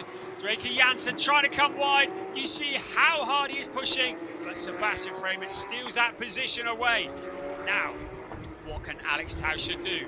He's got Sebastian Freeman behind him. So Alex Tauscher now looking at the back of Pietro Armani, trying to pick up those points as these drivers have come through the pack in brilliant style. Draker Janssen and Sasha Norden running side by side. Draker Janssen in that 11th place, Sasha Norden in 12th. Across the line we come once again. While all that's been going on, Cass Havercourt has found a route past Hugo Ellis. We haven't even noticed that. So Cass Havercourt to the lead of the race. While all this has been going on, our race leader, Hugo Ellis, has dropped down into 2nd place. Jan Savert still in 3rd, so Cass Havercourt, brilliant stuff. Car 72 leading the way ahead of Hugo Ellis. Angus Whiteside still in that 4th place. Now fighting still further back. This is the championship that we're going to be talking about as well. There is our new race leader. He was hovering in 2nd place for so long. Everybody warned us, this driver is the real deal. We need to watch him when he comes. And Cass Havercourt, what a mature drive. He's waited for his moment and he's moved past Hugo Ellis. Hugo, who has been so quick in qualifying, in both qualifying sessions, has led the majority of this race, but now with a little over 8 minutes plus 1 lap remaining, Hugo Ellis down into 2nd place. Jan Seifert a little way back in that 3rd place. You can see Jan Seifert, you can see the gap there back to Angus Whiteside, and then Robin Knutson also running on his own ahead of Louis Rosset. Then Ariel Levy, the steamroller from Israel, closing in now on Louis Rosset. What can he do about car 29? Can he get up into 6th place? Car number 31 has a 5-second time penalty. That is Sebastian Framert. Car 31 has a 5-second time penalty for exceeding track limits as Horst Felix Felbermayr to the inside, Sasha Norden on the outside. I don't know what's happened to Marco Giltrap. It looks like he might have dropped back as well. So many time penalties now over so many cars here. I don't think any of our race leaders, they are scrolling through so quickly, it's almost difficult to keep on top of it. Sasha Norden has a warning, Horst Felix Felbermayr has a warning for track limits. Pretty well, every driver on the track, apart from the leaders, have a warning for track limits. But Cas Havercourt now having extended his gap to just over a second from Hugo Ellis and Jan Seifert in that 3rd place. There is Horst Felix Felbermayr. There is Sasha Norden, and in the background, Senna van Solen, who's come from the very back of the pack, and also there is Drake Jansen. There is Horst Felix Felbermayr, Sasha Norden, and there is Senna van Solen there in car number 12. So van Solen from the back up to 15th place. Loving his time driving Porsches. We've seen him in other series up until this year. He switched over to Porsche for this year and has taken to it exceptionally well. He got a 3rd place at Estoril last time out and looking very solid after a poor qualifying, having worked his way up so many cars up through the pack. Sasha Norden in car 21, currently in 14th place. Ahead of him, Horst Felix Felbermayr. So with so many changes and so many penalties having been given out, warnings once again for track limits to Horst Felix Felbermayr. But the significant one, car 13, also with a 5-second time penalty. That's Alex Tauscher. Alex Tauscher in 9th place, also with a 5-second time penalty. They're still coming thick and fast. The track limits for that car there, the black and white car. I believe car 10 also has a 5-second time penalty. So many of the front runners all with time penalties. Well, if they all get time penalties, they're going to finish in the order they're in at the moment, aren't they? So Alex Tauscher having coming under the scrutiny of our race stewards. You can see how hard he's pushing. Just make as many places as possible. Past Pietro Armani in car number 10 he goes. Following him through Sebastian Framert. So up into 8th place for Alex Tauscher, 2nd in the championship. But his main championship rival is still ahead of him. Ariel Levy ahead of Alex Tauscher, looking so strong here once again. A warning given to Jurien de Back for track limits. Look at this, Alex Tauscher, Sebastian Framert locking a great Pietro Armani, trying to come through on the inside. Alex Tauscher takes advantage of that, just breaks clear briefly. Now Framert coming back, Pietro Armani there as well. Our leading Pro-Am drivers continue further back. Just so many battles going on to watch. It's up and down the pack. Really, really impressive. Senna van Solen this time continuing his march forwards to the inside of Sasha Norden.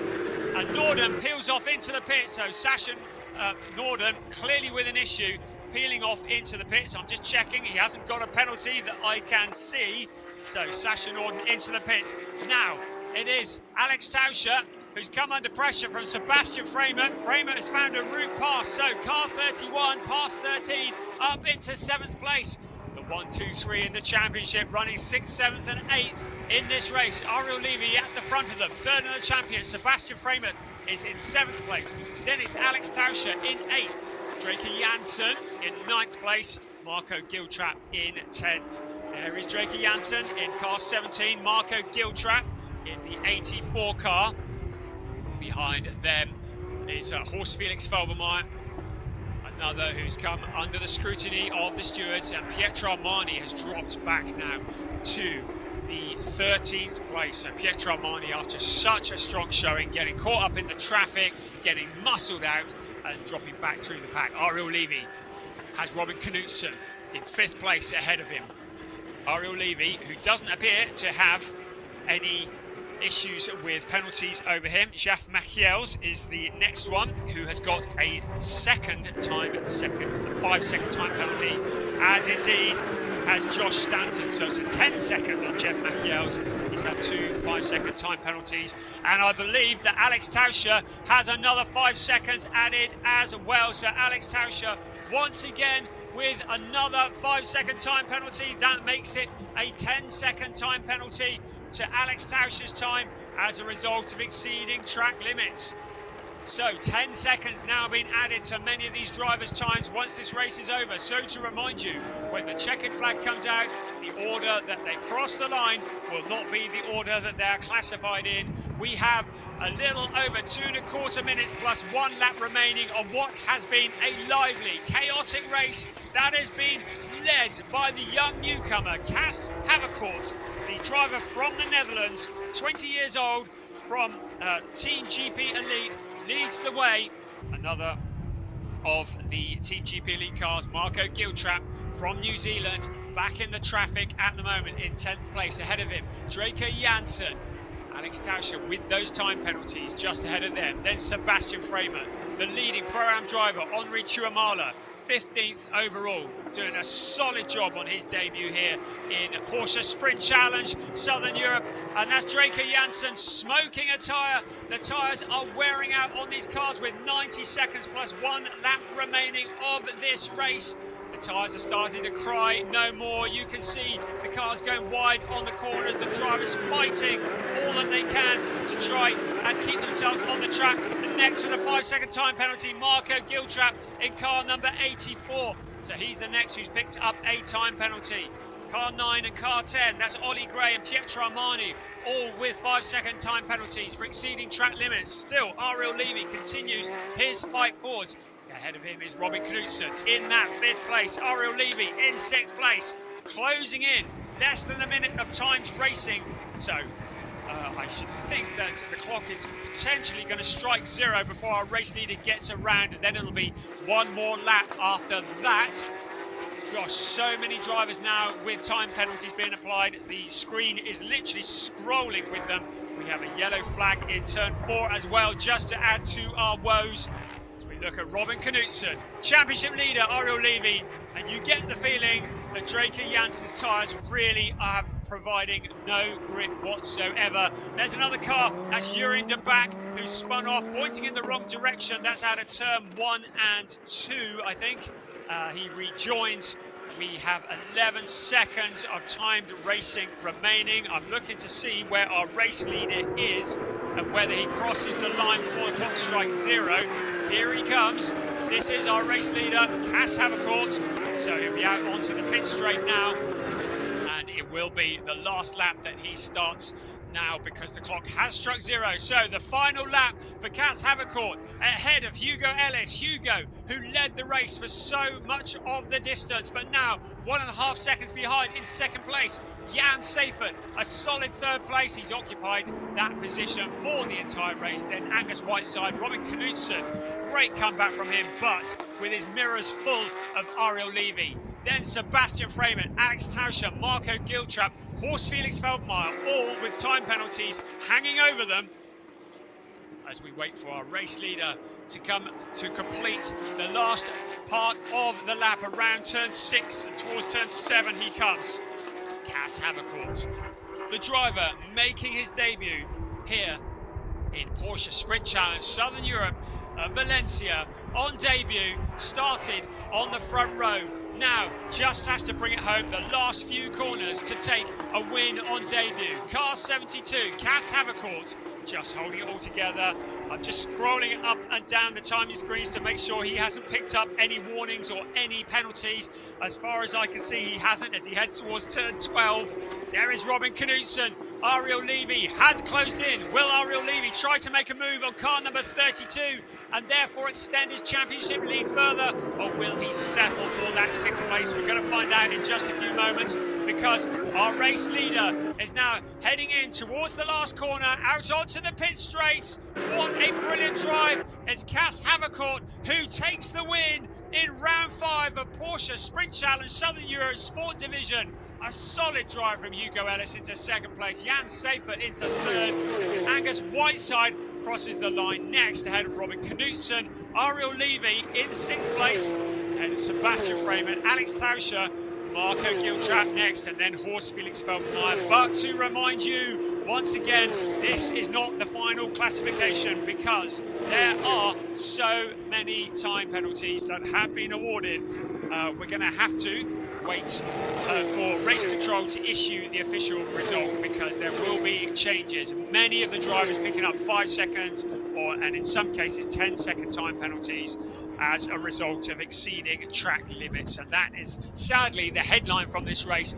But Cas Havercourt, what a solid drive in the number 72 Team GP Elite car to win the race, 1.6 seconds ahead of Hugo Ellis, and it's Henri Tuamala who wins in the Pro-Am category. Brilliant stuff, exciting, controversial. We had a bit of everything, didn't we? The rest of the cars just coming through to finish. Sadly, we never got to see Flint Schuring. He only completed a couple of laps and then went back into the pits. Sasha Norden we saw retire, Jeroen de Back, Josh Stanton all retired as well. But incredible stuff, exciting stuff here in Porsche Sprint Challenge Southern Europe.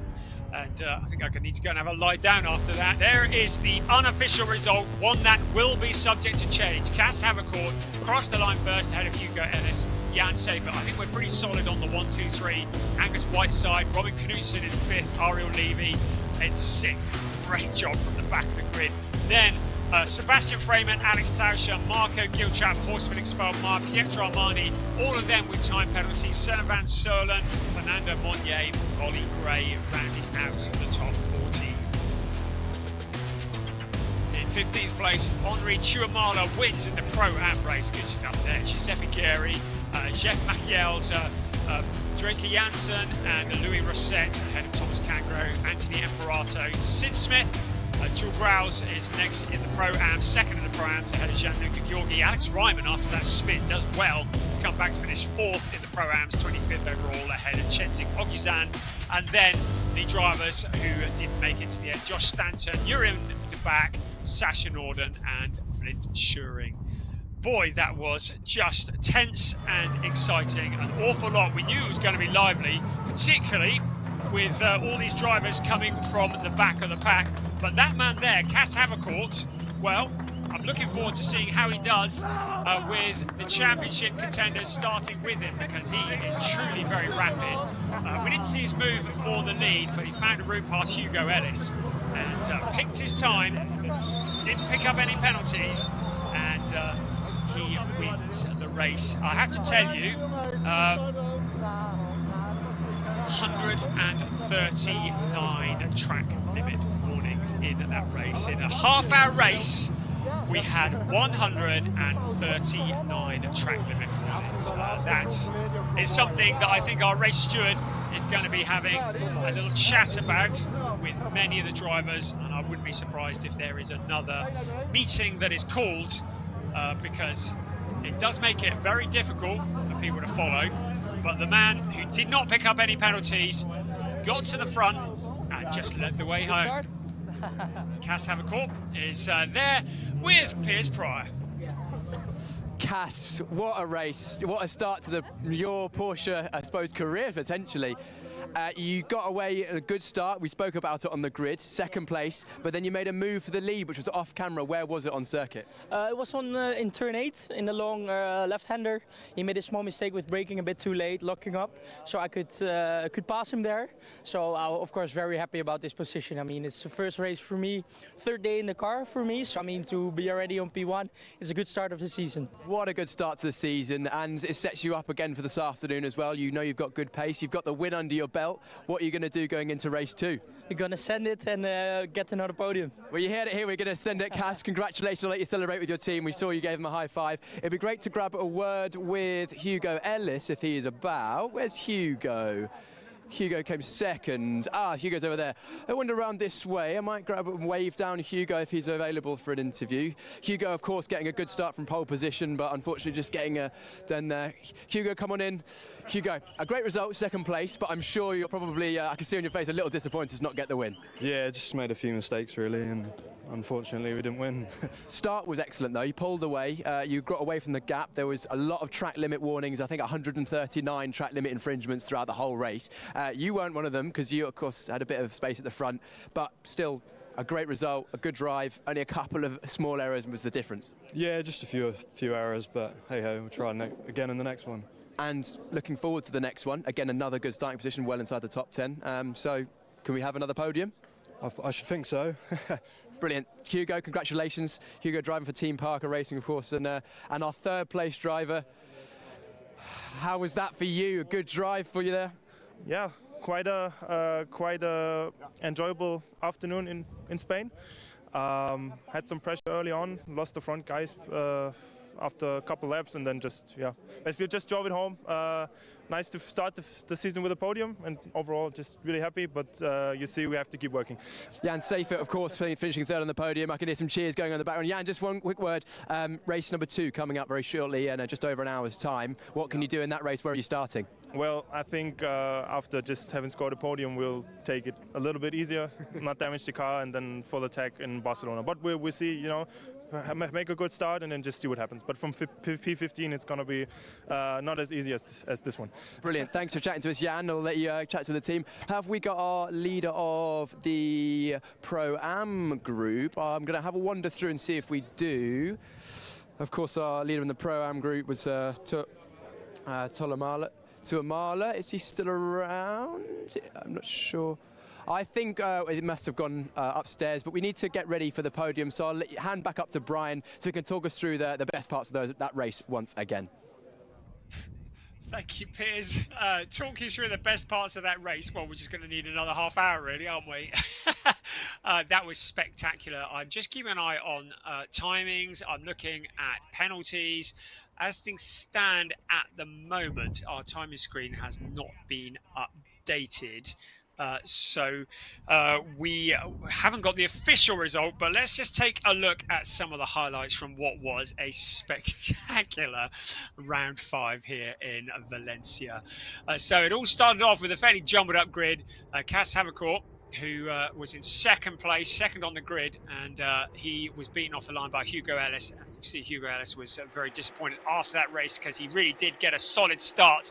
There was a spinner in the middle of the pack right at the start of that, and that was Sid Smith, who fortunately was avoided by the traffic. Another spinner, a significant one, because Alex Ryman is in the championship hunt in the Pro-Am category, and that spin will have done him no favours at all. But there were fights all the way up and down, but particularly our eyes were towards the back, because the 1, 2, 3 in the championship were having to fight their way back from the back of the pack. There was Alex Tauscher, had a Sebastian Freeman, Ariel Levy, who started such a long way back. He had a poor start, got jumped by Alex Tauscher at the start, but then came back and showed why he is dominating this championship at the moment, having fought his way back through the pack. Here we can see he was up with Sebastian Freeman, and it felt like he and the 31 car were running together for much of the race, but soon he muscled his way past. Marco Giltrap was also in the background there as well, but nobody could live with the flying number 78 Team GP Elite Ariel Levy car. The fights continued. Louis Rosset and Pietro Armani were going door handle to door handle. Also was Draker Janssen, and on the inside of Pietro Armani, but it was all about tyres towards the end of the race, and you could see that the grip was going. The penalties were coming thick and fast as the drivers struggled to keep it between the white lines. Alex Tauscher was starting to look impatient, and it was maybe here where he started to exceed the track limits a little as he tried to work his way through the field. He knew that Ariel Levy was hot on his tail. Robin Knudsen had an awful qualifying session this morning, but has more than made up for it. He worked his way up through the pack, 5th place in the end, having fought through the traffic. Josh Stanton did not have as much luck though. Josh Stanton there with Louis Rosset, but it was Rosset who got into the rear quarter of the Josh Stanton car.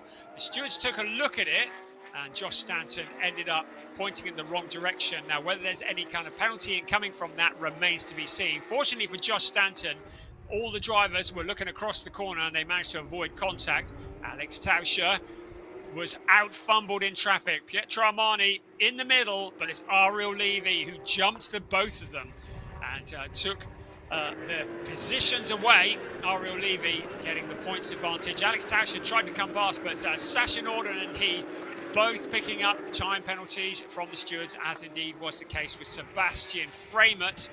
The three of them squabbling. Looked like they were having fun, but it certainly was causing the wrong sort of attention. Draker Janssen was the next to submit to Ariel Levy, but he clearly had traction issues of his own, which are locking up and losing a load of places there. And Sebastian Framert muscling his way past as well. So, Alex Tauscher, Pietro Armani, you can see Armani had no grip at the back. Tauscher had a little look to the outside became the inside, and Tauscher went through. Sebastian Framert followed through on his heels as well. Horst Felix Feldmeier, another driver who had struggled with track limits. And there was Senna Van Serlen. Good job, car number 12, pushing his way through from a long way back through the pack. And he was up into 12th place by the time the race ended. Jurien de Back has had the kind of day he would really rather forget. He spun, eventually retiring to the pits in the number 4 car. No such problems, though, for Cas Havercourt on his debut in Porsche Sprint Challenge Southern Europe. His debut in Porsche racing. He takes a win from the front row. He is one to watch. There is no doubt about that. And really excited to see how he gets on in round 6, which takes place a little later on this afternoon. So we're going to head back down now to Piers, who's down in the podium area. Wow, what a first race of this afternoon. Dramatic throughout, and there was a lot of track limit warnings. But our podium drivers finishing in 3rd place, the number 998 from Germany, Jan Seifert.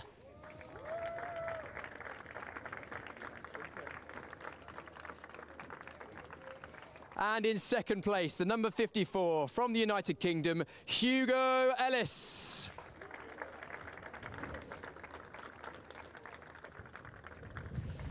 And our eventual winner in his first race in the Porsche Sprint Challenge Southern Europe, the number 72 from the Netherlands, Cas Havercourt.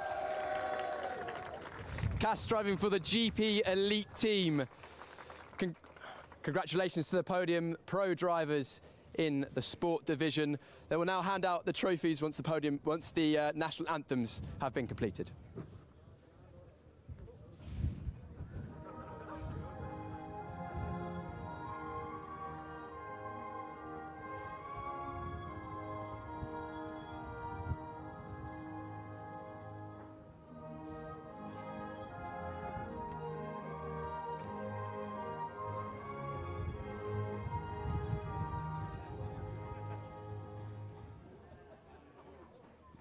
Round of applause again for our winning drivers as the podium trophies will now be handed out. First of all, 3rd place, Jan Seifert, being handed out by Olivia Vermeulen from the Porsche Motorsport. The 2nd place trophy going to Hugo Ellis will be handed out by Nicolas Collado, the general manager of the Circuito Ricardo Tormo.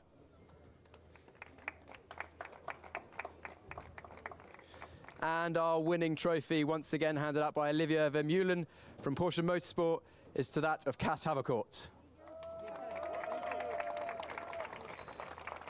Drivers on the podium, if you'd like to come together for some photos, that would be excellent on the top step. And once again, a big round of applause for our sports pro driver podium.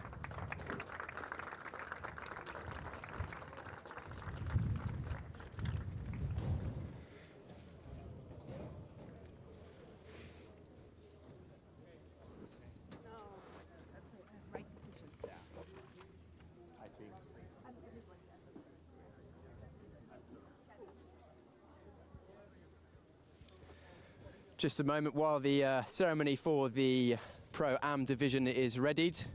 We'll have those with you in just a moment.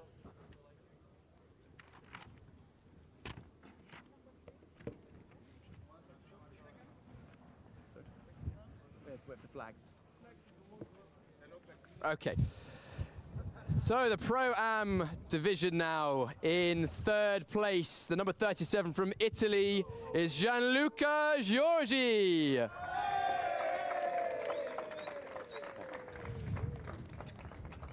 Gianluca driving for the B driver team.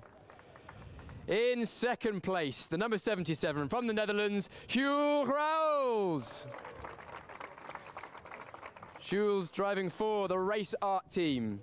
And our eventual winner in the Pro-Am division was the number 123 from Finland, Henri Tuomala. Henri driving for Porsche Estonia. We'll now have the national anthem of Estonia.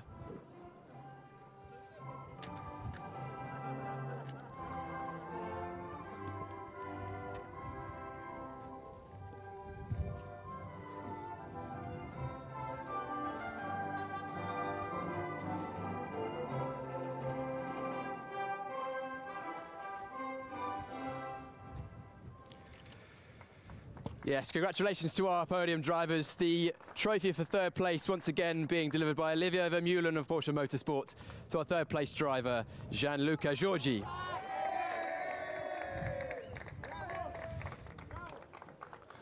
Our second place driver, Jules Raus, will receive his trophy from Nicolas Collado, from the general manager of Circuito, Ricardo Tormo.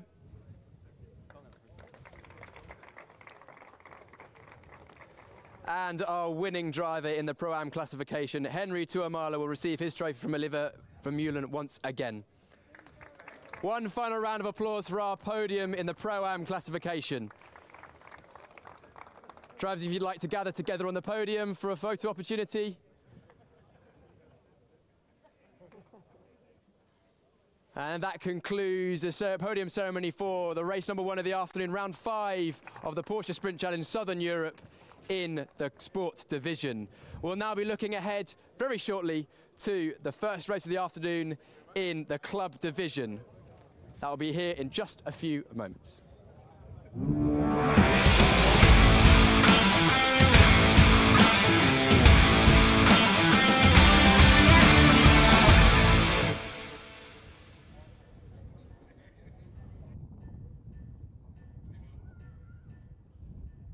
Getting ready for the club division race, and very shortly the cars will be leaving the garages and heading towards the grid.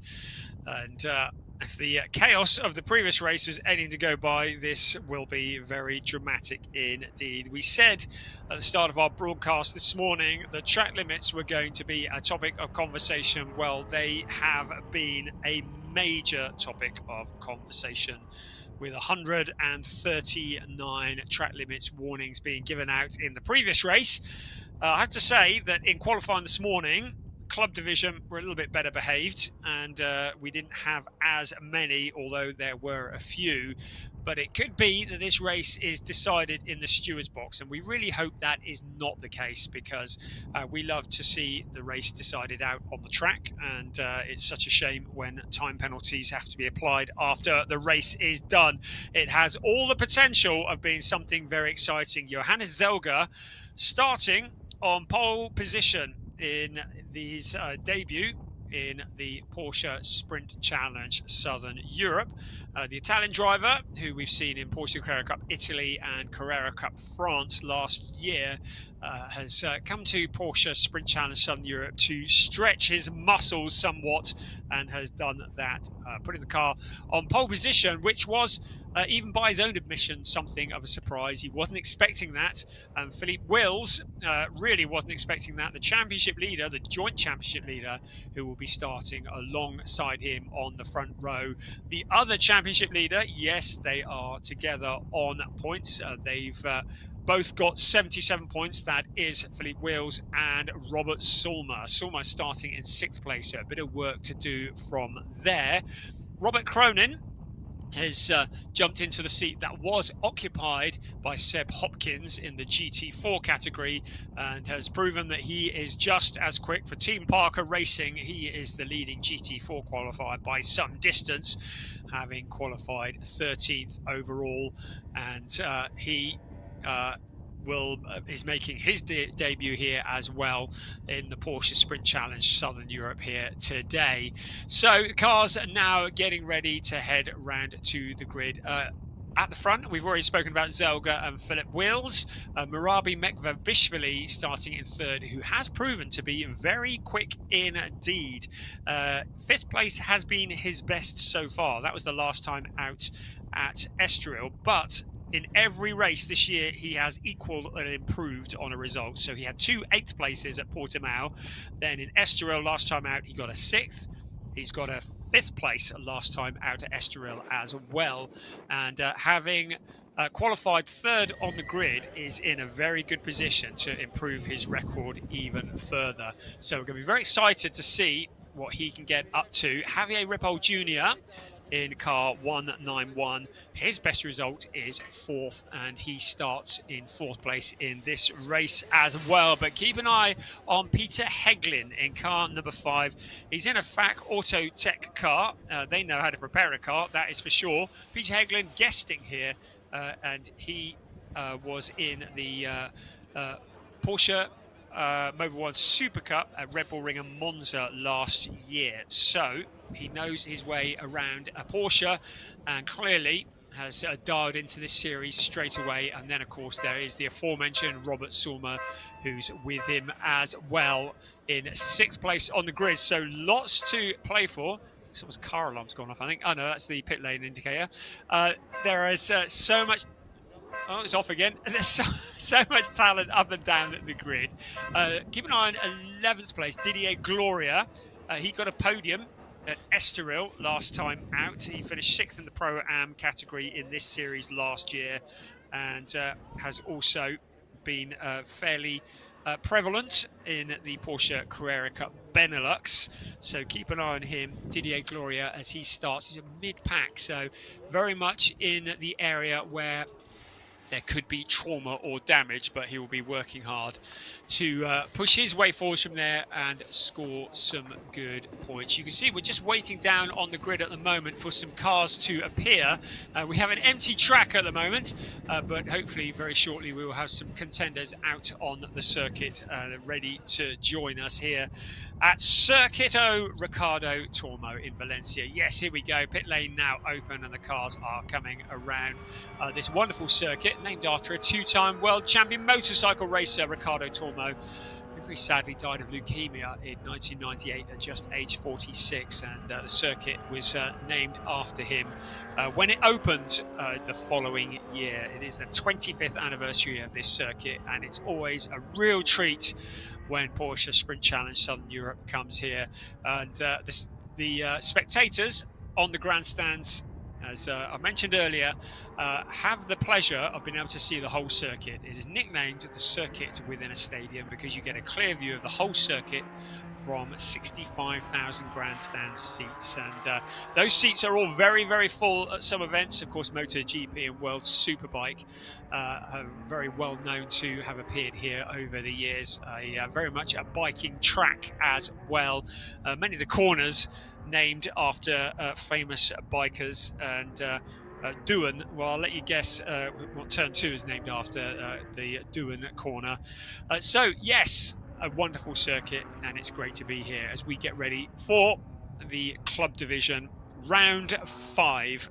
There's another race later on today here in Valencia. That'll be round 6, and then this time next week we will be bringing it all to a close in Barcelona.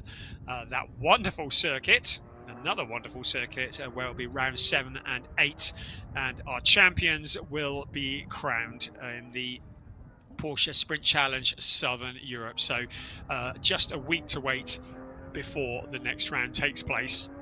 And there's an awful lot to play for here in the club division, because Robert Sulmer and Felipe Wills tied.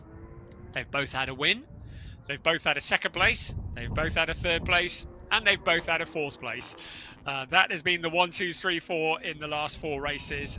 Felipe Wills, we heard from him in the lunch break. He had a crash in private testing on Friday, and his team really had to work hard because he really didn't think he was going to make it onto the grid. But his team have worked wonders, and he has not only made it onto the grid but qualified in that 2nd place. And he will be giving Johannes Zelke a run for his money from that pole position. So you see heat haze there. It's still pretty chilly in the Valencia circuit, but it's dry, and that is the main thing as the cars just come round to form up on the grid. This is a championship which is very much part of the Porsche Pyramid. It starts the Porsche Pyramid with customer and motorsport driving events like the Porsche Sport Driving School and Club Sport events. Next, it's the One Make Series, and this is very much part of that, contested with the 911 GT3 Cup cars in series like Porsche Mobile 1 Super Cup, the Carrera Cups, Germany, France, Italy, Porsche Mobile 1 Super Cup, and the Porsche GT3 Cup challenges such as this. Then next up in the pyramid, crossing over from the customer racing, we go into factory racing, where we see World Endurance Championship, 24 Hours of Le Mans, etc. IMSA Sports Car Championship, 24 Hours Daytona, 12 Hours of Sebring. And then lastly, the top of the pyramid is the pinnacle, very much things like the hypercar in World Endurance Racing. And we've seen so many drivers who come through the ranks and have done well in Porsche Sprint Challenge Europe to work their way up through the pyramid. Right, we're going to head down to Piers, who's down on the grid. Hello, Piers.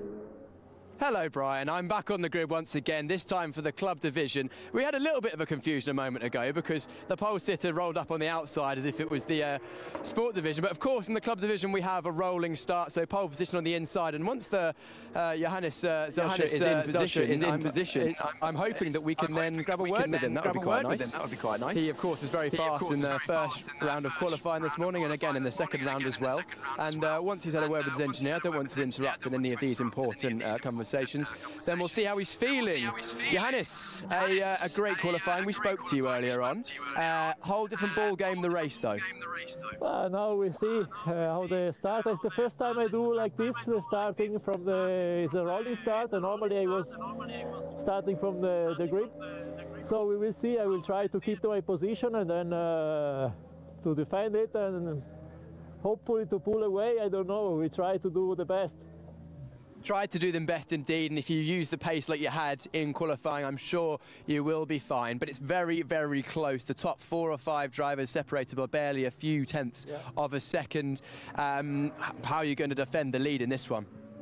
Well, I have to be a little bit aggressive, close the line, and then we see. Well, Johannes, thank you very much for chatting to us. We'll let you leave you to your thoughts on the pole position. I think it would be great to grab a word with Javier Ripoll Jr., who's starting in 4th position on the outside of the grid. He's been well up there in terms of testing. Can we have a word, Javier? Yep, great. Excuse me, I'm sorry to interrupt here. Javier, a great result in qualifying P4 right at the front of the grid. An opportunity to potentially have a podium here, I suppose? Yeah, well, that's the idea, to keep behind these guys until we get a chance at opportunity, not making mistakes myself, and let's see the clinch a podium or a better place. That's the whole point. That is the whole point, of course, and it's great to see how close it's been this round. I feel like the top 5 or 6 drivers in this club division this weekend have been really, really close. So it should be a good race. Well, let's see. Let's try to make a good race. Let's try all of us to have a clean start and push as far as we can, and that's it. Podium is the goal. Winning will be the excellence. I mean, yeah, well, those trophies are beautiful, so we'll be good to get them. You know, they very much are beautiful trophies. We just saw them, of course, for the sport division. On the outside here into turn 1, it's track limits has been a very important thing in race number 1. How do you see the turn 1 going? Are you just going to try and slot in, or try and find a gap? Well, the idea is to find the grip. Once you find the grip, once you open enough, you should be able to be inside of the track limits without penalizing, without losing time. But you have to be very careful. You have to be very precise on the way you get into the turn. If you're passing a car, or you have traffic, or you're in a draft, that's where the stuff gets complicated. That's the only place. I mean, there's 2 other laps, I think, turns. Turn 6, last turn. The track limits are very, very complicated. So we have to be very careful. We have to lift and it's not being the fastest, it's just being the cleanest. Being the cleanest indeed. Javier, we'll leave you to have a good race. I think we've still got time for a couple more. Yeah, we do have time for a few more interviews. It might be good to get a decent way down the grid this time out. Why don't we grab a word with one of our championship protagonists, Robert Sulmer. If he's actually, no, it looks like he's deep in conversation at the moment. Of course, Robert having had good results at both Portimao and at Estoril is right in at the championship fight. Let's see if we can grab a word just a moment. Of course, the last words of the engineers is very important. Am I okay to grab a quick word with Robert in just a moment? Do you think so? I think that's a yes. Don't want to completely interrupt with the Proton Huber team here, giving him last words of advice. All the drivers happy to chat, which is great for us viewing at home, but of course they do need to do their important conversations as well. Just give it one more second. Yes, here we go. Robert, can I come in and grab a word, please? Sure. Robert, P6 on the grid. It's still a good position, very close this weekend between the top 6-7 drivers. What's your aim for this race? Difficult to say. I mean, I had a bad qualifying. I didn't have one clean lap in both of them, so I'm quite disappointed. So I've got to go forward. I mean, I definitely am shooting for a podium position, and we'll see. We will see. We know you've got the pace for that, of course, after some strong results at both Portimao and Estoril. But I've just spoken to Javier Ripoll in front of you, and he reckons track limits is going to be a big factor in this one, judging by the first race of the sport division. Do you agree? Yes, certainly. I mean, we've got to have a clean race, otherwise, I mean, you're out of it. So track is key.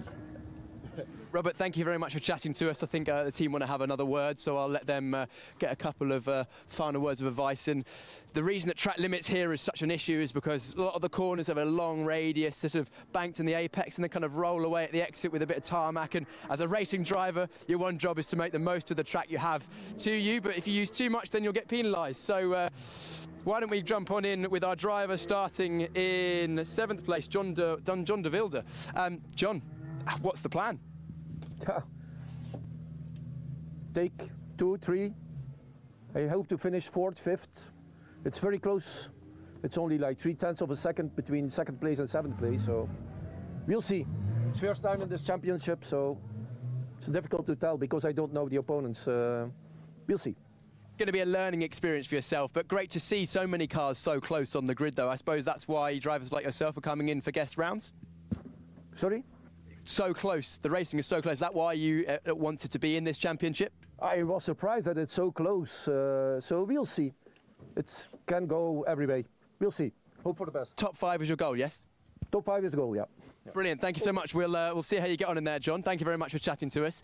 Walking further down the grid now, of course, John starting in 7th position. We have Andrea Baratti. We chatted to her at the lunch break. If you haven't seen the lunch break, you can roll back on the YouTube live stream that you're watching on right now and have a look at that. We chatted to quite a few of the drivers over lunch, actually, both from the club division and the sport division.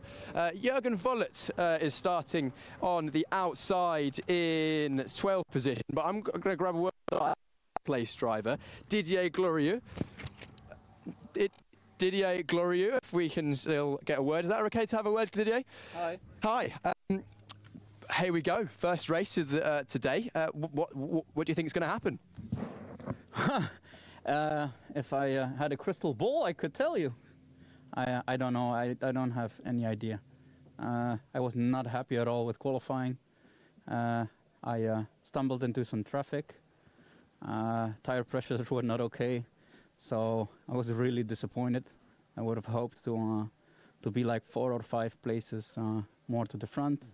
That would have made me happy. Now I have to make sure that the first 5 guys, they don't run away. I'll try to be patient and manage the tires and be at the right place at the right moment when the opportunity presents itself. Very much so, and we saw from practice that you very much got the pace to be up at the front, you know, in top 5. Few cars between yourself and the front of the grid now, so you've got some work to do. Yeah, that's for sure. How far do you reckon you can get up? Of course, we saw there was plenty of overtaking in the sport division race. Do you reckon you can emulate that? Oh, how far do you think you can get up the grid? How far by the end of the race? Well, I'd rather not make any assumptions and be disappointed afterwards. Like, let's make the best out of it, and let's see what happens. Let's see what happens. Thank you very much for chatting to us. Didier, one of our newer drivers to the Porsche Sprint Challenge Southern Europe. We chatted to Niels Lofterod, of course, who's starting on the outside of the 7th row in 14th place. We chatted to him at lunch. We also chatted to Robert Cronin, one of the few drivers in the Porsche Cayman GT4 cars. Not so many. I think he's replacing. Is actually our championship leader in the Team Parker Racing, Seb Hopkins, who was very successful at the first few rounds. Getting towards the back of the grid as well now, Corrado Costa, Graham King, also on the outside of the row number 9 in 18th place. Why don't we grab a word with Minsky here in 17th place. Minsky Stanislav, if he's once he's had a word with his engineer, don't want to interrupt once again the last bits of words of wisdom. What do you reckon Minsky can do in this one? Sorry. No, okay, sorry, it's all right. I don't speak any Spanish or any other language, so it's okay, no problem at all. Minsky, of course, another newer driver to the grid. He only joined us in Estoril. Very much enjoyed the championship. Back again for this round. We'll hopefully be seeing him at the final round as well. And I'll also be looking forward to the final round because we have, I think, 50 cars in total here this weekend. We're going to be closer to the maximum 60 by the time we go racing once again in Barcelona. I think Minsky's deep in conversation, so we'll move on. Oh, actually, no, we're being invited in. Of course. Minsky, we spoke to you briefly at lunch. We know you've got good pace, but you can probably be looking to see you move up the grid. Do you reckon that's possible? Yeah, I mean, we try to keep improving because it's first time for me on this track and I keep learning. And yeah, sometimes you just have to watch out for others' mistakes or just follow. Absolutely, and track limits was a very important factor in the sport race. Do you reckon it will be a player factor in this one as well? Yeah, always, but I think we've got a little bit of allowance here in a couple of corners. So, yeah, you have to mind where you're allowed and where not. Minsky, thank you so much. Good luck in the race. I think that's pretty much all we've got time for. So I think it's about time. Oh, actually, no, we've got time for one more interview.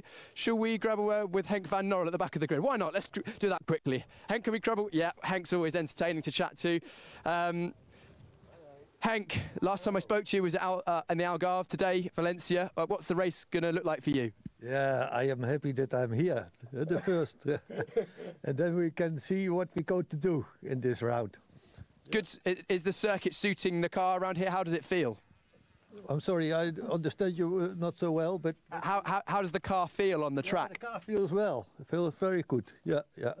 I'm happy with everything. Technical is not the problem. The problem is behind the steering wheel.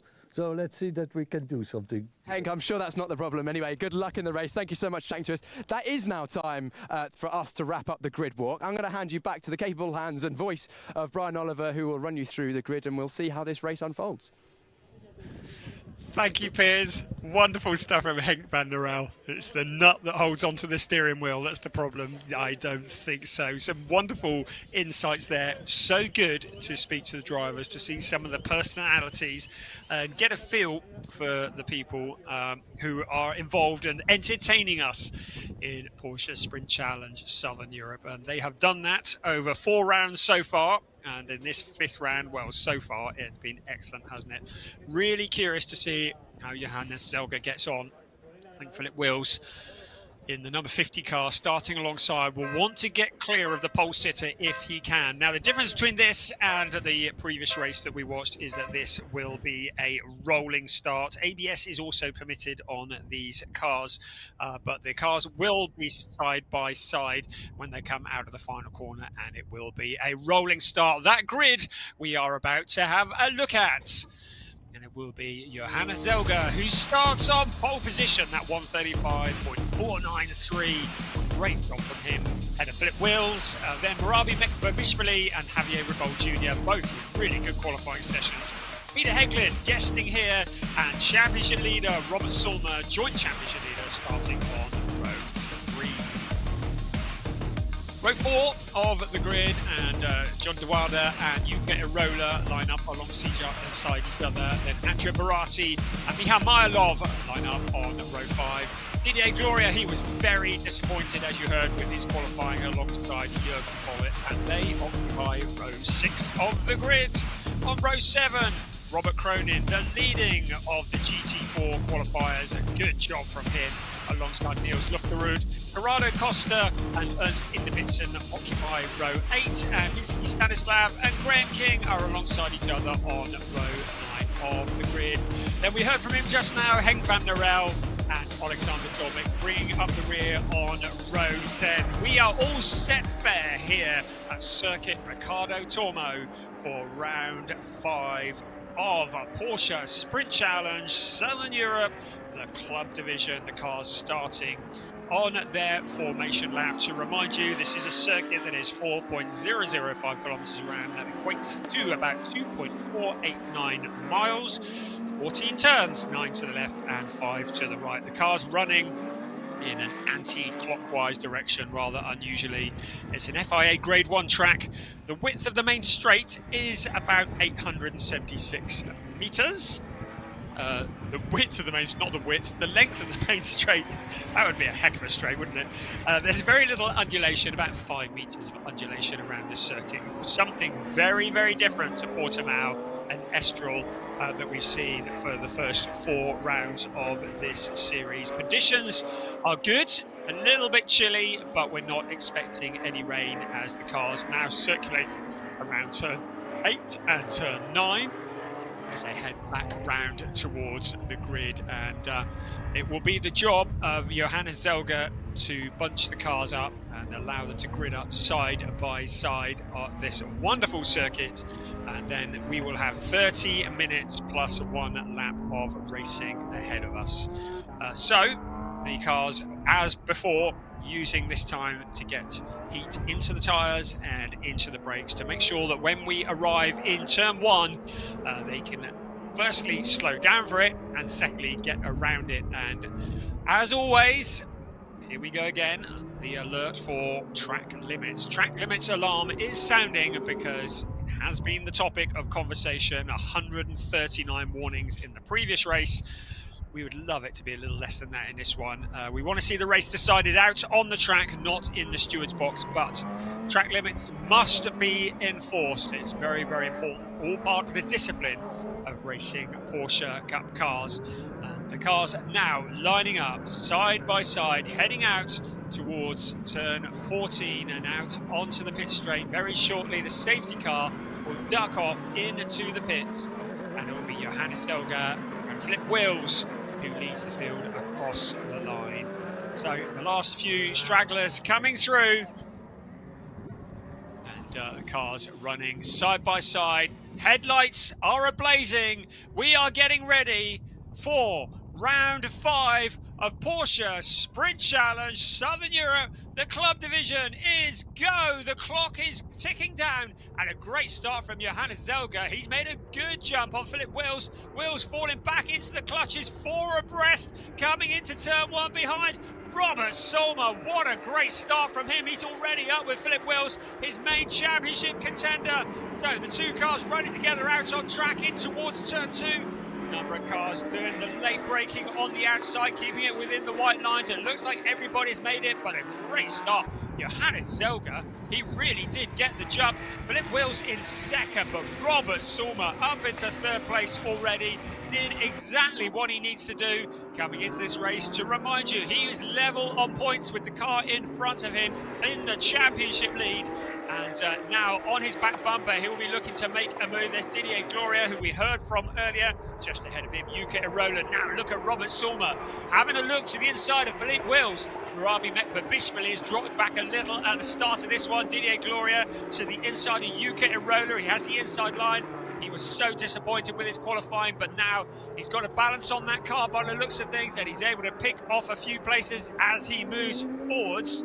But look at the lead Johannes Zelger has, and it's Philip Wills in 2nd place. Now having to fight off Robert Solmer whilst challenging for that lead position. Here comes our leader, the number 79 car, number 50 in 2nd, number 63 in 3rd place.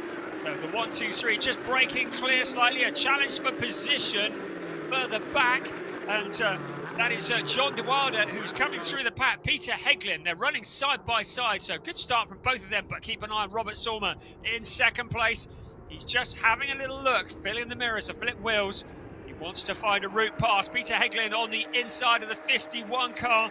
Also in there, Javier Ripoll Jr. coming through. Javier Ripoll Jr. on the inside, leading into the corner. The two cars side by side. So Javier Ripoll Jr. after a poor start, now finding his way forwards. And it is John de Wilde who drops back further. Marabi Mekvabishvili also on the outside of him. As steals away past, but Mekvabishvili getting a wheel onto the dirt and gets the move done, and not too much dirt on the tyres by the looks of things. The rest of the cars settling down behind. Andrea Berti in the 22 car also there as well, with Michal Mylov behind him. Our race leader, Johannes Zelger, Philip Wills in second place, Robert Sulmer in third place, looking dangerous, but having said that, the first two just breaking clear slightly. Peter Heglin in that fourth place, dropping back. Well, Robert Sulmer, that was a very brief breaking and falling back, because he's now back with the leaders. Philip Wills, you can see how hard he is pressuring, his headlights flashing. Johannes Zelger gonna need to use all of his concentration not to be distracted by the silver car behind. Wills has a bigger picture to paint here. He has the championship in mind, and Zelger, a little twitch under braking, gets it all wrong. Wills is through. Now can Sulmer follow through into second place as well? Wills is our new race leader as they cross the line. Robert Sulmer has the inside line into turn one. It looks as though he's going to steal away that second place. And suddenly Johannes Zelger, having led the race, that little twitch that we saw under braking, it was a bit of a mistake. It was all Philip Wills needed to come through to take the lead. Robert Sulmer in second place. So the joint leaders of the championship now in first and second in this race. Johannes Zelger, our pole sitter, down into third. Peter Heglin in fourth place. Javier Ripoll Jr. into fifth place, having started fourth. And then Marabi Mekvabishvili and John de Wilde and Andrea Barati in the top 8. Didier Gloria has done a good job getting up to ninth. Robert Cronin is our leading GT4 driver. Graham King and Henk van der Rel have made good progress up to 16th and 17th place. So our pole sitter in the number 79 car down into third place. And looking at the two cars in front that managed to sneak past as a result of that mistake that we saw, fighting continues. Peter Heglin in car number 5, Javier Ripoll Jr. behind him. So settling down, there is our pole sitter. And there is Peter Heglin in fourth place. Good move, really, to allow Felipe Wills and Robert Sulmer just to break clear. There's a car that's gone straight on. That is Marabi Mekvabishvili. He's outbraked himself. Oh, it might be track limits, but he's certainly not gained anything from it, has he? So car 39, having locked up, the car goes straight on, and he rejoins, but loses a handful of places as a result. We're looking down the pit straight at the moment. Didier Gloria on the back of Andrea Barati, heading into the corner. Gloria, who felt as though they'd got it all wrong with setup in qualifying, was disappointed with his performance, but certainly has made whatever improvements need to be made, because the number 7 car looking very dialed in, currently in 8th place, 7th place. Andrea Barati just ahead of him.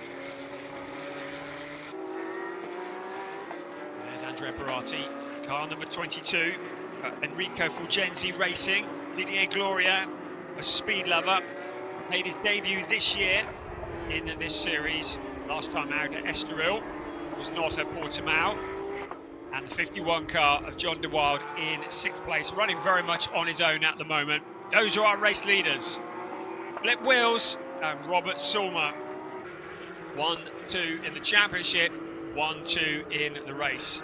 Should I say 1-1 in the championship and 1-2 in the race. They've left Johannes Zelger behind now. Peter Heglin running on his own. What can Robert Sulmer do? By my reckoning, has been looking the quicker of the two. The fastest man in the race at the moment is Philip Wills.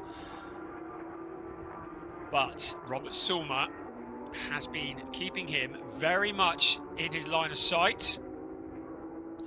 Looking after the car, picking his moment when to pounce. To the inside, Javier Ripoll Jr. on Peter Heglin. That's for 4th place. Steals it away. Heglin goes wide. Exceeds track limits by some distance. Doesn't seem to gain too much from it. Tries to come back at Javier Ripoll Jr., but just falls back into the clutches of John de Wilde instead. And suddenly, Heglin is down 2 places, having lost to Javier Ripoll Jr. and also John de Wilde. So Peter Heglin in that 6th place. 4th place, Javier Ripoll Jr. looking under increasing pressure. John de Wilde looking so eager. Wilde, he's furious as he tries to get past the 191 car. Picking up maybe something of a slipstream. I don't know whether there is such a thing to be had on this part of the track. Javier Ripoll Jr. anticipates it, moves across, has the line into the corner. Javier Ripoll Jr. in that 4th place. John de Wilde in 5th place. Behind him, Peter Heglin, who's relegated those 2 positions by the 2 cars in front of him. Our race leader continues to be Philip Wills. Robert Sulmer in very close company. Javier Ripoll Jr. in 4th place. Ahead of him, Johannes Zelger. John de Wilde and Peter Heglin just keeping their space behind. Here comes our race leader once again across the line. Philip Wills. It looks to me like he's opened up a bit of a gap. There's a spinner in the background. It was one of the Enrico Fulgenzio racing cars that was pointing in the wrong direction. He rejoins. Also there, that's Jürgen Vollet, who was one of the cars that spun. That's a scary moment. Rejoins.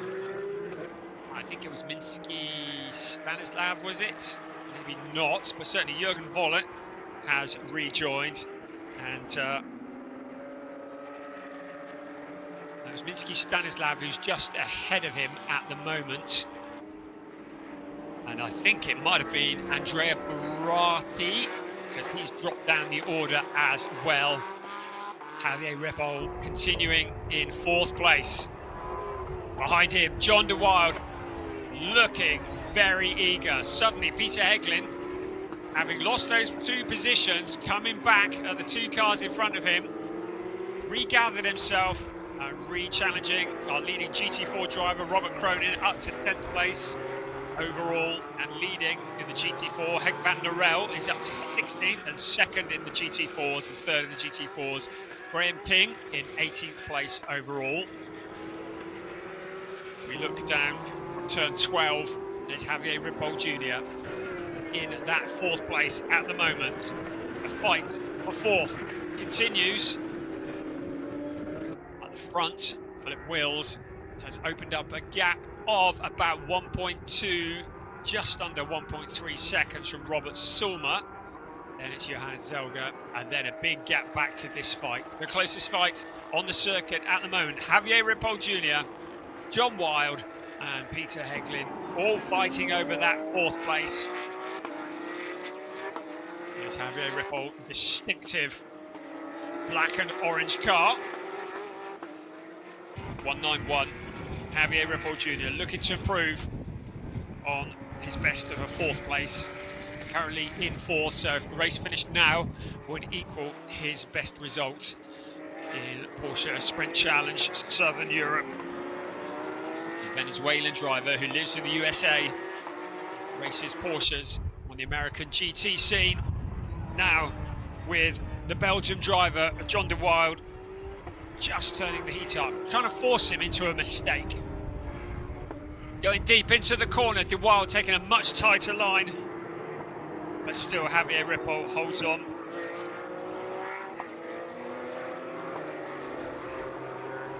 So Javier Ripoll Jr. in that 4th place. John Wilde in the 5th place. Peter Heglin in 6th. Then a gap back to Didier Gloria, who's broken clear of UK Roller and Mihan Mylov. And then Robert Cronin impressing in the Treble 2 GT4 Porsche Cayman. Across the line come our race leaders once again. You can see that Philip Wills has now opened up a gap over Robert Sulmer, 1.4 seconds, so he's gained about 0.2 in the last lap. And then Johannes Zelger, and that gap back to the 4th place battle getting bigger. So it's John de Wilde, Peter Heglin, Didier Gloria, Next up, Yuki Irola, Mihan Mylov, and then Robert Cronin, our leading GT4 driver, the Treble 2 car, prepared by Team Parker Racing. A very rapid car with a very rapid driver from Ballylickey in Ireland. 8th in the 2023 Porsche Sprint Challenge Great Britain.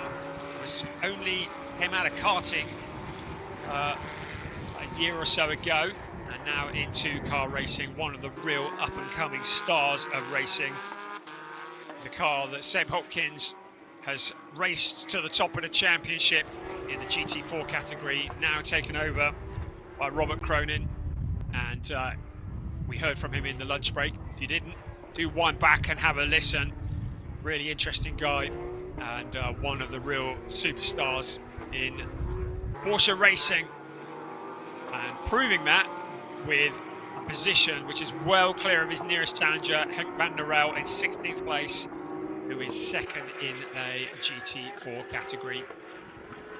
And Robert Cronin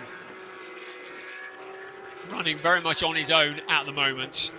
Up ahead of him, Mihan Mylov in 9th place. So, sliding around the corner, that car, can I just point out and remind you, has won every GT4 race this year so far. And looking good to do the same. Here's our race leader, Flip Wills, ahead of Robert Sulmer. Sulmer, now what has he got up his sleeve? He's matching him for pace, but he's not able to do anything in terms of challenging. Philippe Wills. Philip, whichever, leading the way. Robert Sulmer just with him. Now he's closed the gap in some. It's 1.078, so he's taken a few tenths out of the leading car. So, as we approach the halfway point of this race, here's Robert Sulmer winding himself up for an attack. To remind you, these cars are all identical. There is no dive bomb maneuvers here, because the cars are all identical. The only difference is basic setup. Tyre pressures, wing angles, camber. And it's all about the driver behind the wheel. Flip Wills. Robert Sulmer. Two real talented drivers, proven by the fact that they are tied at the top of the points. Now we can see somebody, I don't know if they're worshipping them or telling them to slow down, but some waving from the pit wall as they head into turn one. And Philip Wills, maybe it's his family, waving him on. Robert Sulmer in the second place, still with him. So going a bit deeper into the corner, you get the feeling that Philip Wills' tyres maybe are a little more worn than Robert Sulmer. Of course, these are the tyres that they qualified on this morning, almost certainly, with the tyre restrictions. Did Sulmer do a strategic move by saving more for the second part of the race, because now he's closer to Philip Wills than he has been for some time. You can see from the clock, 0.6 of a second. He goes wide. Be careful with track limits. I glance across at my timing screen to make sure that there's nothing being warned or awarded in terms of penalties, because we've seen a lot of that today already. But at the moment, we're all good. Philip Wills leading the way. Robert Sulmer in second place. Zelga's a long way back. So Robert Sulmer has the opportunity to make a move on the lead and not get railroaded down the order. Zelga, in the meantime, is falling into the clutches of Javier Ripoll Jr., who has his eyes on the last of the podium positions. This lead battle, though, gripping. Philip Wills has responded, opened up the gap a little. Their last lap times pretty similar. Last time around, it was Philip Wills with a 136.763, and it was Robert Sulmer with a 136.789. So literally thousandths of a second separating them in lap time. What can Robert Sulmer do? Can he pressure Philip Wills into a mistake? Can he force him to push harder, to use his tyres up? Here's the battle for third, the last of the podium positions. Johannes Zelga, Javier Ripoll Jr. behind him. First and second are running together, third and fourth are running together. These are the battles that are keeping us captured. You can see that Jürgen Vollett, after that moment early on in the race, has disappeared back into the pits. There is Johannes Zelga, Javier Ripoll Jr. in the 191 car, John de Wilde and Peter Heglin just behind them as well. Going very wide, Johannes Zelga.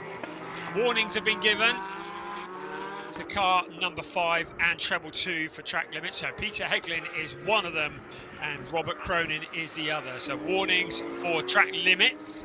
Also cars 11 and 5. So Graham King and Peter Heglin again. So that was a couple of warnings. So Peter Heglin in that 6th place, another warning, and he's going to find himself with a time penalty. Out onto the pit straight. Come our race leaders. Robert Sulmer looking close once again, picking up the slipstream as they head past the pits in towards turn 1. Wills goes to the right-hand side of the track, takes a wide line into turn 1, the fastest line. Sulmer follows his every move. Still, Philip Wills very much in control, but Sulmer has a little look into turn 2, a little glance on the inside, just filling the mirrors, making sure that Philip Wills is constantly aware that he is there. His red and white car is looming in the rear view mirrors. Philip Wills just needs to keep it together. He has the racing line. Robert Sulmer now turning the heat up. Car number 50 leading the way. Car 63 in 2nd place. You can see him coming round the corner. Nice traction from Sulmer. Philip Wills looking a little more tired with the grip. Both cars, 1st and 2nd. 0.381 was the gap between them last time around.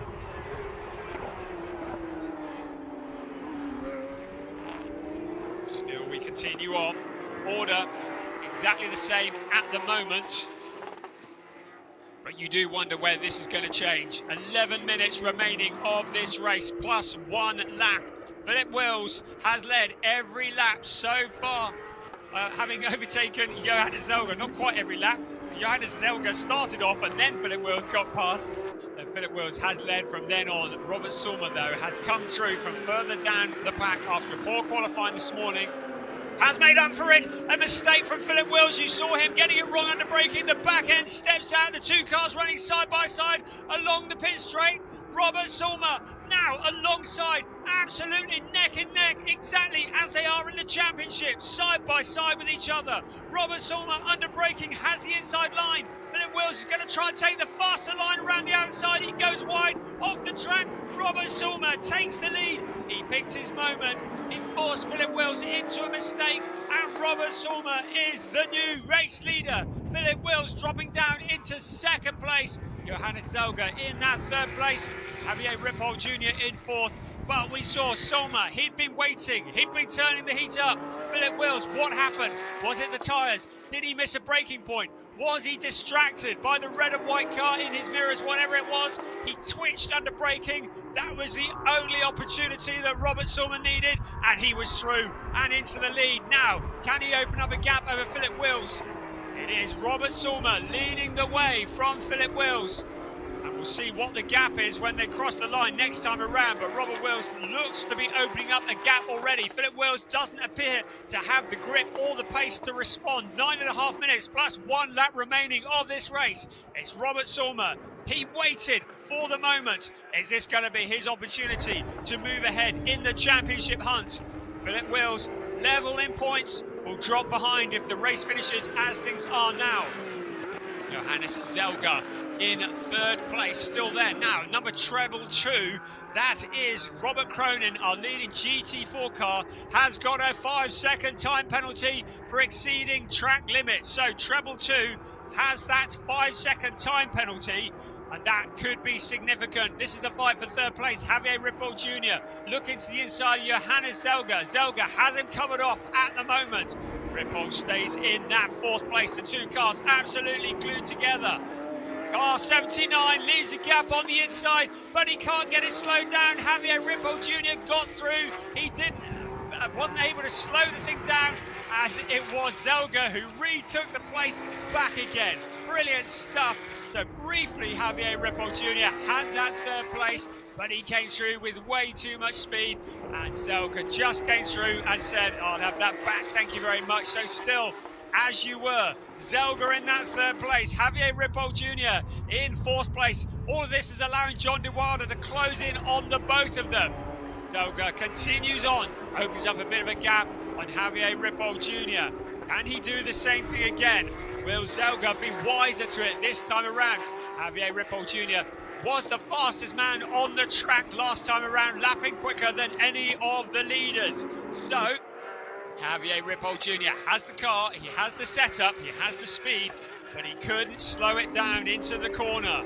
And Zelga continues in that third place. You can see how much of the track they are using. 7.5 minutes remaining of this race. Sulma from Wills in this battle. Zelga and Javier Ripoll Jr. Brilliant stuff here in Porsche Sprint Challenge Southern Europe. Here come our race leaders across the line. The gap is 7 tenths between first and second. So Sulma not leaving Wills behind, but the gap for third place is almost nothing as Javier Ripoll Jr. continues to pressure Johannes Zelga for the last of the podium positions. John de Wilder in the background just waiting.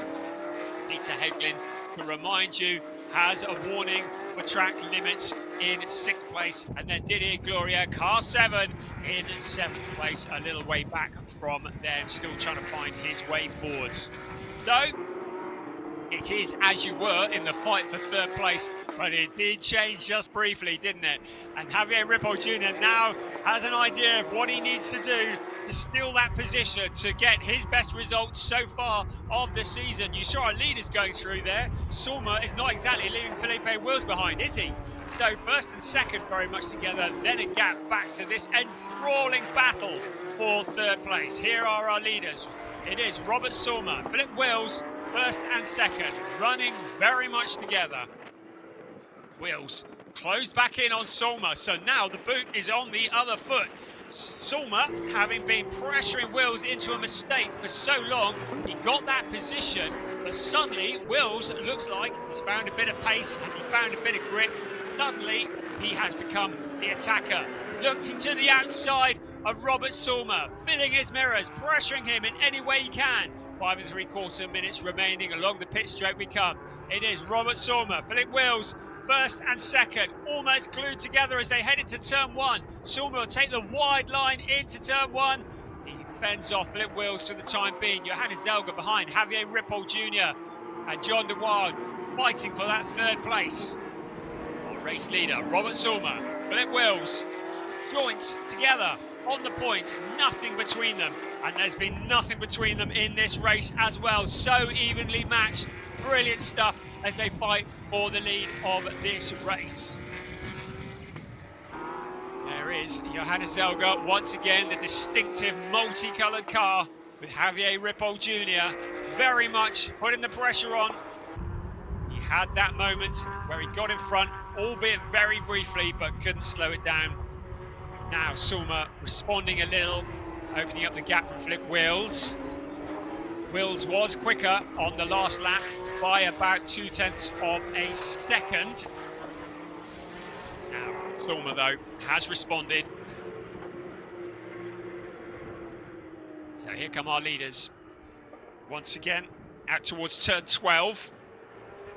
And then the sweeping turn 13, a really unusual corner, taken at mega high speed, but a vast corner that turns around into the Adrian Campos corner, which is turn 14, and that leads on to the pit straight. A warning for car Javier Ripoll Jr., car 191 for track limit. So 191 under pressure from the stewards as well as the cars around him, but to the inside of Zelga in towards turn 1. This is for third place. This time, can he slow it down? Yes, he can. Javier Ripoll Jr. through into third place. Now John de Wilder trying to follow through behind him. He sees a gap on the inside. Can he slow it down? Yes, he can. Johannes Zelga, our pole sitter, is now relegated 2 places in the space of just a couple of corners. Javier Ripoll Jr. up into the podium positions. Now, can he leave car 51 behind, or is John de Wilder going to put the pressure onto him for that podium position? It looks to me like John de Wilder is the quicker of the 2 cars at the moment. connected almost to the back bumper. Here comes our race leader, Robert Sulmer.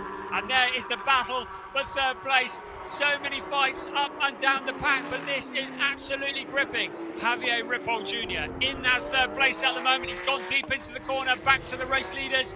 Robert Sulmer, Felipe Wills. There is Javier Ripoll Jr. He's held it all together. The tyres are getting so tired. Less than 3 minutes plus 1 lap remaining of this race. First, second, third, fourth, fifth. There you have them, all in one shot. Then the 6th place car, a little way behind. That is Peter Hecklin, who's dropped back from this battle. Javier Ripoll Jr. in car 191. Remember, he's been warned about track limits, and he has a 5-second time penalty. Javier Ripoll Jr. having done all the work to get up into third place, he's not going to keep it. He has been awarded a 5-second time penalty for exceeding track limits. 2.5 minutes remaining plus 1 lap. Robert Sulmer leading into turn 1 still. Philip Wills, he's not done yet. Has he got anything he can do about the car in front of him? Third place on the track, Javier Ripoll Jr., but with 5 seconds added, that will drop him off the podium. So the next third place is going to be John de Wilder in the number 51 car. I wonder if the team have been on the radio to him to tell him, look after it, because you have got that podium position. Don't exceed track limits yourself, otherwise you are going to lose it. So 191 ahead of him, but will be dropped down the order. Javier Ripoll Jr. falling foul of the stewards because of the whole issues with track limits once again. Here is Robert Sulmer, our race leader. 1.5 minutes of timed racing, plus 1 lap to come. There is third place on the track, Javier Ripoll Jr. There is John de Wilder in number 51 car, the silver car, who is in what will be a third place if he keeps it all together. And then behind him, Peter Hecklin, a long way back. So, with the 5 seconds applied, I think that Javier Ripoll Jr. will probably end up in about 6th place once it's all done and dusted. There is Philip Wills running out of ideas, running out of time. 1 minute plus 1 lap remaining of this race out across the start-finish line, so it's going to be 2 more laps of Circuito Ricardo Tormo for these cars. Starting the penultimate lap, Robert Sulmer, Philip Wills now realises he's running out of time. There's a yellow flag over at turns 4 and turn 5. Somebody's had a moment. Is this race going to go the distance? Philip Wills will need to get the job done quickly. The yellow has cleared. Robert Sulmer now under incredible pressure, holding on for all he's worth to the lead of this race. He's worked so hard from a long way back through the pack to get into the front of this race. Philip Wills, though, has plans to steal it away from him. He wants to ruin his glory in the last lap and a half of this race. There is Robert Sulmer, round turn 6 they come. Philip Wills almost pushing him, he's so close. He's trying to pressure him into going wide, to make a mistake, to do anything that will give him an opportunity to get through. Sulmer has this covered off at the moment, but he's going to need all of the concentration that he's got. Robert Cronin has another 5-second time penalty for track limits, so that'll be 10 seconds added to the leader in the GT4 race, Robert Cronin, for exceeding track limits. Still, Robert Sulmer holding on to the lead. Philip Wills pressuring him with everything he's got. There's a car going slowly at the side of the track, keeping it out of the way. Here's Sulmer, our race leader, coming round to start what will be the last lap of the race. Philip Wills is going to have one last shot at getting past him. The best one is going to be along the pit straight in towards turn 1. It was 989 Henk van der Rel that we saw going slowly. Now in towards turn 1 we come for the last time. Robert Sulmer leading the way. Philip Wills knows that time is running out. He has a little look to the inside. He ducks back in behind. Sulmer in front at the moment. Philip Wills wants to move to the inside, nothing going there. The 2 cars that are running absolutely neck and neck in the championship are running neck and neck in this race. Still, it is Robert Sulmer who leads the way. How equal are these drivers? Equal in every way. Philip Wills having a little look to the outside. He's had such a run at the front. He made the mistake that allowed Sulmer to come through. Now Sulmer being pressured himself, having to concentrate hard. Philip Wills looks to the outside, ducks back to the inside, trying to sell the dummy to Robert Sulmer. Sulmer having none of it. Philip Wills still in that 2nd place. Sulmer up towards turn 8 they come. for the very last time into turn 9 and 10, and then it'll be 11, 12, and 13 and 14, and then the race will be done. Sulmer just needing to hold it together now for the last few corners of this race. Philip Wills has another look on the outside, cuts back to the inside, following behind now. But still, it is Robert Sulmer, Javier Ripoll Jr. in the third place, but will have that 5-second time penalty applied. Here's Sulmer, race leader. Philip Wills behind him all the way. Now they come into the final corner for the very last time. Robert Sulmer looks to have this covered off. Philip Wills knows that the time has run out. Out of turn 14 they come. It's Robert Sulmer who wins round 5 of the Porsche Sprint Challenge Southern Europe Club Division, holding off Philip Wills ahead of Javier Ripoll Jr., John De Wilde, Johannes Zelger, Peter Heglin.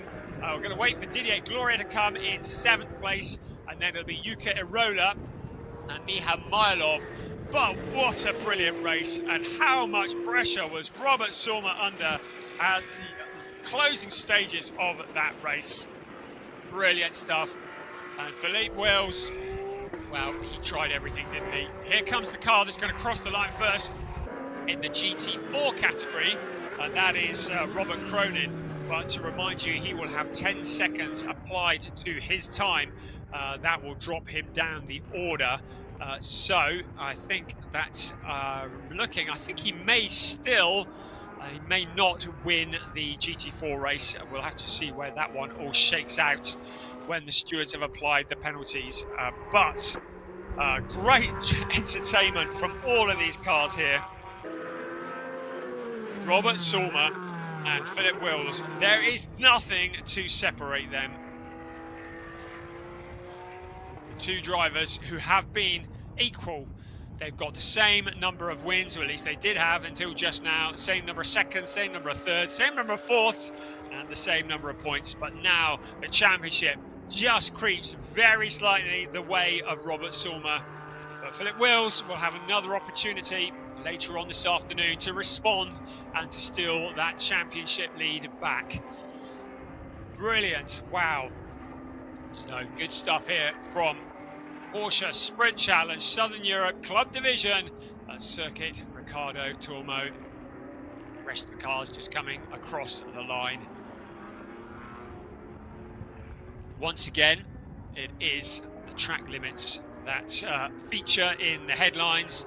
We had a number of warnings, certainly not the same number that we had in the sport division earlier. So car 11, Graham King, under investigation as well. Let's have a look at the result. Robert Sulmer taking the win, a hard-fought win ahead of Philip Wills. Javier Ripoll Jr. but will have the time penalty applied ahead of John De Wilde. Johannes Zelger, who started on pole, ended up in 5th ahead of Heglin. Didier Gloria, Yuka Irola in 8th place ahead of Miha Mylov. Alexander Dobic in 10th place, and Marabi Mishvili, another driver who was strong at the start and then got back. Robert Cronin with 10 seconds to be added to his time in 12th place ahead of Andrea Barati and Niels Lofterud in 14th place. 15th place went the way of Graham King, Ernst Inderbitzen in 16th, Vincent Stanislav in 17th, Corrado Costa in 18th, Henk van der Rel frustrated in 19th place. We saw him going slowly. And then Jürgen Bollet, who retired from the race in the early stages. So car 11 is under investigation for forcing another driver off the track, and that is Graham King. But Robert Sulmer, what a fight, what a battle. And Philip Wills, the two drivers, there is nothing between them. There really is nothing between them. Came into this race absolutely level on every points championship, race finish, everything.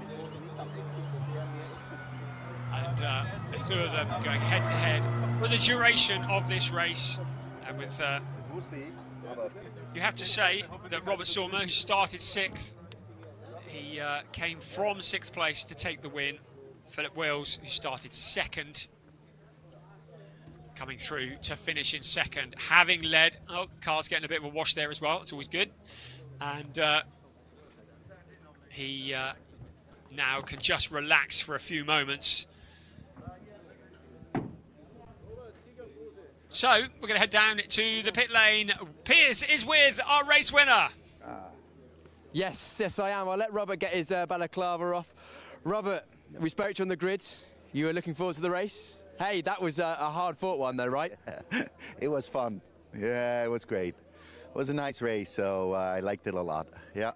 A great drive to come through the field, do a nice couple of overtakes. You made the most of a small mistake from Philip there. Yeah.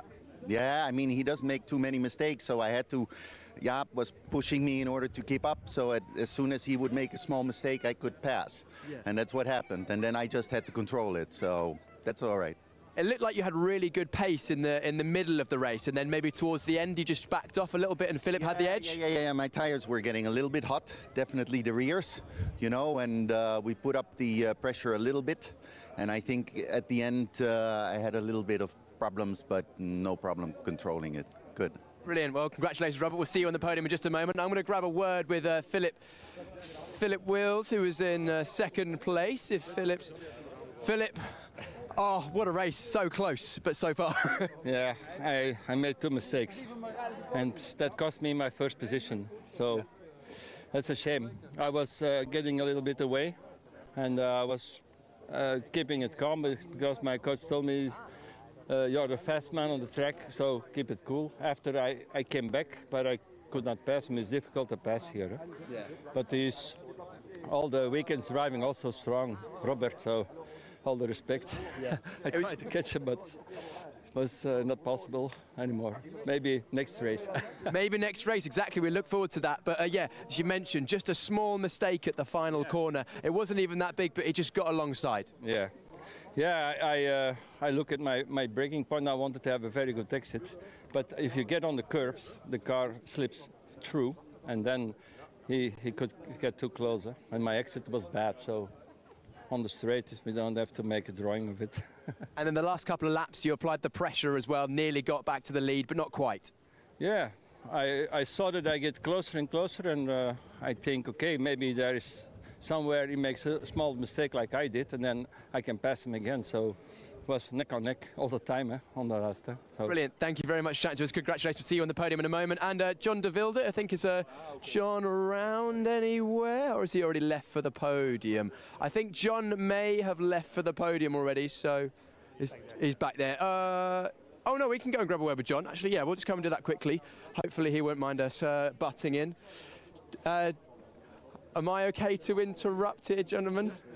Can I have a quick word in English? Is that okay, John? Yeah, okay. A good race, third position after penalties, fourth on the road, but you were pushing Javier all the way.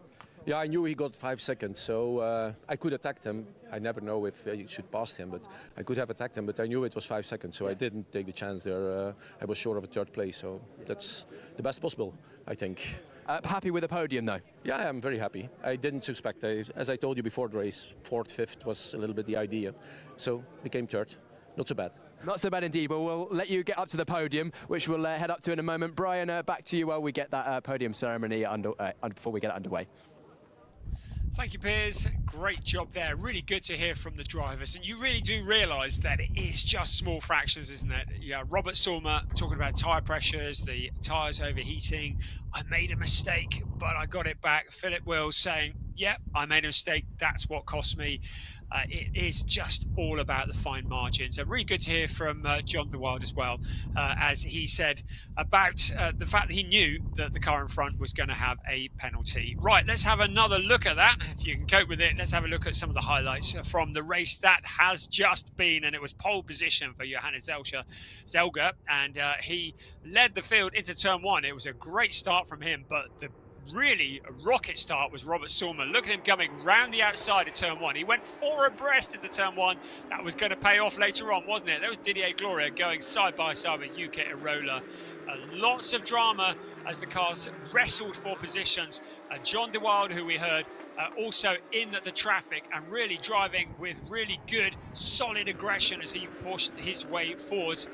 There was our pole sitter going wide, though, Johannes Zelga, who had a bit of a moment and left a gap on the inside. That allowed Philip Wills through to take the lead, but Robert Sulmer was going to be next through into that second place, and Zelga dropped back through the pack and into the clutches of the cars that were running behind, including Peter Heglin and Javier Ripoll Jr. Javier Ripoll Jr., man on a mission, but he was going to incur the wrath of the stewards as the race progressed. And it could have been one of those moves into or out of a corner that saw him exceed track limits. But Marabi Mekvabishvili getting it all wrong under braking, and he dropped down through the pack. But the lead battle was gripping, as was the fight for the slightly lesser positions. Javier Ripoll Jr. firstly to the inside of Peter Heglin. Heglin going exceptionally wide, trying to defend. Then John de Wilde behind, also getting past Heglin, and relegating him down a position as well, and getting after Javier Ripoll Jr. There, Jürgen Vollet had a moment that was going to bring his race to a premature end. He spun and then eventually retired to the pits. The battle for the lead continued on. Philip Wills led the way in the silver number 50 car. Robert Sulmer always looked the quicker of the two. It looked like the car was coming to him, but then that moment, the back end stepping out for Philip Wills. He lost the back end, it slid, and suddenly Sulmer was through. They did run side by side into turn one. Brilliant stuff from these two drivers who are neck and neck in the championship, as Sulmer finally stealing through and stealing the position. Javier Ripoll Jr. was after Zelga for the third place. He saw the gap on the inside, but he couldn't get it slowed down, and Zelga went, "I'll have some of that, thank you very much," and stole it back. Philip Wills kept the pressure on Robert Sulmer for the top step of the podium. Javier Ripoll finally getting a move to stick on Zelga behind, and Johannes being relegated not just one but two positions, because John de Wilde also following through very shortly afterwards to take the position away, getting under braking into the corner, and Zelga very wisely just keeping out of the way. But it was Robert Sulmer who withstood immense pressure from Philip Wills in the lead of the race. Javier Ripoll Jr. in that third place, just a little bit back. Wills did look like he was going to wind up for a challenge at the end, as we saw Henk van der Rel retiring from the race. But still, Wills could not find a route past Sulmer, and eventually it was Robert Sulmer who led the number 50 car across the line to receive the checkered flag and the top step of the podium. Christoph Huber, the team owner, congratulating him in the pit lane as well. And that was the first of two rounds for the club division in Porsche Sprint Challenge Southern Europe here this afternoon. And we're really looking forward to seeing battle recommence. So as we head into round 6, it is now Sulmer who creeps ahead in the championship hunt. Philip Wills drops back into second place in the championship by 5 points. But that could all change, because we have another race this afternoon. And then it's off to Barcelona next weekend, where the championship will be decided. Right, we're heading over to the podium now with Piers Pryor. Yes, it's time for the podium for the club division, round number 5, race 1 this afternoon, starting with our AM group. In third place, we have the number 51 from Belgium, John de Wilde. John driving for the Speed Lover team. And in second place, the number 50 from Belgium, Philip Wills. Also driving for the Speed Lover team. And our winner in the AM division of the club division, number 63 from Netherlands, Robert Sulmer. Robert driving for the Proton Huber team. We'll now pause for the national anthem of the Netherlands.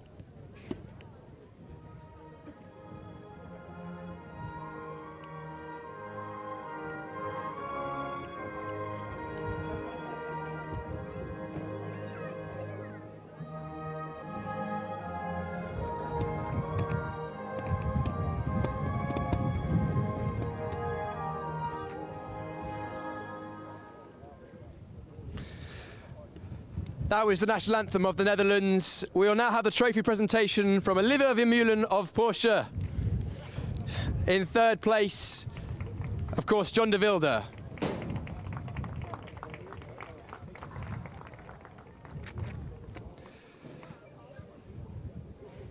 Next up, also presented by Olivia from Porsche, is second place, Philip Wills.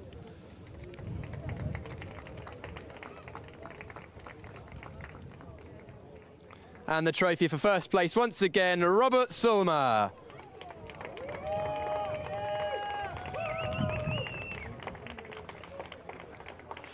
Drivers, if you'd like to join yourselves on the top step for photo opportunity. And one final round of applause for the first podium in the club division this afternoon. Congratulations to all three of you. We'll see you again in about an hour's time for the second race, round 6 of the championship.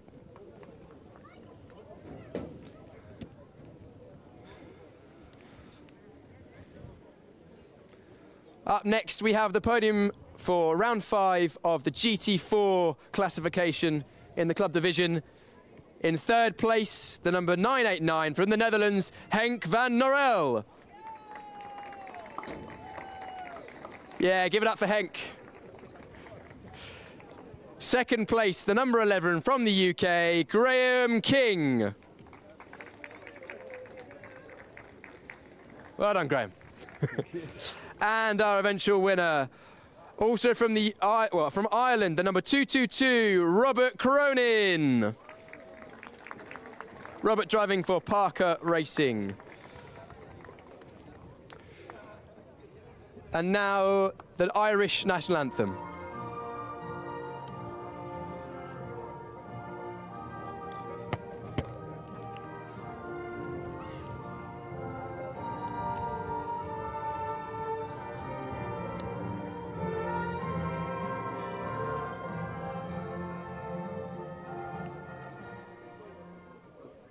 The trophies will once again be presented by Olivia Vermeulen from Porsche. Third place, Henk van Norel, driving for Snell Motorsport.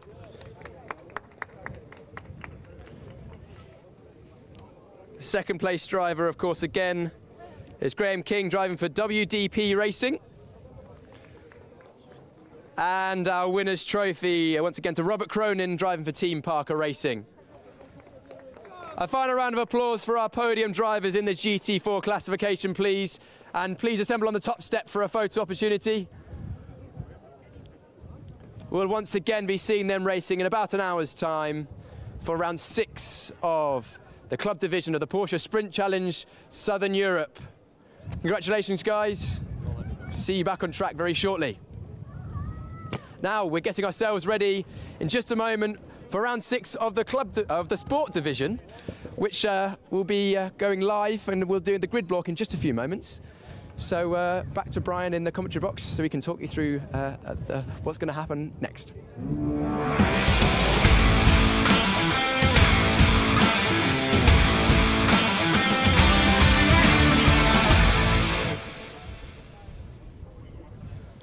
Thank you, Piers. Good job, as always, on the podium. Right, well, we've had 2 races already today. Now we move on to round 6 of the season for Porsche Sprint Challenge Southern Europe and the Sport Division for their second race of the afternoon. Going to be interesting to see how this one shakes out with Cas Havercourt, the driver who came through to take the win in the first race. And we saw Ariel Levy coming through from the back of the pack to score points in what was a very challenging situation in terms of racing. There was a lot of cars that are out of position, a lot of fighting through the pack to get through. But Ariel Levy, no such problems in this next race because he is going to be starting from pole position. Cas Havercourt will be starting from 6th place. We're going to have one eye on him. Horst Felix Feldmeyer will be starting alongside the Ariel Levy car on the front row. And Flint Schering, well, not quite the debut this year that he wanted, so he'll be looking to make up for race 1. He'll be starting in 3rd place. So all to play for there, but Ariel Levy very much the man to beat at the moment, the man who is leading the way in the points, leading the way with wins. He's won 3 out of 5 races, and it could easily be 4 out of 6. He's certainly in the best position for that. So the clouds have cleared a little and the sun has come out. The temperature is still pretty low here in Valencia. You can see just from the surface of the water there that the wind has built up, and that can be quite a factor on these cars, particularly along the pit straight. There was a tailwind down there earlier, and that can affect the cars, especially into turn one. Now, the thing that we really want more than anything else is for this race not to be decided in the stewards box. So far in every race, we've seen a number of time penalties handed out and 139 track limit violations. Now, if you're watching this, you might say, well, that's a bit excessive, isn't it? But it is absolutely legitimate. The track limits are the track limits. If there was a brick wall there, the cars would not cross it. So they need to stay within the boundaries. And the race steward being pretty uncompromising, as is correct in this situation, in enforcing those track limits. I dare say the drivers may well have had another talking to. They certainly were all called to race control after quali, where we had so many violations. And that may well be the case again prior to this race. So we're looking at downtown Valencia, and again we observed a minute's silence earlier on in just memory of those people that lost their lives in that awful accident on Thursday, the dreadful fire that we've seen in the news. And again, everybody at Porsche Sprint Challenge Southern Europe just send their love and best wishes to all the families that are having to deal with that, and especially to the families and friends of those 9 people that sadly lost their lives in that dreadful fire. And our thoughts very much with them. We're here, we're enjoying sport, we're enjoying entertainment, but the tragic events of last week or earlier this week are very much in our minds as well. We look down the pit lane as the cars are now pushed out of the garage. You can see Jan Seifert there. Gorgeous looking car that is. The green, black and white HP Racing International car prepared by Harold Prochik's HP Racing. And Jan Seifert, who joins us on the grid for the first time this year, got a second place in the last race. Of course, how they crossed the line was not the final result. As we mentioned at the end of the race yesterday, there were a number this afternoon, but probably felt like yesterday, earlier this afternoon, that there were a number of penalties that were to be applied, time penalties, because of those track limits. So we eventually settled with, oh, what a great picture that is, grazie Vale. And Valentino Rossi, of course, a legend in motorcycle racing and now a legend in GT racing as well. But yes, Jan Seifert, who did get that second place, a driver that is also gearing up for a full season, hopefully in Porsche Carrera Cup Germany, maybe Porsche Mobil 1 Super Cup, we don't know. He hasn't announced it publicly that I'm aware of, but a very rapid driver. And it has been really good to see him here on the grid of Sprint Challenge Southern Europe. We are in Valencia at the moment, as already mentioned, in this glorious countryside. And then next weekend, next Saturday, this series comes to a close in Barcelona. It seems a bit strange. We're in February at the moment, and we're talking about the last race of the season. But there will be 2 rounds next weekend in Barcelona, round 7 and round 8, where our champions will be crowned. It is possible that Ariel Levy could tie it up before then. I haven't actually done the maths since the last race, but there were 50 points on offer coming into the race today, and he is 36 points, was 36 points ahead of Tauscher and Freimut, and of course another 50 points available next weekend as well. So we'll get the shoes and socks off and do the sums sometime soon and just see how close he is to the title. But Ariel Levy, who has been doing Carrera Cup racing for the last couple of years, we've seen him in Porsche Carrera Cup Benelux and Porsche Carrera Cup Germany, and he took his first win in Porsche Carrera Cup Benelux last year at Zandvoort and looked very impressive there. A very competitive series.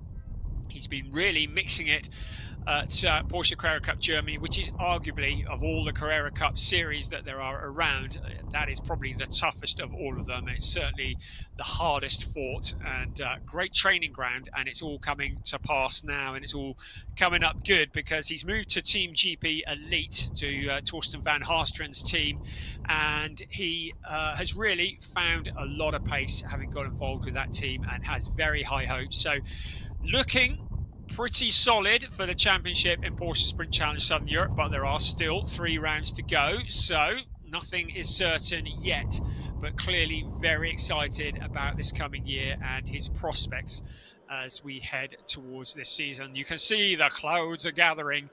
We're hoping they're not going to drop any rain on us. I've been saying very confidently that we're not expecting any rain, but you know how these things go. But at the moment, the skies are reasonably blue, and we're enjoying the sunshine, albeit in slightly nippy conditions here in Valencia. Right, over to Piers. Have you got some news for us, Piers? I think I can hear your voice. Yes, Brian. Yeah, I just thought it'd be worth mentioning that there's actually the wind has definitely changed around. At the start of the day, it was directly down the start-finish straight, but it's kind of turned a bit more to almost into a headwind going up towards turn 2. Still a bit breezy, maybe not quite as much as earlier. Wind is still very much present, but it's slightly warming up a little bit. I can feel the heat radiating from the tarmac, so the drivers might find it slightly easier to get a bit of temperature in the tyres first thing. Interesting stuff. Thank you, Piers. That's very interesting.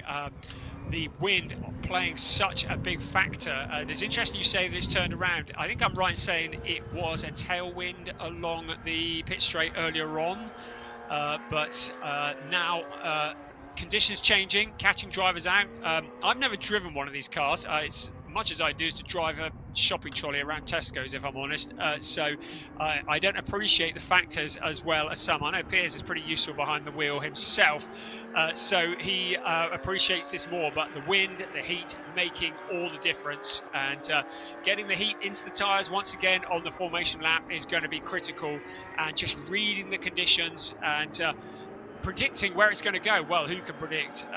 But the drivers have a lot to think about. It's not just a case of sitting behind the wheel of one of these cars and rattling around at full speed.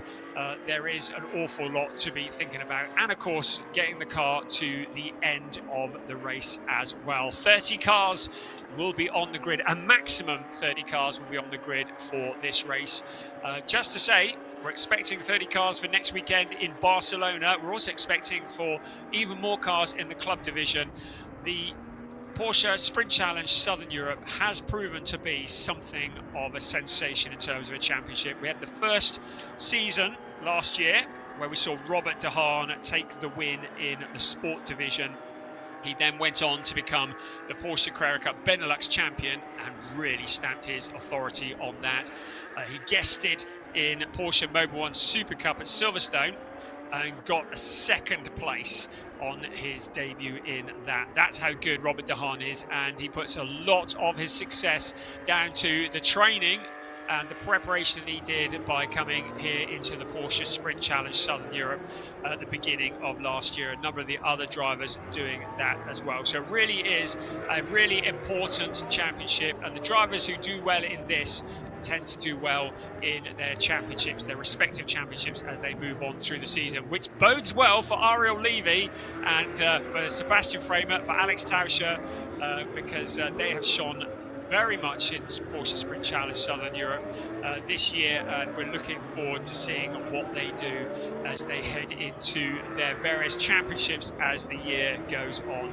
But the pressure very much on Ariel Levy at the moment, and I guess the thing now is going to be very much not just racing out on track, but the mental pressure, holding it all together, not allowing it to get to him, because he must now be thinking quite solidly about the championship. And any driver will tell you the trick is to just think about the next corner of the next lap, the next race win, and not so much the championship. Right, we're going to head back down to the grid now, and Piers Breyer for a grid walk. Yes, more of me. Sorry about that, everyone, but we can chat to the driver, so that's a plus. We've got another excellent race coming up. This time, a bit more of a grid order that we were expecting, of course, with our championship leader, as if by magic, Ariel Levy coming into pole position. An excellent race in that last one, from well inside the 20s up to, I think it was the top 10 by the end of the race. So it'd be great if we could grab a word with Ariel in just a moment. I think he's on the just sorting some bits with his starting procedure at the moment, so I'll grab a word with him in a moment. But it was a really interesting race, that first one, wasn't it? Brian spoke you through it, of course, earlier on. A lot of the drivers, Alex Tauscher coming through, Horst Felix Felbermayr. There was almost like a battle for the championship in the middle of the pack, all kicking off. Hugo Ellis, of course, at the front of the field. He's got another good starting position. We might grab a word with him in a moment, starting on the outside. But let me see if I can grab a word with Ariel Levy. I'll just give him a wave and see if he's happy to have a chat. Ariel, are you okay to have a chat? Yeah, brilliant. Okay, that is always good when the drivers are willing to have a chat. Thank you very much, Ariel. Back, I suppose, in a position that you're more familiar with on the front row of the grid. A great drive through the field, but this race is looking a bit different from the front. Yeah, it definitely looks different. It is so different that in the first race I was so far behind that I could not see the lights because the car in front just blocked them for me. So it is totally different now. Very different indeed, but the pace, as it has been the whole season in the Porsche Sprint Challenge Southern Europe for you, is excellent. Coming through the field, I think it was plus, 10, 12, 14, 15 places, something like that. So I'm sure you've got confidence that you can potentially hold this lead in this one. Yeah, for sure it gave me some confidence. But to be honest, I kind of knew from the morning already, from the free practice, that our car is really good. And I just had to remain calm and do my job, and in the end it was working. It must have been good fun advertising through the field, though. Yeah, it was super fun. In the end, overtaking is the biggest thrill, I guess, in this kind of sport. And yeah, but on the other side, I would prefer to stay where I am at the moment. Well, we'll see you go off pole position in this one. Good luck, Ariel. Thank you very much for chatting to us. That is our championship leader, Ariel Levy. Of course, big gap in the championship. He could potentially have sealed the championship today if he'd have had a win in the first one. I'm not sure the exact championship perms and cons with the points, whether he can seal it in this race, but it'll be a tall order. It requires his team or his championship rivals to have a poor round. Why don't we grab a word with Horst Felix Felbermayr? Oh, no, it doesn't want to chat. Okay, sorry. Oh, I'm in the way of their starting procedure, that's why. If you have a look, Laura, just round there, they're putting sticky tape on the wall because it lets the drivers know exactly where they need to be to be in the perfect position on the grid, because of course these cars, you sit so low that they actually can't see the white line where the front tyre is, and it's a very important part because you start too far back and you're giving away valuable track positions. Start too far forward and you'll get a penalty which will ruin your race. Just waiting for the final words between Horst Felix and his engineers. Am I okay to jump in for a quick word with Horst? Horst, can we have a quick chat before the race? Yeah, Horst, a front row starting position is a good opportunity. I saw you had a good start in the last one. Could you potentially get out the inside into turn one? Yeah, we will see how the race will start. So first lap is always interesting. It's always a little bit of a mess, but starting from front row is always a good thing. So we will see, and I'll try to finish on the top.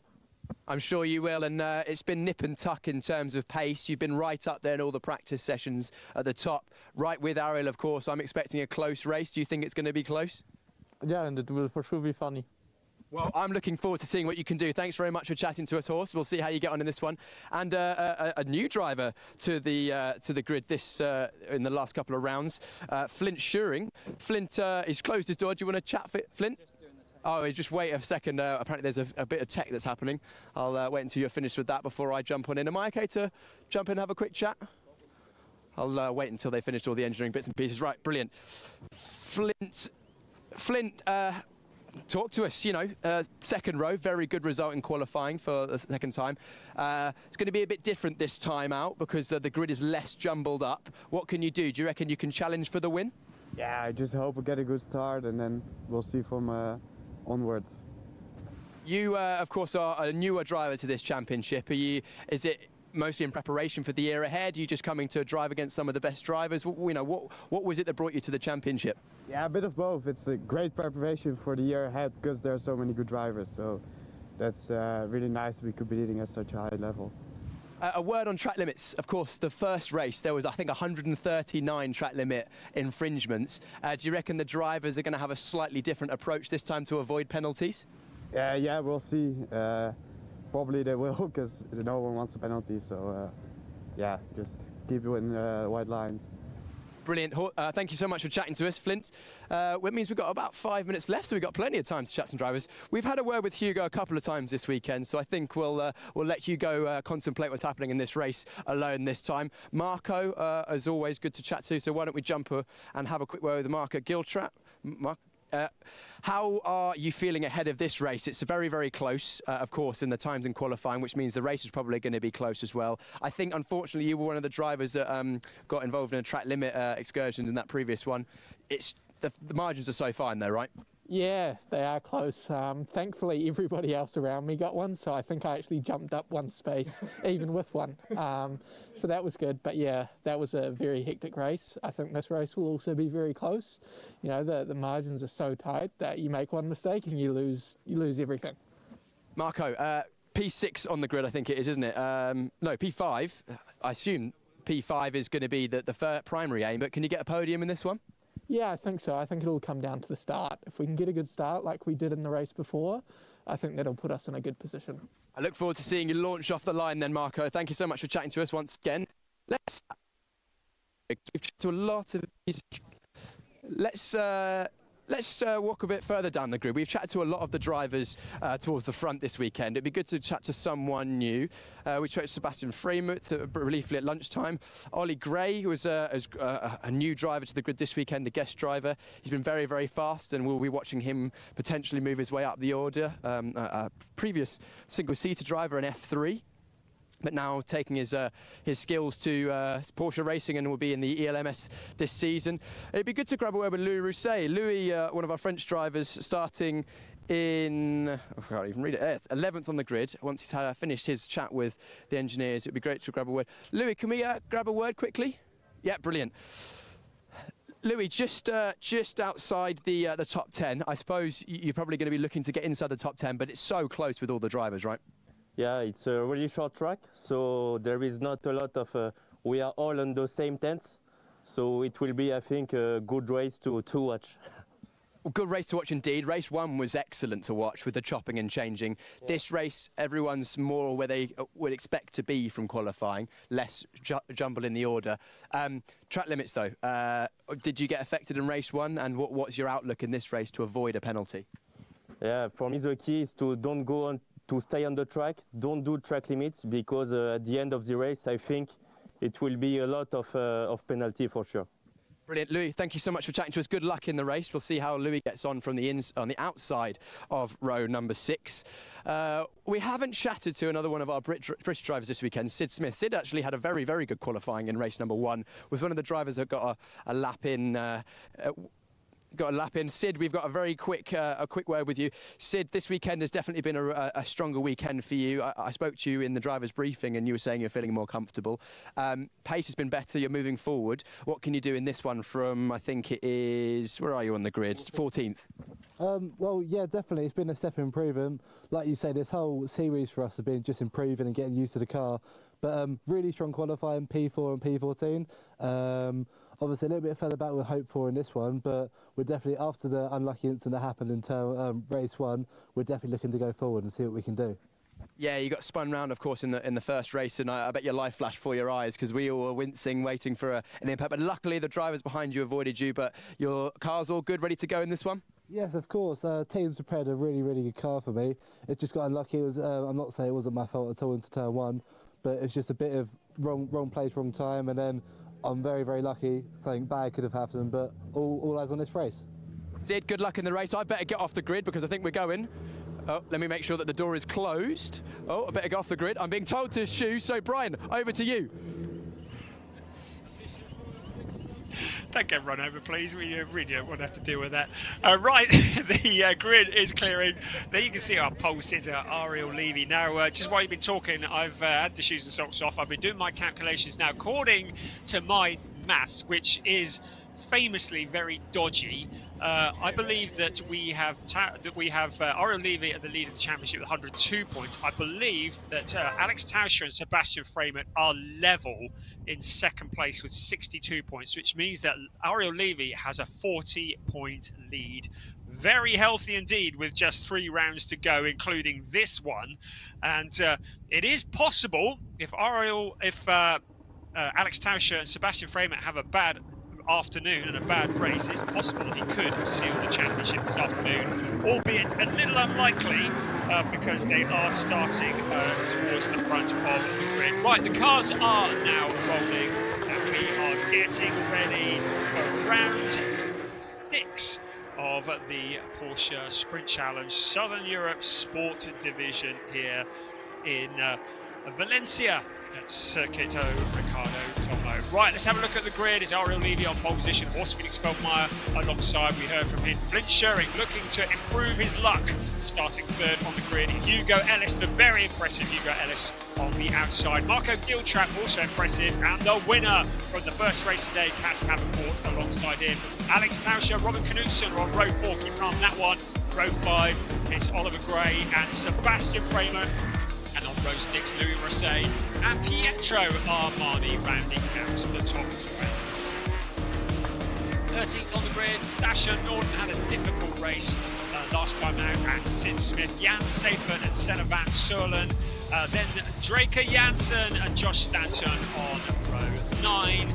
And then on row 10 of the grid, Giuseppe Ghieri, Henri Chuamala leading the Pro-Am category, Fernando Monnier and Anthony Imparato on row 11, and then Jeff Michels and Thomas Cancro on row 12. Row 13, Jules Grohl. Got a bit of work to do from there. Alex Ryman also. They're going to be working alongside each other to try and beat each other. Urian Bach and Gianluca Giorgi on 28th place. Tenzing Oguzhan and Angus Whiteside bringing up the rear. That is 30 runners and riders here at Circuit Ricardo Tormo. Cars now on their formation lap. This, as per last time, will be a standing start. These cars are the Porsche 911 GT3 Cup Car 510 brake horsepower, 4 litres of naturally aspirated water-cooled flat 6 boxer engine, mounted of course in the rear of the car. Very restricted in setup options, so the cars all very much identical. We're going to have one eye on Ariel Levy from the front. We're going to have another eye on Cass Havenport from 6th. Alex Tauscher on 7th and Sebastian Freeman on 10th. And of course, we will also have an eye on Henri Chuamala. So plenty to look at here. Once again, it will be 30 minutes plus 1 lap of racing for these cars. And this will be round 6 of the season. 2 more rounds to go after this, so the championship heading towards its conclusion, but a lot of racing yet to come. 30 minutes of racing about to happen here at Circuito Ricardo Tormo here in Valencia. We're going to wait for indication from the back. We've still got the yellow at the moment, so we're still waiting for the last few cars to get into position, and then soon we will get that green flag and we will be ready to go racing. Ariel Levy will be looking to beat Horst Felix Feldmeier into turn 1. Are you ready? Round 6, Porsche Sprint Challenge Southern Europe, and we are go in the sport division. A great start from Ariel Levy. He beats Horst Felix Feldmeier exactly as he needed to. Flint Schuring into that 3rd place at the moment. Into turn 1 we come, filing the cars through the first few corners, as we heard in the pre-race interviews. Just surviving the opening lap is the big challenge for all of these drivers, getting around turn 2. The rest of the cars come funneling through and out towards turn 3. Everybody's made it. There's a car running wide there that looked like Thomas Cancro out into the runoff area. Sebastian Freeman looked to be locking up into the corner. There's a car going sideways. I think that's Robin Knudsen. There's a yellow flag at turn 4, so somebody's had a moment, and that moment has gone into Gianluca Giorgio. Now I can't see who the other car is. It looked like it might be, who was that? It wasn't Cass Havercourt, was it? Certainly one of the cars that was involved there. I can't quite see who that is. And maybe it was, I'm just trying to get a good view of the car. I think it might have been our race 1 winner. We'll check that out in a minute. Meanwhile, lots of fighting going on. Ariel Levy leading the way from Horst Felix Felbermayr and Flint Schuring in that 3rd place. I'm just looking to see who the car was. Well, it was certainly Gianluca Giorgio was one of the cars that was involved there. We'll wait for the cars to cross the timing line to get confirmation before we make any brave announcements about who the other car was involved in that situation. We got another yellow flag out at turn 6. Here comes our race leader, Ariel Levy, crossing the line. Horst Felix Felbermayr, Flint Schuring, Marco Giltrap into that 4th place. No, Cass Havercourt has survived it all okay. So I'm not entirely sure who that was. I think it was Jules Graul. So another of our big championship challengers, Jules Graul, who is in the Pro-Am fight, is the driver that was involved at the back. So that is dramatic indeed in terms of the championship for that particular car. Right. We survive the first lap, well, most of us do. Anyway, Ariel Levy leading the way. Flint Schuring up into 2nd place. He's found a route past Horst Felix Felbermayr. Now Marco Giltrap moves to the inside as well. Felbermayr fighting back around the outside.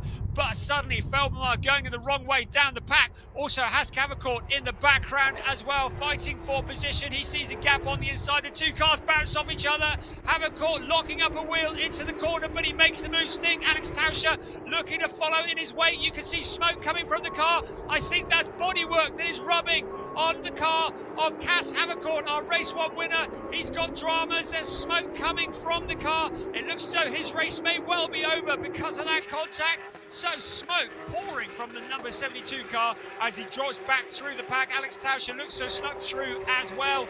And Havercourt with a lot of smoke, and I think there's been a bit of contact, and the bodywork you can see is connected to the rear wheel of the car, and he is probably going to have to bring that one into the pits very shortly. So such a shame. After a strong first race, he peels off into the pits. Here comes our race leader, Ariel Levy, across the line. Flint Schuring, Marco Giltrap in 3rd place, looking very impressive. Right, we've got a code 60 out on track, so cars now reducing to no more than 60 kilometers an hour. But to reflect on that early incident, we lost Jules Graul, the driver who is fighting at the top of the championship in the Pro-Am category. We've lost him from the race. That plays into the hands of Alex Ryman, who also had a troubled race, and in fact we've lost him completely. You can see that he's retired. So Jules Graul, after what has been such a strong season so far, is not going to finish this race. Alex Ryman all the way down in 25th at the moment, but if he can fight forwards from there, he will have the opportunity to really get back into the championship hunt. There is Ariel Levy. Flint Schuring, we said he would be quick, and he in that 2nd place is proving that to be true. Marco Giltrap, solid drive from him so far into 3rd place. Horst Felix Felbermayr into 4th. Alex Tauscher in 5th, Robin Knudsen in 6th, Sebastian Freymut in 7th, and Louis Rosset in 8th, ahead of Hugo Ellis and Ollie Gray. Good job from Ollie Gray into the top 10. But our main championship protagonist in the top 10, we are back to green flag again. You saw Sebastian Freymut going through the gravel. You saw something flying up in the air. Now Flint Schuring putting the pressure onto Ariel Levy. Flint Schuring here as a guest driver, putting the pressure onto our race leader. Also further back, Sebastian Freymut coming under pressure as well. Ariel Levy, he's now picked up the pace. Flint Schuring drops back in behind. Marco Giltrap there ready to pounce as well. A gap back to Horst Felix Felbermayr in that 4th place. Then Alex Tauscher and Robin Knudsen. Sebastian Freymut there as well. All these drivers that are in the championship hunt at the moment. But there is Flint Schuring. What an audacious move that would have been to have got one on Ariel Levy. Levy appears to have fought that one off now and leads the way. You get the feeling that those 2 drivers might well be crossing swords many times throughout this year in whatever series they race in. They've both been in Porsche Carrera Cup Benelux, so certainly Flint Schuring has raced against Ariel Levy in the past and definitely fancies his chances on the top step of the podium. You see a lot of smoke in the background where somebody's clearly locked up into turn 13 and 14. There is Alex Tauscher now behind Horst Felix Feldmeier. So Feldmeier in fourth, Tauscher in fifth. Robin Knudsen trying to make his move on Alex Tauscher. So Tauscher, if he tries to make the move on Horst Felix Feldmeier and it doesn't stick, he could lose a position to Robin Knudsen. So he needs to think long and hard about this before doing anything dramatic. Also in the background, Sebastian Framer, the other of the championship contenders, just following them in the background at the moment. Also Louis Rosset is there, Hugo Ellis and Ollie Gray at the back of that queue. Then Sasha Norden there as well. There's Louis Rosset, Hugo Ellis, then the gap back to Ollie Gray. And there is Sasha Norden and the driver that you discount at your peril, Senna Van Soelen, number 12 in 12th place. Robin Knudsen now putting the pressure on Alex Tauscher. And Tauscher loses the position. Disaster for him. Knudsen muscles his way through and suddenly Tauscher is relegated down into 6th place. He'll have to regather himself, don't do anything rash and find a route past. He's tracking Robin Knudsen all the way at the moment. In the background, Sebastian Framer just waiting, looking for his moment to pounce as well. The cars behind, all so close together. Ariel Levy, Flint Schuring, they've broken away just a little. 0.6 of a second between them, and then about 1.8 seconds back to Marco Giltrap and Horst Felix Feldmeier. So the rest of the cars into turn 1, keeping within the track limits, please.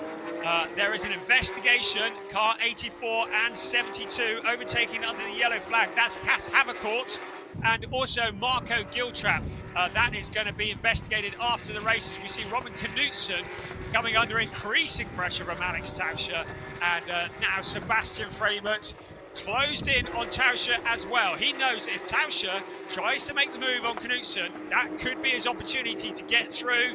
And there, the 54 car of Hugo Ellis and Louis Rosset, they are fighting for 8th place. Rosset at the moment has the advantage, but Ellis looking like he could be making a move.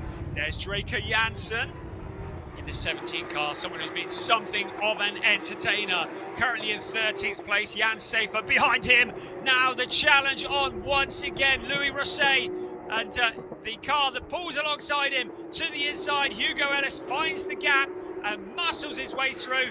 Following in his wake though, Ollie Gray doesn't miss the opportunity. Ollie Gray to the inside as well, trying to push his way through. Brilliant stuff, great entertaining racing. So it's Hugo Ellis into that 8th place. Louis Rosset relegated 2 places. Now he tries to come back on the outside, but Ollie Gray has this one covered off. Ollie Gray in the number 9 red, white and blue car, moving up the positions. Number 9 in 9th place. Hugo Ellis just ahead of him. The 2 Brits running very much together on track. Ahead of them, Sebastian Freimert and Alex Tauscher. Now, Louis Rosset trying to come back on Ollie Gray, but Ollie Gray's got this covered off, but he does go wide in turn 1. Now they head along towards turn 2 under the heavy braking, and Ollie Gray still has that line covered off, but in there as well, Senna Van Soelen also getting involved. So Senna Van Soelen fancies his chances to get some points. Also there, Sasha Norden, you discount him at your peril, but look at this, Flint Schuring into the lead. He found a route past Ariel Levy. Flint Schuring, what an audacious thing to do. The championship leader losing a position to the guesting Flint Schuring. Car 16 taking the lead. We didn't see it happen, but Flint Schuring now leading the way. Ariel Levy relegated down into 2nd place. He's got all the hard work to do again. Now, did he make a mistake, or did Flint Schuring force him one way or another? Did he just get past him? We're going to find out, because there's a spinner there. Is that Tauscher? It might be another car has collected him. Certainly that's Knudsen and Freimert. It's Knudsen and Freimert that have got together. This is surely going to bring out a code 60 or a safety car, because there is debris all across the track. That is Robin Knudsen and Sebastian Freimert, the 2 drivers that have been so entertaining, that have got together, pointing in the wrong direction. It looked like Freimert had spun and Knudsen had got together with him. So the race leaders coming through at the moment. We've got a code 60, so the code 60 is out. That means the cars now have to reduce their speed to no more than 60 kilometers an hour. They're not allowed to brake heavily, so when it comes out, all drivers release the throttle without braking and allow the cars to return back to speed. Sebastian Freimert, the driver who came into this race today, into these 2 rounds today, as third in the championship and very much a championship contender, is going to score no points. Ariel Levy was looking good for a solid 25. Well, make that 20 now, because Flint Schuring found a route past. And that really is high drama, because Ariel Levy has been so dominant in this series so far this year. So Flint Schuring, the young driver, we keep saying it, keep an eye out for him. There's something in that family where they're all really quick racers. And Flint Schuring, well, I was warned about him about 2 years ago. They said, you think Morris is quick? Keep an eye out for his brother, Flint, because he is coming through the ranks and he is red hot. And he's proven that to be the case, because he's managed to find a route past Ariel Levy. Although there is still 18.25 minutes left of this race, plus 1 lap, so it could all change. Now, what we've seen in the last few rounds is drivers anticipating going back to green after a Code 60. At the moment, the safety car is on standby, so we may well yet go to a safety car to clear the debris. But if we stay as a Code 60, when we go back to green, anticipating it has been a big issue, with many drivers losing and gaining places as a result of that. Robin Knutsen's car looking distinctly second-hand. And West Coast Racing are going to have their work cut out to get that one back together in time for Barcelona on Saturday, a week today, for the final 2 rounds of the season. There is first place and second place. Flint Schuring leading Ariel Levy. Flint Schuring, who was in this series last year and got a podium, just the one podium, in the 2023 Porsche Sprint Challenge Southern Europe. And definitely right, we thought that might be the case. The safety car is out, so this is going to close the field up. So with a little under 17 minutes remaining, safety car will join the track and bring the cars back to a slower pace. It means that all the gaps that were there will now close up, and we can take stock of who is where. It's Flint Schuring leading Ariel Levy, having stolen the lead away from the pole sitter somewhere in the last few moments before the Code 60 came out. Ariel Levy down into second place. In third place, it's Marco Giltrap. Very impressive, looking still to improve on his best so far of a second place in Portimao. Horst Felix Felbermeyer very much in the wars in fourth place. Alex Tauscher, realistically, he's going to be the only driver now in with a chance of the championship alongside Ariel Levy, the only driver that can take the fight to Ariel Levy. Alex Tauscher in fifth place, so a lot of responsibility on his shoulders. And Hugo Ellis in sixth place ahead of Louis Rosset. Ollie Gray doing a great job on his debut. Senna Van Solen and Sasha Norden rounding out the top 10. Marshals are out on track at the moment, sweeping up all the debris, and very dramatic indeed. We lost Robin Knutsen and we've lost Jules Grau, the driver who came into this race in the lead of the Pro-Am Championship. Now out of the race. Alex Ryman is currently 21st in the race overall, and he is running in the Pro-Am Championship, and this will be his opportunity to get some points and to close in on Jules Grau, who will score nothing, and his run of first and second place finishes comes to a stop in Pro-Am race as a result of that incident. We have just reached the halfway point of the race. We are behind the safety car as a result of Jules Grau and Robin Knutsen getting together. And it's going to take a few moments to get the track cleared up. And of course, with the field so bunched up, when we do get back to green flag racing, it could all kick off again. A lot of drivers see this as an opportunity to pick up places that they might not otherwise have been able to do with the field so bunched together. And at the moment, There are a lot of quick drivers in the pack. The quickest in the Pro-Am category, the leader in the Pro-Am category, it is Alex Ryman, 21st place and leading in the Pro-Am, and he is ahead of Henri Tuamala, who is behind him on track in 22nd place. So it really is going to be a great opportunity for Alex Ryman to do exactly what he needs to do and get to the top of the championship. Chenzik Ogyuzan, who's also in the championship hunt, is down in 25th place at the moment. So that would be, I think, third in category in the Pro-Am category. So the cars up to turn 12 and then around 13 as we just wait for the track to be cleared. We have lost Cass Havercourt, the driver who won race 1 sensationally earlier on today. He is into the pits. We saw some contact that saw him with bodywork damage. Now suddenly safety car is in. That caught us all snoozing, that did. The green flag is out. We are racing again.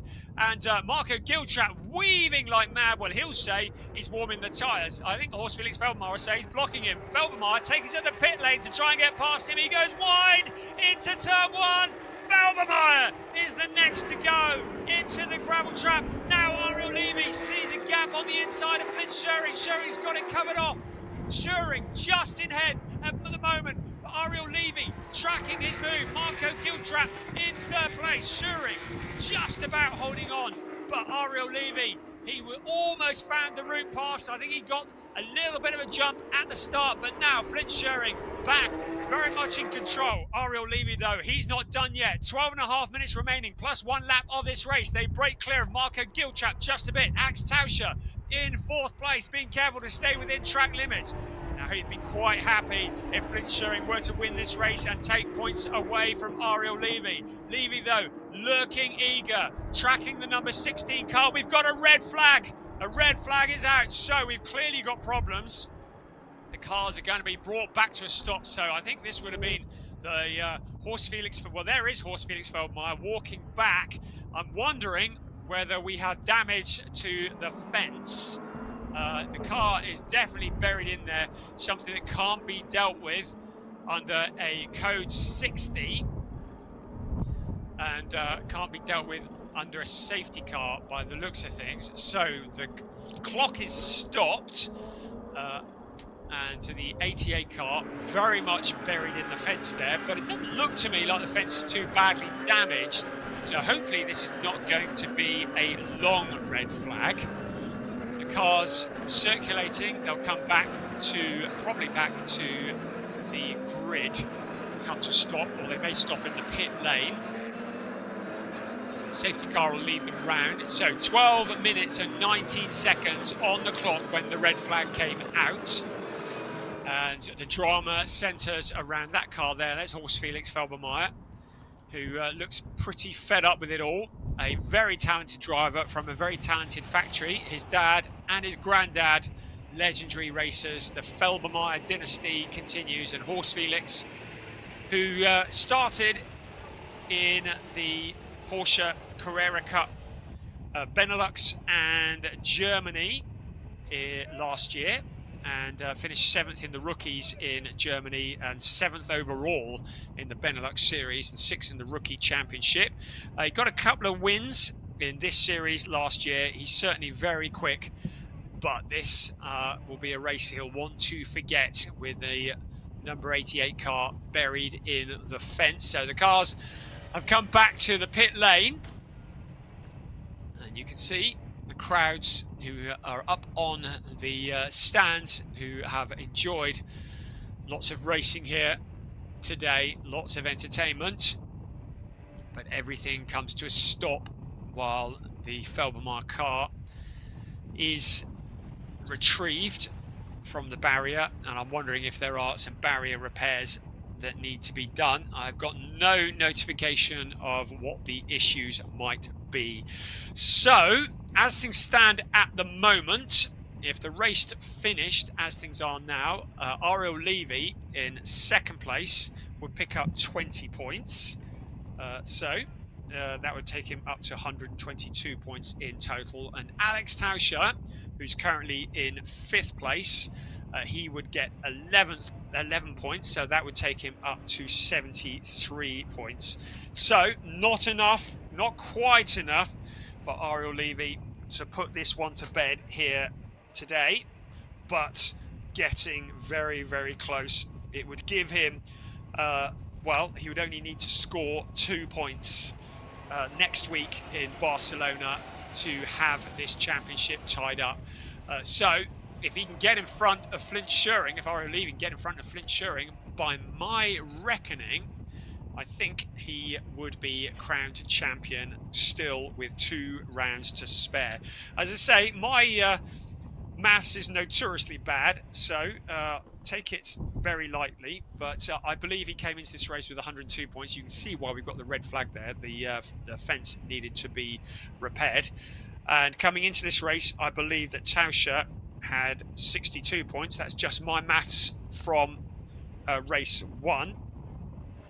So we'll keep one eye on that.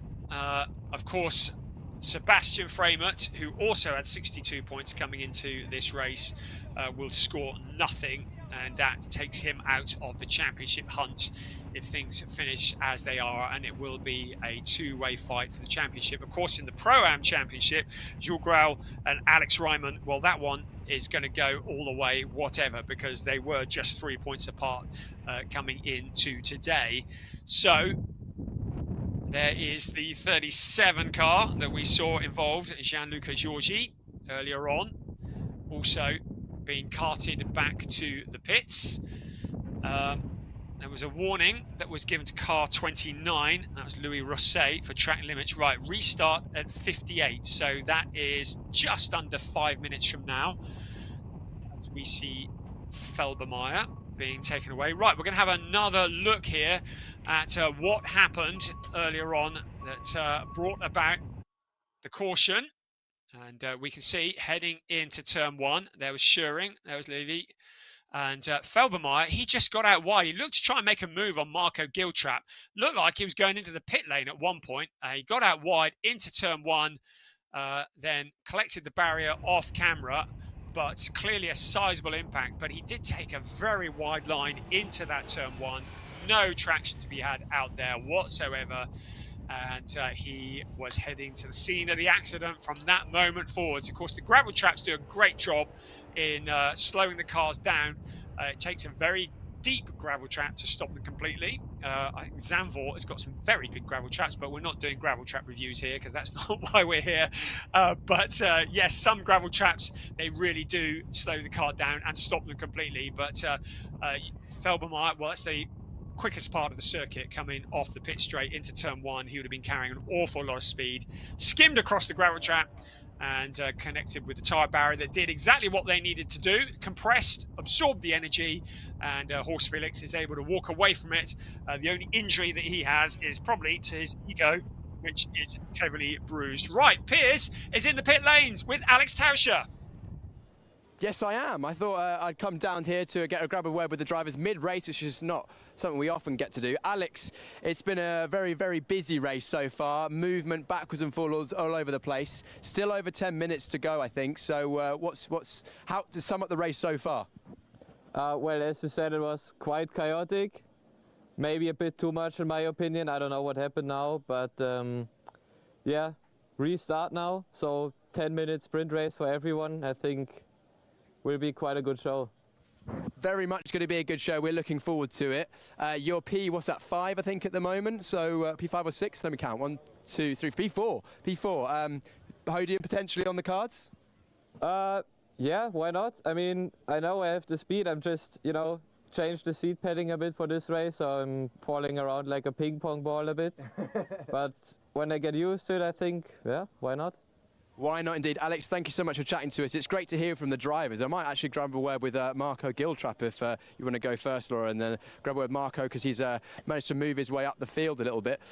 Marco, are you happy to have a quick word? Yeah, no worries. Yeah, we chatted to you on the grid, of course. It's been a very, very busy race so far, a lot going on. Bit of a pause now, and then basically a 10-minute sprint race. Talk to us. Yeah, it's going to be interesting. everyone's going to be balls to the wall, that's for sure. But no, it was a good start. That's what we thought. We thought the start would make it. So now we just sort of consolidate, see if we can get a good restart, maybe look for a move in front or try and follow Ariel through. But the main thing is just to keep looking forward. Keep looking forward indeed. Tell you what, it's nice and warm. It's much warmer in the car than it is outside, so I'll let you keep the door open and get some cool air. And why not, should we grab a word with our pole sitter, Ariel Levy, if we can. Would he like a chat? Is he up for a quick word? Ariel, we okay for a quick chat? Or do you a quick chat for the stream? Yeah, sure, great. That's great. It's been a great race so far. Great to watch at home on the live stream. What's it like in the cockpit? Yeah, great is relative. For me, starting first and being second is not great. Sadly, I had a problem with the car and I couldn't shift up gears. And until the moment I managed to re-engage the gear, he overtook me. And yeah, I just hope that the race will start so I can get my chance to get it back. And that's your goal, I suppose? Yeah, for sure, that's my goal. Anyway, I'll leave you to it for now. We'll grab a word with our driver that's going to be starting in first place, Flint Schuring. Of course, Flint is... oh, no, that's it. We're being told we better wrap up, and I don't want to get in trouble once again, as you saw on the grid. But, Brian, back to you. This is definitely going to be an interesting final part of this race weekend. Thank you, Piers.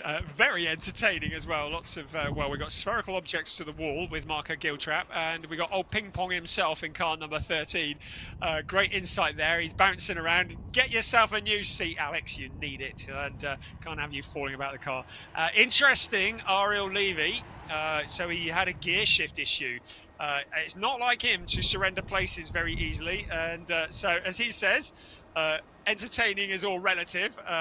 He'll be more entertained if he can get past Flint Schuring, and I think Flint will be very aware that the 78 car is breathing down his exhaust pipe. So engines are running, safety car is out, and the clock has now started.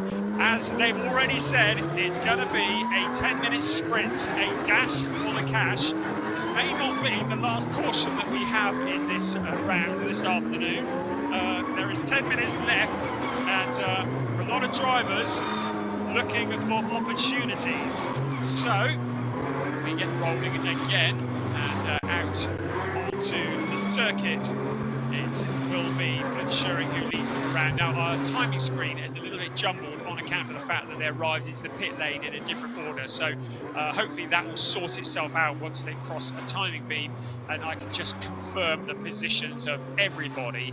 But I think there's a few drivers that have been shown in different positions to where they should be. If you are following us with our live timing screens, just to be aware of that. Certainly it's got Hugo Ellis up in third at the moment, which is not the case. So cars now out behind the safety car. Now what will happen now is that the safety car may well lead them around, and they may well go green this time around, particularly taking into account the time is running out, or he may well take them for an additional lap to give them opportunity to scrub the tyres back in and get the temperature back into them, because these tyres cool down very quickly when they're sat stationary in the pit lane. So they're all going to be on cold tyres at the moment. So the race director might decide that a couple of laps, no, that's not the case. Lights are off on the safety car. What do I know? Absolutely nothing. That's the answer to that one. It is Flint Schuring who is going to lead the pack around. We're going to go green this time around because the lights are off on the safety car, and by my understanding of the rule book, that means that we are about to go racing around turn 8, 9, 10 and 11. The cars come, and then Flint Schuring, well, his job will be to try and catch Ariel Levy napping, because he'll want to go when Ariel Levy least expects it. He's allowed to go whenever he wants, but he must not overtake the safety car.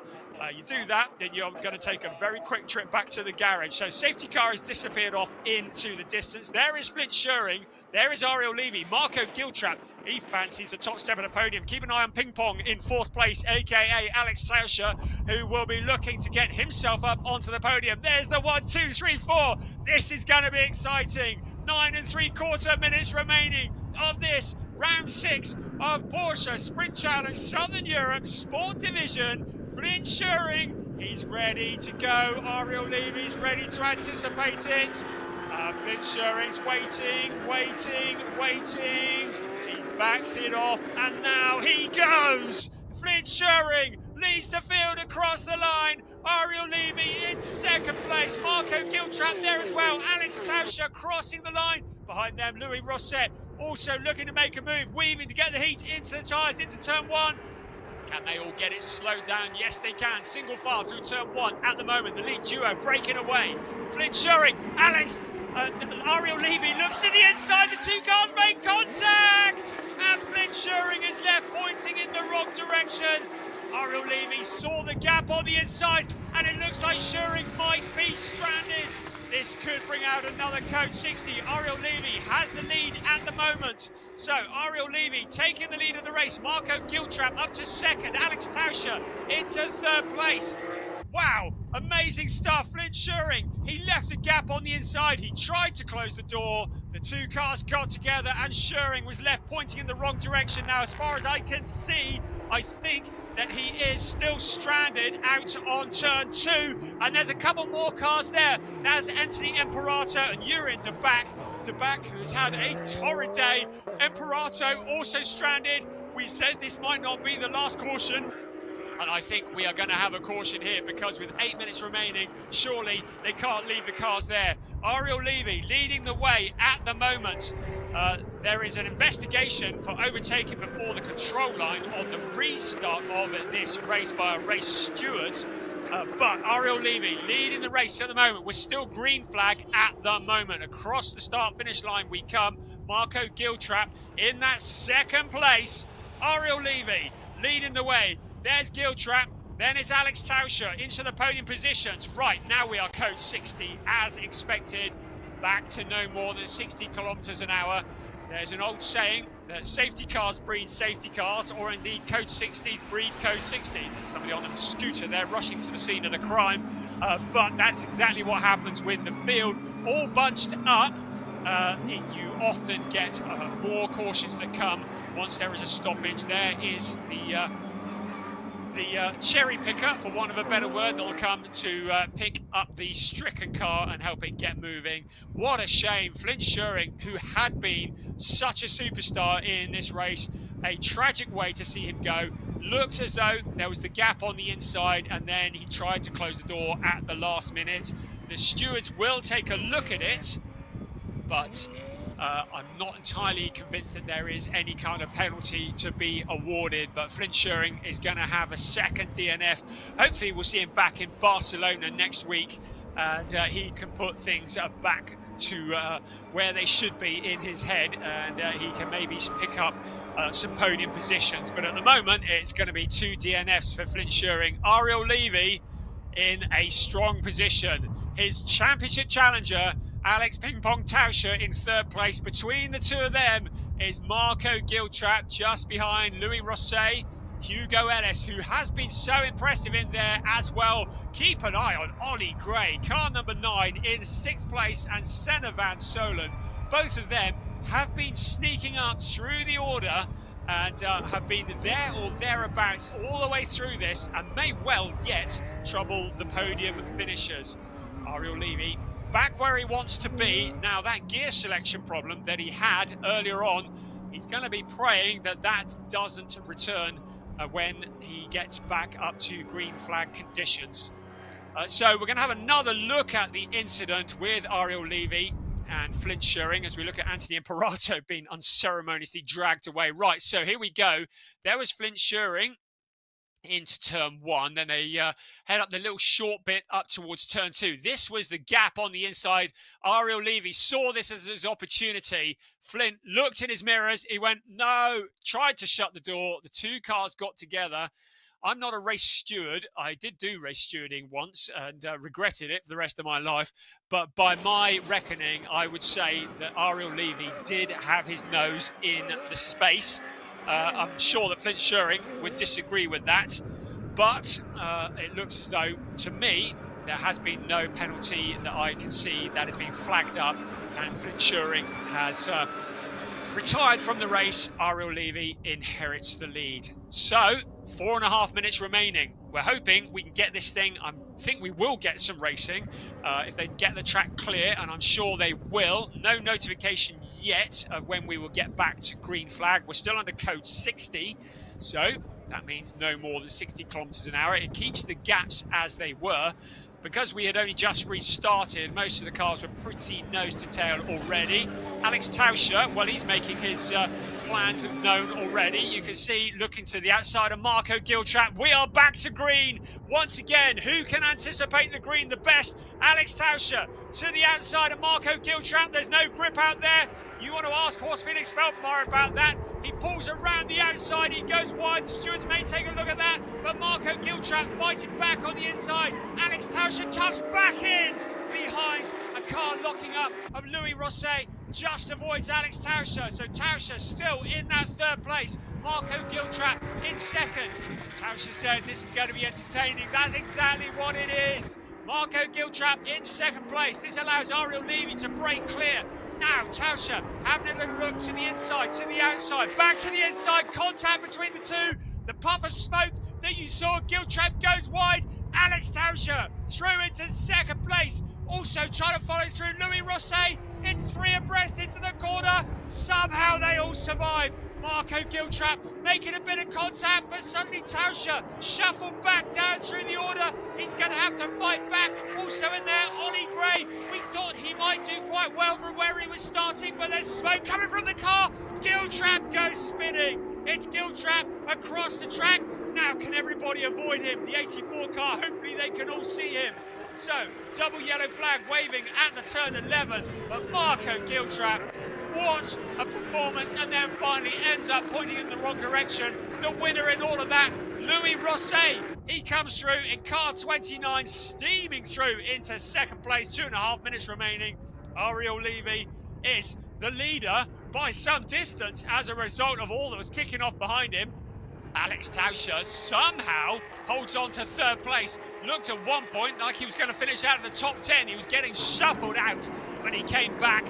But brilliant stuff. Louis Rosset now further back. That's Jan Stefan and Sasha Norden going head-to-head. Norden through on the inside. Senna Van Solen also coming through, three abreast. Senna Van Solen, brilliant stuff on the inside. Holds it all together. He steals the position away from both of them. And another car. That looks like Draker Janssen into the fence to me. There's another car there as well. It has all kicked off. Now, who's that? 52 car of Angus Whiteside. The race is in its absolute closing stages. So whatever happens now, I get a feeling we may just run to the end. But so much drama, a lot of contact, a lot for the race stewards to be looking at. A 20-second time penalty has been awarded to the race leader, Ariel Levy. A 20-second time penalty. So that collision that we saw with Flint Schuring, he is going to be penalised, and he's not going to finish 20 seconds ahead because the race has only just restarted from the safety car in the code 60. So Ariel Levy, our race leader, is going to have a 20-second time penalty. We're into code 60, and I think the race is going to finish under the code 60. Now, Alex Tauscher, I wonder if he's struggling a bit with that car, but this is going to look like a win for Louis Rosset because 20 seconds that has been awarded to Alex Tauscher. We have confirmation that the race will end under the code 60, so we're going to circulate like this for a while. But so much drama. And now Alex Tauscher has ducked out to the other side of the circuit. Now, I don't know what's going on there, whether he has a problem. He just needs to limp home because it looked to me like he had problems with the rotation of a front wheel. Heading down the pit straight now, I'm not sure why he's over to the side there. He's still in position at the moment. We're seeing Hugo Ellis up into third place. So Louis Rosset down into fifth. So I think Alex Tauscher will be very happy for this race to finish. So there has been an element of chopping and changing when the code 60 came out. Now it doesn't look like everything is pointing in the right direction at the moment on Alex Tauscher's car. There's so much drama here. Round 6 at Valencia. We thought the last race was going to be good with a jumbled up grid. This has been something else. So it's currently Hugo Ellis showing in 3rd place, ahead of Ollie Gray and Louis Rosset, who made such a audacious move, and Senna van Serlen, Sasha Norden, Jan Safer, Pietro Armani. But we did have the code 60 that came out, and just looking to see if there's been any other penalties. 20 seconds for Ariel Levy. He will be very fed up about that. Draker Janssen out of the race. Now looking at the timing screens, so 20 seconds will put Ariel Levy down into something like 12th or 13th place, and that is an utter disaster. The contact with Flint Schuring, well, I thought there was a gap. The race stewards have a much better view of things. We have another investigation, and this is involving Alex Tauscher, Marco Giltrap, and Hugo Ellis. So the stewards are now investigating that incident as well. So all results here are very, very provisional. You can see that Alex Tauscher is in 2nd place at the moment. We really hope that this championship won't be decided in the stewards box. I think with Ariel Levy copping a 20-second time penalty, well, it's gonna go all the way to Barcelona, whatever. But Ariel Levy, who had looked so strong for so long, now with the 20-second time penalty, Alex Tauscher looking to inherit the lead and take his 2nd win of the season, but there is an investigation involving him as well. So Hugo Ellis might be rubbing his hands together in 3rd place at the moment, although he too is under investigation. So Ollie Gray in 4th place is the only one in the top 4 who is not under investigation or has not copped a penalty. So Ollie Gray, well, a podium is looking very likely. It could, well, depends on what happens with this investigation. Alex Tauscher investigation, it might be something that happened to him, or it might be that they perceive that he was the instigator of the problem that we saw. We saw them just all together fighting for position, but at the moment we head down the pit straight. Now, whether this is the checkered flag or not, I thought there was one more still to go because the clock hadn't quite struck 0 last time around. So this is going to be the most anticlimactic end to a race you've ever seen, because we're going to head around at 60 kilometers an hour for another lap, and we're going to see the end of this race in slow motion. There is Draker Janssen. It's taken me 6 races to learn how to pronounce his name. Apologies, Draker, if we've had it wrong earlier on. But he's got bigger things to think about at the moment, and that is his car up against the fence, needing to be retrieved. So, once again, the slowest final lap you're ever going to see taking place under a code 60. Hugo Ellis thinks, I could just boot it here, past both of them and take the win, couldn't I? Yeah, I don't think so. Ollie Gray in that 4th place. Now, Louis Rosset in 5th place.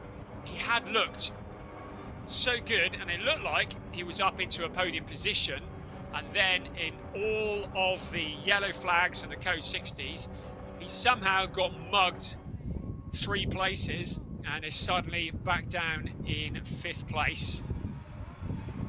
Great opportunity to look at these cars in slow-mo. Good opportunity to learn the track as well. There's Senna van Serlen, and there is Draker Janssen's car being removed. So Ariel Levy, now I don't know whether he will have been informed yet that he has a 20-second time penalty. Nothing else has appeared yet on my timing screen to say of any other penalties. So as things stand at the moment, the winner of round 6 will be Alex Tauscher. But I would remind you that Tauscher and Hugo Ellis are under investigation. So, Ollie Gray, stay where you are, mate. Looking pretty solid as well. Of course, with the cars so bunched up together, any time penalty that's awarded is going to hurt doubly because there are no gaps between the cars particularly. Ariel Levy leading the way by 1.3 seconds, and that's how it should stay if they're all staying to 60 kilometers an hour. So, lots of repair work to be done by the teams before we head to Barcelona a week today. But we're now into the final throes of this lap. Towards turn 12 they come. The slowest finish to a race you've ever seen. And this is a definition of an anticlimax. What led up to it was certainly very exciting. So the big headline, Ariel Levy is going to cross the line first, but he's going to pick up a 20-second time penalty as a result of collisions, and one in particular with Flint Schuring. And that will relegate him a long way down the order, around about maybe, well, it keeps changing, but probably about 10th place, things being as they are now. So, out of turn 14, we come once again. This time, the checkered flag is ready. Round 6 of Porsche Sprint Challenge Southern Europe Sport Division comes to an end. It's Ariel Levy who's going to cross the line first, but as things stand at the moment, it's going to be Alex Tauscher who takes the win, putting his championship well and truly back on track, taking it all the way to Barcelona and taking the fight all the way to the end of the series. Here come the rest of the cars. Hugo Ellis in third, Ollie Gray in fourth, Louis Rosset in fifth. And then we wait for Senna Van Solen ahead of Sasha Norden, who is almost pushing him across the line. Jan Seifert, Pietro Armani, Josh Stanton having a slightly better race than he had in round 5. And then 11th will be Thomas Cangro, Sid Smith, Jeff Machiels in 13th place. Haven't even talked about the other categories yet, but the winner in the Pro-Am race, Alex Ryman, who will close in on Jules Grau in the championship ahead of Henri Tuamala. Third will be Chenzing Okuzan. So those three gaining valuable points in the race for the title of Pro-Am champion. It just goes to show when you think things are signed and sealed, it can suddenly all turn on its head. And that's exactly what has happened in this race. Just when we thought we knew exactly what was going to happen, suddenly there's another twist in the tail and it all changes. I have no other notifications of penalties, but keep an eye on the socials and on the websites in case anything does change. But at the moment, it looks like it's going to be Alex Tauscher who takes the win. So, provisional results we're going to bring you now. Oh, no, we're not going to bring you the results, actually, because, obviously, with Ariel Levy crossing the line first and with second place under investigation, car 21 also under investigation, that's Sasha Norden. So, with all of those under investigation, I think we're going to hold on the results. Hopefully, we'll have something before we get to the podium, and we can actually bring you the two podiums, the 1, 2, 3. So the slow-mo continues. This will be painful for the drivers. I should think they'll all just want to get out the car, go and have a sit down and have a strong drink after that, I should think. The most dramatic race of the year, certainly the most drama in terms of contact damage, code 60s, safety cars and what have you. It feels like it started about 3 days ago. And it's still now, the cars are heading back towards the pits under the sunshine. Well, at least it's not raining. Shout out to Ollie Gray in car number 9 for Ombrum Racing, the driver from Woking in Surrey, who we saw last year in the Formula 3 for Carlin Motorsport. Was second in the 2022 Formula 4 British Championship. Has also raced in the Italian and British F4 Championship. in 2021.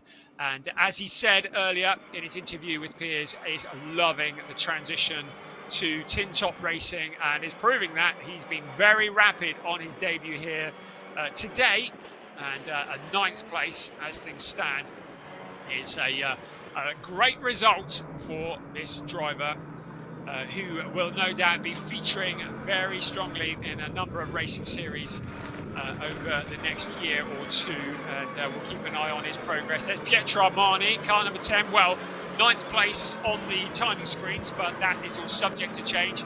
Sadly, in both races for the Sprint Challenge Southern Europe Sport Division, we've had to say all results are provisional because there were so many time penalties in the first race because of track limits. A lot less in the way of track limits in this one, but penalties for collisions. And that is something that the stewards will have views on that we don't have. So Tauscher goes to the number 1 position, as we have no news on what his investigation is, and it might be that he is the victim in the investigation. Well, they can't promote him any further. Top step of the podium it is. He said he was falling around the car like a ping pong ball. Well, he's bounced back very nicely and receives congratulations from the crew. A Proton Huber competition, a wonderful bunch of guys and girls who do a fantastic job, led by Christoph Huber, a character and a legend in the world of motorsport, and they have won many things, and Alex Tauscher with them has a great team behind him who have prepared the car. It might need a little bit of painting after this because there's been a bit of panel bashing that's gone on. But Alex taking what will be, in theory, his 2nd win of the season. He won the season opener at Portimao. And I should think there'll be a lot of replays of the videos going on for some time afterwards. Hugo Ellis holds on to 3rd place, according to what I've heard. So, yeah, he holds on to 3rd place, but I think that might be updated further because, of course, he crossed the line in 3rd and Ariel Levy was ahead of all of them. Well, Alex did say it's going to be entertaining. He wasn't lying, was he? And that's exactly what we had, was entertainment. Now, look at that. That looks like Ollie Gray to me. The smile says it all because I think he's been promoted up onto the podium. I think Hugo Ellis is up into 2nd. Great stuff. So Piers is down there. Piers, you're there with Ollie. What's he got to say? Hasn't said anything yet, but he's got a big smile on his face. Ollie, you started towards the back of the top 10 and you made your way through and then have been promoted onto the podium. Very provisional at the moment, but still a great race for you. I bet you didn't expect that with 10 minutes to go. No, it was crazy. Like, I had an average start, obviously getting used to getting off the line. But yeah, then the race was crazy from there on out, just defending, overtaking, avoiding crashes in front of me, and being ready to go on the code 60, and that gave us the big advantage. We made, I think, 2 spots off the code 60 going to green. And yeah, it was a great day, and I hope we can get this podium confirmed. Well, again, to be confirmed, very provisional. As far as I'm aware, you're one of the only drivers in the top 3 or 4 that aren't under investigation or already have a penalty. So we'll confirm those results when we can, but for now, we're going to see you on the podium. Regardless, a great race and a great introduction to Porsche Carrera Cup Southern Europe and also Porsche Carrera Cup driving in total. Yeah, thank you very much. No worries. Let's see if we can grab a word quickly with Alex Tauscher, our provisional race winner. Alex, can we grab a quick word? Just, do you want to give your helmet to a friend or something? We'll let you have some hands to put the hat on, of course, Michelin being the tyre supplier of this championship. Alex, a crazy race. You were dodging incidents, you got involved in a couple of things. The result is provisional for now, but still, to come across the line for now in 1st position must be a good feeling. Of course, I mean, that's what we're here for, you know, always going for the win. Now it worked out actually from P8. I mean, of course, there was quite a lot of luck involved as well because, you know, you saw all the incidents. I kept it more or less clean. I mean, there are a lot of marks on the car, but I guess it was quite fun, no? It was good fun to watch. We're going to head up to the podium now, so I'll let you go up there. Thanks very much for chatting to us, and hopefully you'll get to keep it. We'll see. We'll see. A lot of stuff going on in that race. Brian, we'll get ourselves ready for the podium. Back up to you. A lot of fun, no? Yes, a lot of fun. Is there a single panel on that car that hasn't got a dent on it? Brilliant stuff. What a great race. Let's have a look at some of the highlights. Well, we need about a month to look at all these, don't we? It was a fantastic race. Remember, Ariel Levy starting from pole. You remember Horst Felix Feldmeyer alongside him. I know it felt like a long time ago, didn't he? Flint Schuring there as well. It was Flint Schuring who mugged Horst Felix Feldmeyer earlier on. Everybody made it around the first few corners, and we thought, oh, it's going to be a quiet race. How wrong were we? It turned out to be a very lively race. So the first incident, well, that was Jules Grau. That was very significant indeed. Getting together with Jean-Luc Georgi, both cars retiring from the race, throwing the Pro-Am Championship wide open. Marco Giltrap to the inside of Horst Felix Feldmeyer. Flint Schuring had already dealt with him, and then it was Giltrap who went to the inside. Cass Havercott also following through. But, of course, Havercott was going to get damage to that car as a result. Alex Tauscher, the start of a lively afternoon. Robin Knudsen, I remember him at the start of this race. Seemed like a long time ago. He submitted a place to Alex Tauscher, but then stole it straight back again. Also very much in the wars and entertaining Louis Rosset and Sebastian Framert. The two of them running side by side. Ollie Gray always there or thereabouts at the front of the pack. Flint Schuring somehow found a route past Ariel Levy. We found out later on that Ariel Levy had a gear shift problem, but the drama was still to unfold. Sebastian Framert and Robin Knudsen getting together, leaving drama out on the track. Ollie Gray submitting a place to Louis Rosset, but he was soon to get that back. At the front, well, Horst Felix Feldmeyer went very wide into turn one. There was no braking to be had. He hit the fence hard, and that brought out the red flags, and we had that lengthy stoppage while the 88 car was removed and the fence was repaired. On the restart, this is where it all really kicked off. Ariel Levy saw a gap on the inside of Flint Schuring. Schuring, well, he didn't close the door. That's what the stewards have said, because that incident there is what has scored Ariel Levy a 20-second time penalty and has stolen the win away from him. Marco Giltrap made a move past Alex Tauscher. Tauscher ducks back to the inside. You saw the contact between the two of them. Well, you saw the smoke from it anyway. And there may have been a bit of damage to the car 13, but also coming steaming through was Louis Rosset as well. At one point, Tauscher was getting shuffled back through the order. Who thought that he would end up on the top step of the podium at the end of this? Marco Giltrap didn't, because he got spun around as well. Nobody collected him, which was great news. Senna Van Solen also getting down and dirty with it, getting stuck in. He and Sasha Norden getting together, but it was Draker Janssen who went wide into the barrier, getting involved with the 52 car of Angus Whiteside, and those two cars meant it was a code 16 all the way to the end. The slow motion end, the last couple of laps that lasted about 3.5 weeks, finally saw Alex Tauscher cross the line in second place, but take the win by dint of the fact that Ariel Levy had picked up that 20-second time penalty. But I would say, once again, all results are provisional. You can see just from those few highlights there that there was an awful lot of action, and I get a feeling that the race stewards will be burning the midnight oil, just looking at videos and trying to confirm exactly what has happened. So I'm just looking here at a bulletin that I have posted, and it's saying that it's Tauscher from Louis Rosset and Hugo Ellis, but I'm going to hand this lot over to Piers. Your problem, Piers. I'm going for a lie down. Yeah, I think it's about time we did the podium.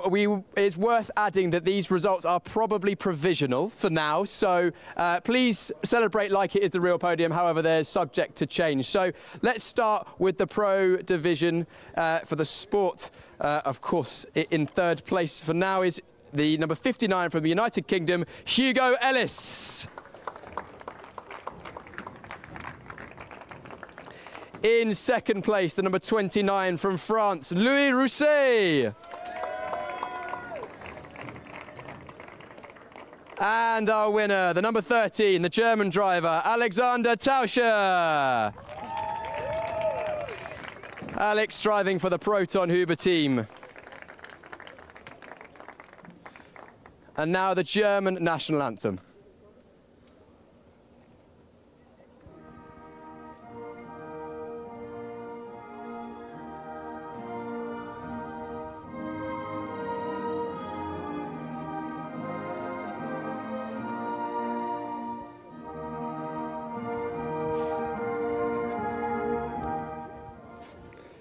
There we have it. And now the trophies being presented by Olivia once again from Porsche. In third place, Hugo Ellis for Parker Racing Team Parker Racing. The second place trophy being presented to Louis Rousset of Martinet Almeras. And the winner, Alex Tauscher for Proton Huber Racing.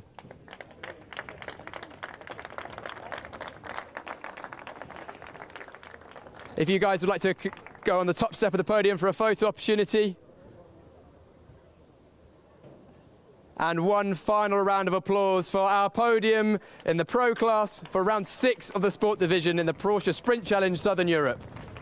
Thank you. Congratulations, guys. Congratulations. Up next, we have the Pro-Am classification.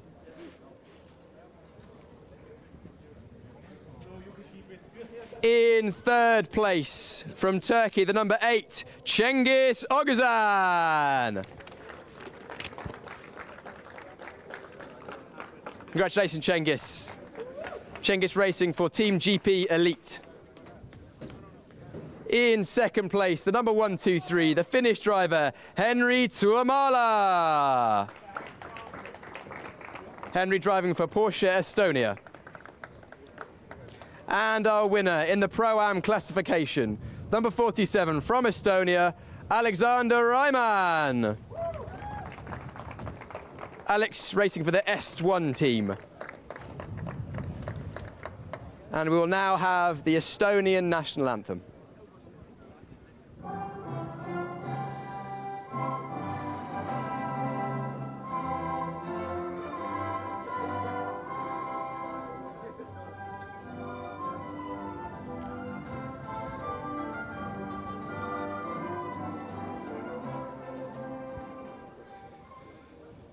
And the trophy is once again being presented by Olivia from Porsche. Third place, Cengiz Oguzhan. Second place, Henri Tuomala. And your winner, Alex Reimann for the Est1 racing team. A final round of applause for our Pro-Am classification drivers in round 6 of the Porsche Sprint Challenge Southern Europe Sport Division. On the top step of the podium for a photo opportunity. Thank you. Congratulations. Thank you, guys. Congratulations. We'll see you next week in Barcelona.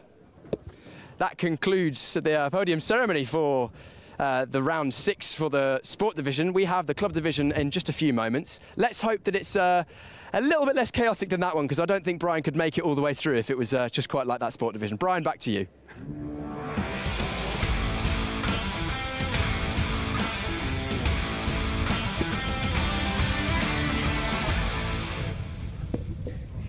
Thank you, Piers. Yes, I could do one of those nice fresh oranges that are currently at the side of the track. I'm not sure I can make it anymore. Yes, we are into Club Division now, but just to reference Sport Division quickly, as you will have gathered, the results changed in the last few moments, and the 1, 2, 3 were revised as the stewards looked at videos. And just keep an eye on websites and socials in case there are any further changes. But I think the 1, 2, 3 probably fairly solid. But what do I know? That was utter entertainment and kept us guessing right up to the podium and beyond. But now it's time to focus for one last race today. The second race of round 6, and this is for the Club Division in Porsche Sprint Challenge Southern Europe. And this is once again set to be an entertaining race, like we need any more excitement. Of course, it was Robert Sulmer who went head-to-head with Philip Wills to take the win in round 5. And what an entertaining battle that was. It's going to be very much as you were. Robert Sulmer now leads the championship by 5 points, but Philip Wills starts on pole position for this race, and Robert Sulmer starts from 5th. So he's got to do it all again. He's got to come from further back through the pack. Ahead of him, the very impressive Peter Heglin, who finished 5th in the last race. Also, Javier Ripoll Jr., who finished in 6th in the last race, even though he finished 3rd on the road, attracting the attention of the stewards. And Marabi Mekvabishvili in the number 39 car, who finished 11th in the last race, but that does not represent the kind of speed that he was showing. Also, alongside Robert Sulmer will be Johannes Zelger, and he, on his debut here, guesting today, has proven to be very rapid indeed, and will be looking to make up for the fact that he finished in 4th, having started in pole position in round 5. So very much all to play for. Lots and lots of drama that will be occurring during this race. That much is guaranteed. And I would guess that Philip Wills will want to get in front of Heglin and get ahead and try and get some space between himself and Robert Sulmer, because you have no doubt that Robert Sulmer will be charging through the pack as quickly as he possibly can. In the GT4 category, the Treble 2 car has won every single round of this championship so far in the GT4 race. For the first 4 rounds, it had Seb Hopkins at the car. This is the Team Parker Racing Treble 2 car. Earlier on today, it had Robert Cronin at the wheel, and he proved to be very rapid indeed, finishing in 13th place. He's qualified in 13th place for this round 6 as well. So he's in a good position. His main championship rivals, well, he's not really in the championship hunt on account of the fact that he's only joined the championship today, but his main rivals in the GT4 race, Graham King is down in 18th place and Henk van der Rel down in 19th place. So they're going to be working their way through from the back. The driver who's got it all to do, though, Didier Gloria, he starts last place. Car number 7 will be starting 20th on the grid. I would guarantee that he's not going to finish in that position. He's very much of the mentality of win or crash trying. And I think, well, he's probably not going to win it, but he's certainly going to be looking to move forwards from that position as soon as this race gets underway. It will be 30 minutes plus 1 lap as before, and it will be a rolling start as before. So a very different discipline here to what we've seen in the sport division earlier on. The cars that are in the AM category are Porsche 911 GT3 Cup cars, the 4-litre naturally aspirated water-cooled flat 6 boxer engine, which is mounted in the boot with a 6-speed transmission. And the GT4 cars are the Porsche Cayman GT4 RS Club Sport, or just the Club Sport without the RS, generating between 425 and 500 horsepower depending on the spec, but very rapid, and as proven by Robert Cronin, more than capable of mixing it with the GT3 cars. The championship certainly will not be decided today. Robert Sulmer and Philip Wills, with that just 5 points between them, and after today there will still be 50 points remaining.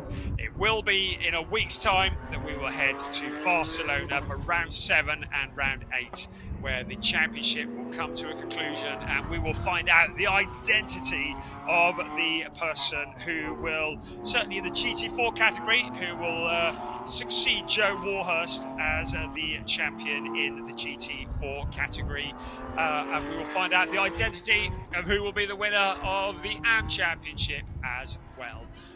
All that happening in a week's time. The wonderful Porsche Pyramid kicking into action here, and it is this series, which is such a great training ground, such a good warm-up. All these drivers will be competing in other categories around the world during the remainder of the year. You heard in the sport division earlier on, Marco Giltrap, who will be taking the skills that he's learnt here in Europe back to Australia. The New Zealand driver competing in the Australian series this year, and no doubt learning an awful lot from the team and from the drivers around him, and to put that to good use back in his home series.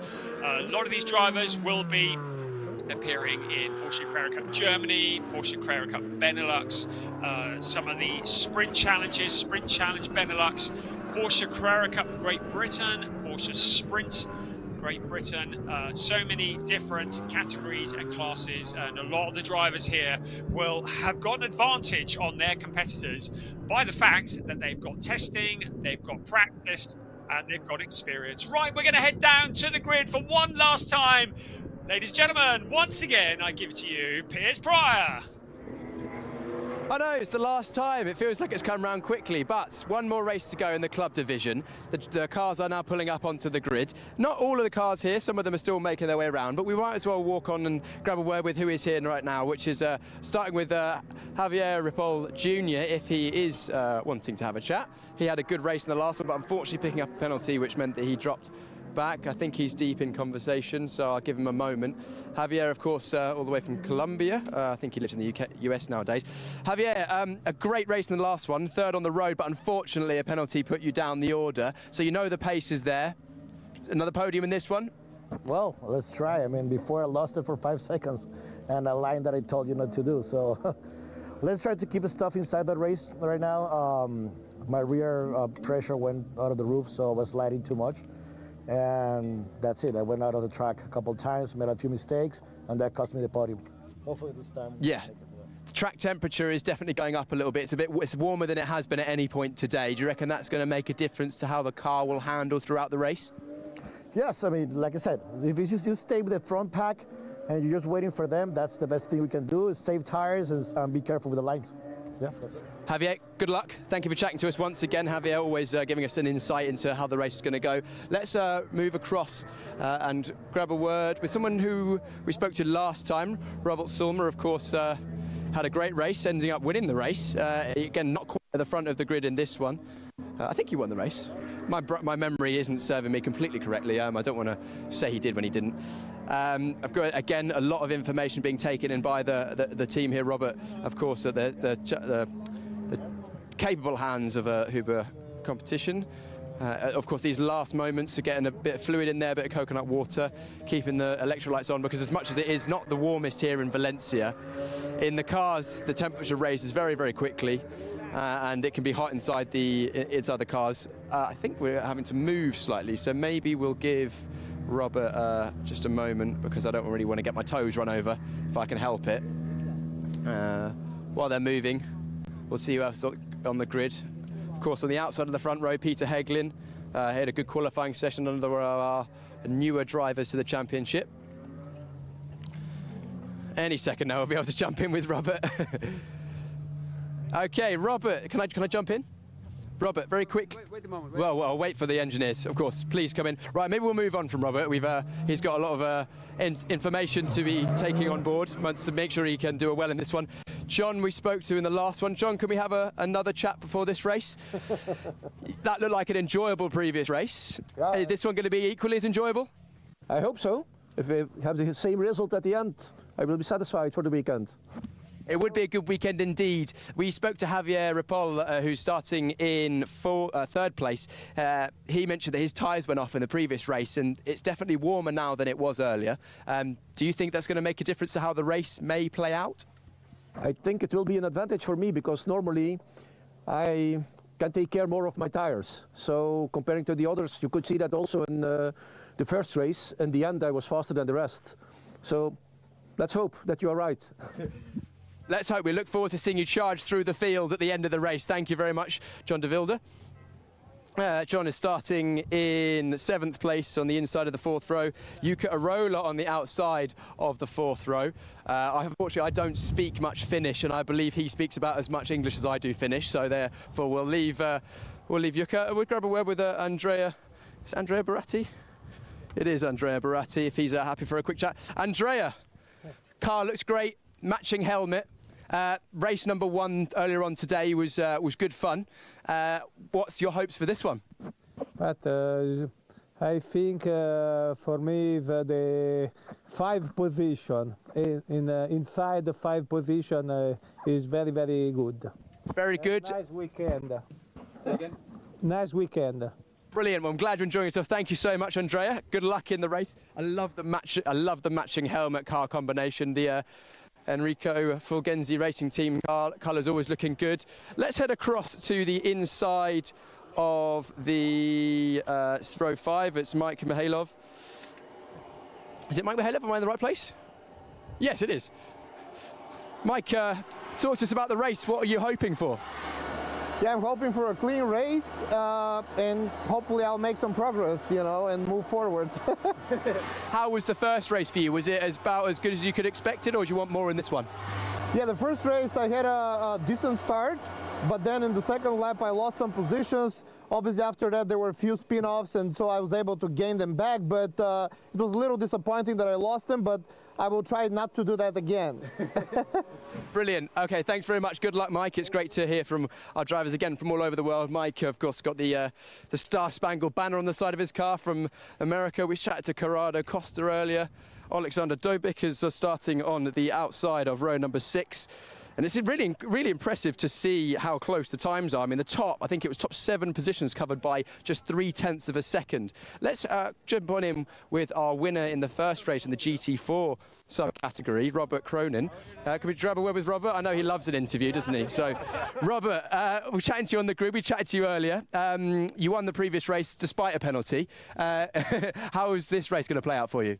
Hopefully good again. We'll just see what happens with the cars in front of us. So. And hopefully keep all 4 wheels on the track every single lap this time. I know, of course, you've got a really good pace this weekend, but I suppose you're practicing for the season ahead. What are you looking to work on in this race? Just a bit more consistency and obviously keeping on the track. Brilliant. Well, we'll keep an eye on that. I'll be watching, so make sure you stay in those white lines. On the outside of the of row 7, we had Ernst Indebitsen, and then we've got Minsky in on the outside of row 8. The inside, yeah, should we jump on in? We can jump in. This is, of course, oh no, I need to leave the grid. I'm being told off again. It's okay. Brian, I'm going to head over to you because I think I won't be allowed back at Ricardo Tormo if I keep chatting to people.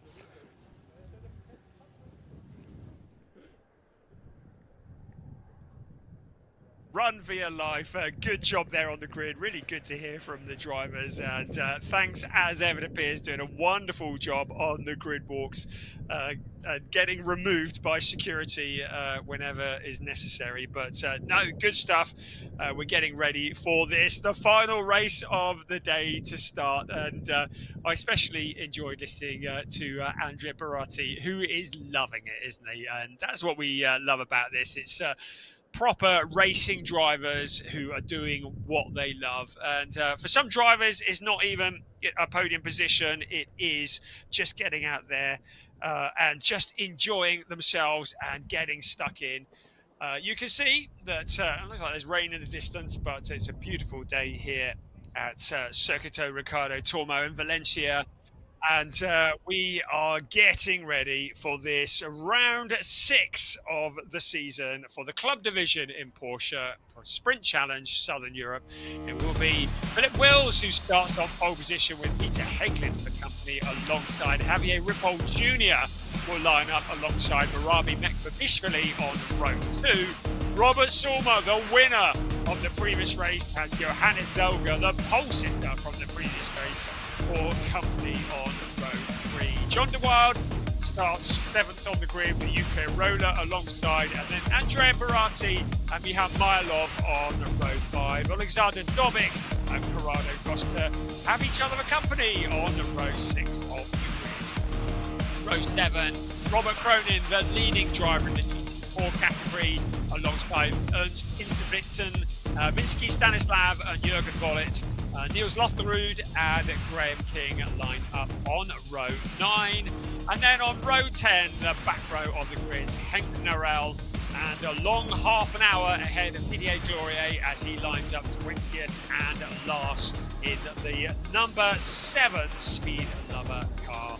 So that is your grid, and in a few moments, well, make that now, the cars will be rolling again, getting the heat into the tyres and into the brakes. Headlights are on. Always a little bit challenging, these late afternoon races, because the sun is starting to go down in the sky, and as the cars race around, there is the possibility of the sun really getting into your eyes. It can be quite bright. Visibility can be difficult. Also, things cooling down a bit, so grip levels changing as the afternoon progresses. So additional challenges for these drivers as they get ready to start this round 6 of the season. It's going to be a very critical start. Robert Sulmer at the start of the last race got a fantastic start, and that put him into that position where he was able to challenge for the lead. He really needs to do the same again here, because Philip Wills from the front of the grid will disappear off into the distance if he gets half a chance. Certainly Robert Sulmer may have bunged Peter Heglin a couple of quid just to get him to hold him up, but I think Heglin would love to get in front of Philip Wills anyway to get on the podium on this, his first race of the season in Porsche Sprint Challenge Southern Europe. In fact, his first race ever today was in Porsche Sprint Challenge Europe. A very capable driver starting on the front row, more than capable of taking the battle to Philip Wills. Javier Ripoll Jr. in that third place. He has been so impressive all day today, and had it not been for that penalty in the last race, would have finished on the podium. And Marabi Mekvabishvili has been a pure entertainer. Then we have Robert Sulmer, Johannes Zelger, who has shown how quick he can be on account of the fact that he got that pole position in round 5 earlier on today. So the cars heading up to, this is turn 12 we're looking at now, so around turn 13, they will have been given the instruction to grid up side by side, and they will very shortly exit turn 14 onto the pit straight, and we will be ready to get this underway. Once again, look after the tyres, look after the car, and for goodness sake, stay within track limits. That's what we're asking for.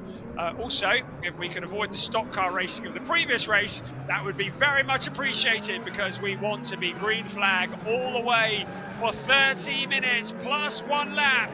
This is Porsche Sprint Challenge Southern Europe Club Division, round 6. The safety car will peel off into the pit lane in the late afternoon sun here in Valencia, and we are about to go racing. The cars along the pit straight, we are now running, and they fan out side by side, 3 and 4 abreast along the pit straight in towards turn 1 they come, under braking. Who's going to come in first? It is Philip Wills. Not such a good start from Robert Sulmer. He's up there, he's picked up a place, but he's got a lot of work to do still. But challenges, and look at Javier Ripoll Jr. looking to the outside of second place, heading into turn 2. The rest of the pack come filing through. Everybody makes it, keeping within the track limits. But it's Philip Wills who leads the way. Robert Sulmer now to the inside into turn 4. Looks like he might have picked up a position. There's a car at the back. That's not a Porsche. That's one of the safety cars just marking the back of the field. But up to third place, Robert Sulmer. But he's left a gap on the inside. John DeWild is there. We saw somebody in front locking up a tyre. So Robert Sulmer under pressure. Javier Ripoll Jr. trying to come back at him. This is critical for Robert Sulmer's championship. He's through into third place. Marabi Mekvabishvili to the inside of Javier Ripoll Jr. The 2 cars make contact. Ripoll just gathers it all up together, and Marabi Mekvabishvili is through and into that position. John DeWild is in there as well in the number 51 car, but he holds on to position. Philip Wills leading the way at the moment. Peter Heglin in second, Robert Sulmer in third with all the work to do. There is Marabi Mekvabishvili. John DeWild as well in there, all fighting for position. Javier Ripoll Jr. has lost places from the absolute start of the race, but Mikhail Mylov has done a great start, and there's a car that spun off out of turn 14 onto the gravel. I didn't see who that was, but I don't know if it's made contact with anything, but this may well bring out a caution, and it is Marabi Mekvabishvili. Fortunately, he's not made contact with the barrier, but this will almost certainly bring out a code 60 at turn 14, and will cause the cars to have to reduce to no more than 60 kilometers an hour at the moment. The racing continues, and it is still Philip Wills who leads the way from Peter Heglin. Robert Sulmer up into third place. So doing a good job. John de Wild, though, keeping him honest just behind. The rest of the cars are filing through. I said Didier Gloria would do well, but he's made up 7 places on the opening lap. He's up to 13th place. Good job, Didier, as he tries to fight his way back up. Robert Cronin leading the way in the GT4 class. We're still at green flag at the moment, keeping one eye on what may occur here because of the Marabi Mekvabishvili car that is stranded out. There is Jürgen Vollet, no, it's Alexander Dobik, I beg your pardon, who is making a challenge for position. There goes the memory, and he doesn't make it stick, so drops back behind the 18 car of Jukka Irola, going head-to-head with the very impressive Johannes Zelger, the pole sitter from the last race. Fighting hard in the mid-order of the pack. Well, we've remained green flag, so maybe the Mekvabishvili car has moved under its own steam. I guess it has, because we remain green at the moment. Across the start-finish line we come once again. It is Philip Wills who leads the way, 4 tenths ahead of Peter Heglin. Robert Sulmer just loitering in the background. John de Wild, Javier Ripoll Jr., Michal Mylov, Andrea Barati, he's had a good start, up to 7th place. Jukka Irola, Johannes Zelger in 9th place, and Corrado Costa rounding out the top 10. Then it's Alexander Dobik and Didier Gloria up to 12th place from the back of the grid. So good job there. Johannes Zelger starting to feel the pressure from Jukka Irola in that 8th place. So out towards turn 6 comes our race leader, Philip Wills. Broken away a little bit from Robert Sulmer in that 3rd place. But the one thing we've learned about Robert Sulmer is that he waits and bides his time. He doesn't just go charging in, he picks his moment and then he winds the car in front in. That is 5th place, Javier Ripoll Jr. Now we've gone to code 60. So it's taken a while, but code 60, the driver's now required to lift off the throttle, no heavy braking, allowing the cars to reduce to no more than 60 kilometers an hour. This will give the marshals a chance to move the Marabi Mekvabishvili Proton Huber competition car. And credit to the steward, the race steward, wanted to give Marabi every opportunity to get the car clear himself, but it's now requiring a code 60 to get the car moved. The cherry picker out on track, doing what it does. This is not going to take long. Now, what we've seen in the previous rounds has been drivers anticipating going back to green after code 60 well, and some not anticipating it well at all. So they will be driving with their eyes very firmly fixed on the flag marshals and the lighting boards around the circuit, because they will go green with very little warning any second now. We've had information that it's finishing and we are green. So will anybody gain from this? They're still weaving, and you can see that it is the race leader who has been mugged. Philip Wills has been mugged by Peter Heglin. Robert Sulmer also a little bit sleepy getting away. He's with his main championship rival, but John de Wilder also up into 3rd place. Exactly what we said might happen. Philip Wills was very busy warming the tyres. The rest of them were on the accelerator. Our new race leader, Peter Heglin, smoking the tyres into the corner. John de Wild in 2nd place. Our earlier race leader and pole sitter, Philip Wills, down into 3rd. Robert Sulmer just behind him. And Sulmer will be wondering why he didn't anticipate it better, because he could have got the jump on the car in front of him. Javier Ripoll Jr. there as well. I think Michal Mylov might have been a little bit sleepy getting out of the blocks himself in car number 70. So, new race leader, the guesting driver, Peter Heglin, the Swiss driver, joining the series for the first time here at Valencia in rounds 5 and 6, leading the way, getting the jump at the start. So out towards 12 once again. The cars spacing out a little bit. We've got a yellow flag at turn 11, so somebody's had a moment out there. None of the leaders though. Hagelin continuing on his way. John D. Wild, who has looked wild all race long, has been very eager, has getting a sniff of potentially a top step at a podium here. Behind him, championship leader Philip Wills, and a car into the gravel. Corrado Costa this time, and he looks buried in the gravel. That car is not going anywhere in a hurry. You can see the wheels spinning, the gravel trap doing what it says on the tin, trapping the car. But the problem with that is it means he can't just drive out. Get the feeling we might be seeing a code 60 again. Race steward just allowing the cars to stretch their legs. We'll give plenty of warning before we go to code 60, and now that's what we do. Code 60 for all the cars, back down to 60 kilometers an hour once again, and Corrado Costa will need to get that car moved out of the gravel trap. At least the race marshals will get that car moved.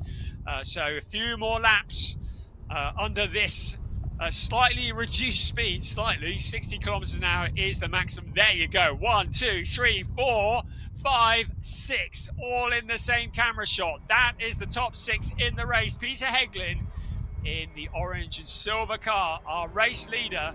The silver cars behind belong to John De Wild and Philip Wills in second and third place, both for Speed Lover Racing. And then Robert Sulmer, the winner of the previous round, behind them in car 63 in the Proton Huber competition. Prepared car, a very rapid motor indeed. Our race leader is in the FAC Autotech car, of course, Alex FAC, the team owner whose son also races in Porsche Cup as well, and has been here coaching at various rounds during the Porsche Sprint Challenge Southern Europe, and they have prepared that car very well, and Peter Hagelin has something of a rocket ship underneath his right foot. At the moment, the safety car is on standby, so I'm wondering if they need to get some heavy lifting machinery out onto the track to get the stranded car removed of Corrado Costa. It is only on standby, now it has been deployed, so safety car is out. That is going to reduce the gaps down. Hopefully there's no other issues going to be required. Look at the damage on the side of the John De Wild car. You can see that he has been in the wars. These cars are not for decorative purposes. They're out there to race, and that's exactly what these drivers do, getting the elbows out, getting stuck in. There is the Porsche Cayman safety car joining the circuit, and will lead the field around. So clearly, code 60 is not going to be enough to get the damaged car removed of Corrado Costa. So all the gaps that had been built up will be reduced. The incident that was involving cars 998, I think it's 989, Henk van der, no, sorry, I beg your pardon. Ignore that, it was the previous race. It's been a long afternoon. Right, okay. The cars, no penalties or issues that are being flagged up on the time screen is what I really meant to say here. So all looking good. Not that I'm paranoid, but the number of track limit infringements and penalties we've had today is well into the 200s, possibly the 3s in fact.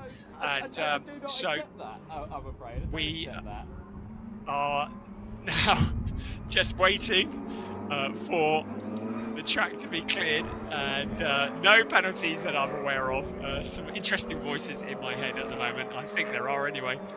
So the car's circulating behind the safety car. 18 and a half minutes remaining, plus 1 lap of round 6. of the Porsche Sprint Challenge Southern Europe, the club division. And it is Peter Heglin who leads the way on account of anticipating the exit of the code 60 period a little earlier. Very well indeed, and getting the jump on Philippe Wills, who did quite the opposite and was possibly had his brain somewhere else when it went to green and got mugged, not just by Peter Heglin, but also John de Wilde. This time, though, no such problems because it'll be a safety car. So everybody will have fair warning when we're about to go green. Not at the moment. We're looking for the lights on top of the safety car to go out. That will be our indication that we are about to go racing. The car that I chose, and number 5. We've that's had... the DJ chose before Piers Pryor, before Lucas. No, we've had no indication that that is happening yet. So Peter Heglin currently. Now, I think the lights have gone off on the safety cars. So, yes, they have. That means that we will be going racing this time around. We're looking at turns 12 at the moment. So, Peter Heglin will back the pack up with a little over 17 minutes plus 1 lap remaining of this race. It will be Peter Heglin who leads them out to turn 14. He will want to get the jump on John de Wilde. Now it looked like the lights are out. I'm guessing the cherry picker is going to have moved that car by the time they get round next time. I'm sure they will have done. The lights were definitely out on the safety car. Now I'm wondering whether they might have come back on. No, they haven't. So Heglin, no, they are back on again now. Bizarrely, the lights were off for a period of time. So looks like we're going to have another lap behind the safety car. Maybe it is just the sun that's shining that's making it look like they're off, or maybe they've got an intermittent switch, but the lights are definitely on again. And the Corrado Costa car is being unceremoniously removed from the circuit by our very hard-working marshals, the Orange Army, who, as always, do an exceptional job keeping things going. Have been working especially hard here. So it looks like we're going to have another lap behind the safety car. Now I've had confirmation it will be in on this lap, so we turn the lights off once again. And Peter Heglin this time really will back the pack up and allow the safety car to get away. There must be no overtaking before the cars reach the start-finish line, but it will be Peter Heglin's decision when he wants to hit the accelerator. The only thing that he needs to make sure is that he doesn't catch or indeed overtake the safety car. But apart from that, it's up to him when he goes. And his job, what he'll be trying to do, will be to catch John de Wilde sleeping and hit the accelerator when John de Wilde least expects it. I should think that Philippe Wills and Robert Sulmer will see this as their opportunity to pick up some places. It is Robert Sulmer who leads in the championship by 5 points. He came in absolutely level with Philippe Wills at the start of today, but that win in round 5 earlier today has seen him pull out a 5-point gap. But that could all change. We are beyond halfway. We've got 14 3/4 minutes plus 1 lap of this race remaining, and his Porsche Sprint Challenge Southern Europe Club Division is about to go back to green flag conditions. The driver's having to work hard to keep the heat into the tyres. Of course, circulating around at this speed, everything cools down, the tyre pressures drop, and really important to get everything back into the window so that when you arrive in turn 1, you've got brakes and you've got grip so that you can actually get the thing around and you can challenge for position. Right, here we go.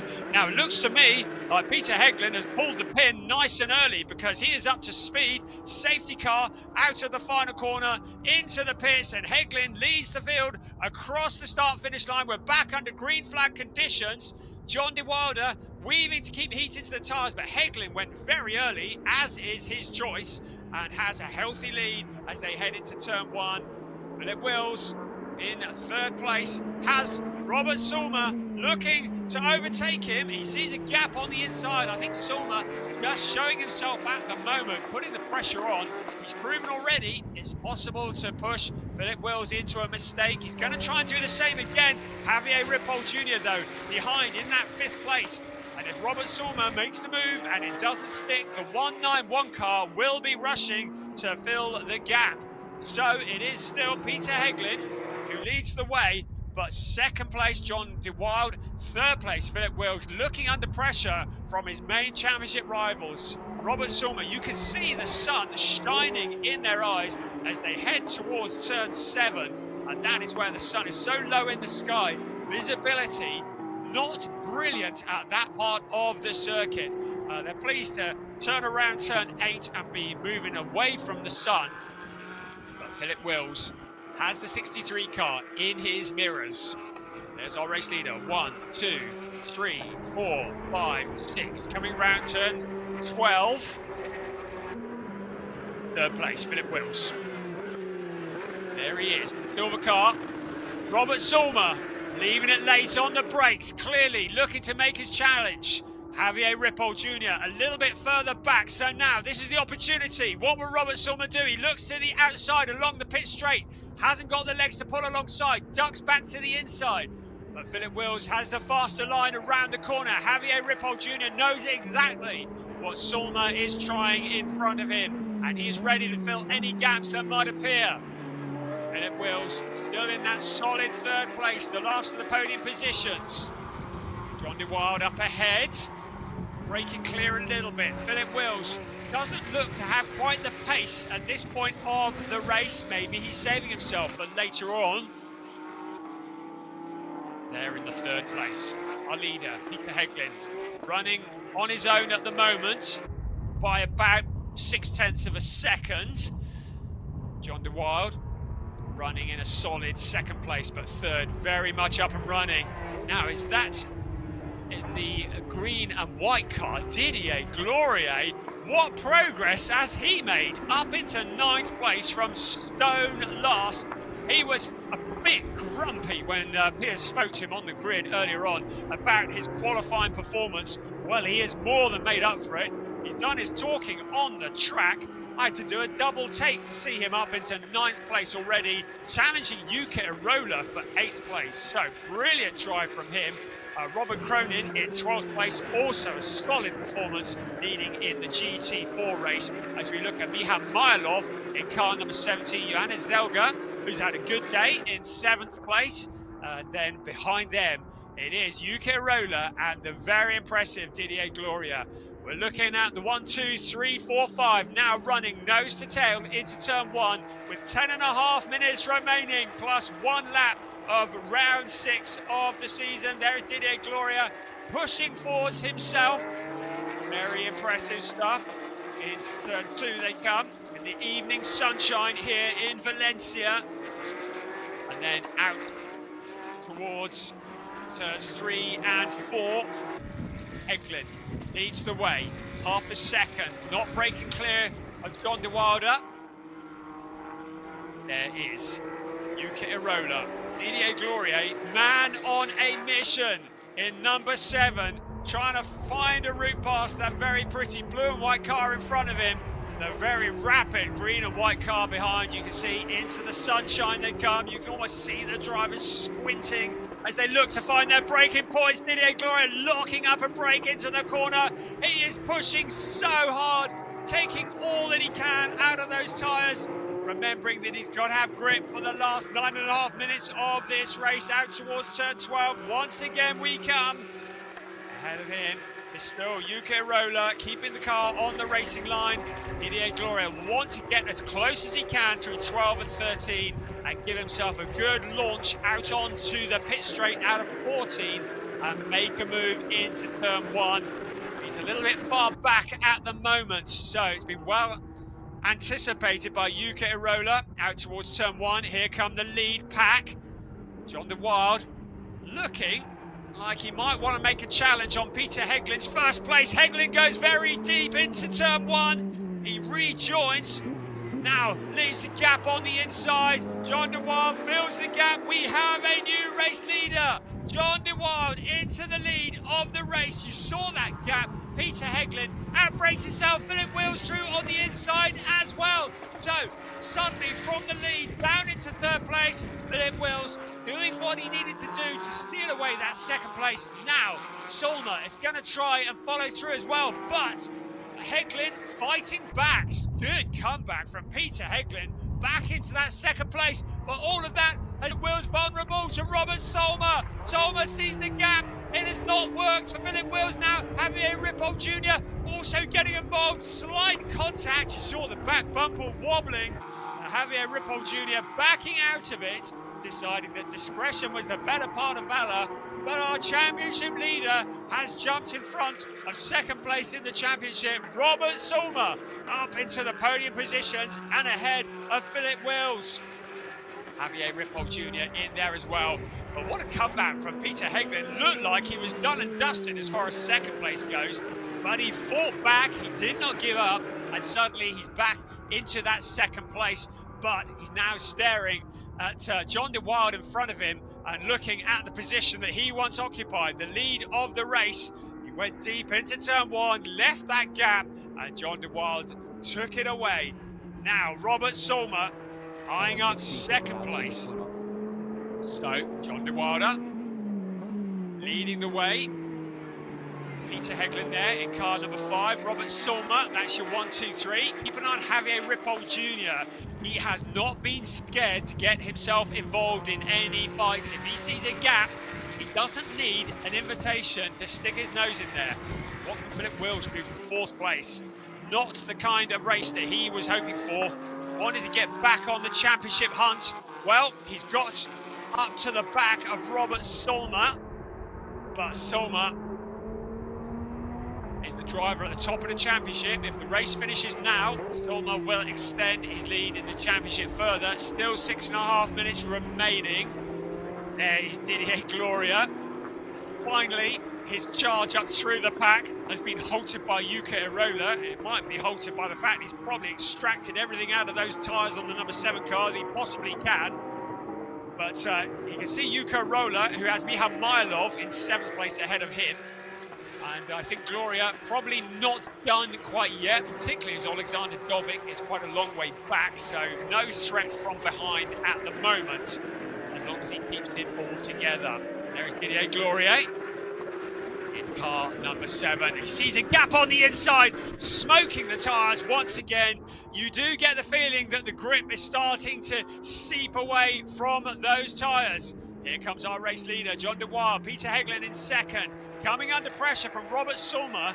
Philip Wills has dropped back a bit from Solma. 5.5 minutes remaining. Now Solma, what an audacious move that would be around the outside. Surely that was not going to stick. That's just left him vulnerable to Philip Wills. Wills suddenly sees the opportunity, closes back in. Javier Ripoll Jr. in there as well, ready to jump.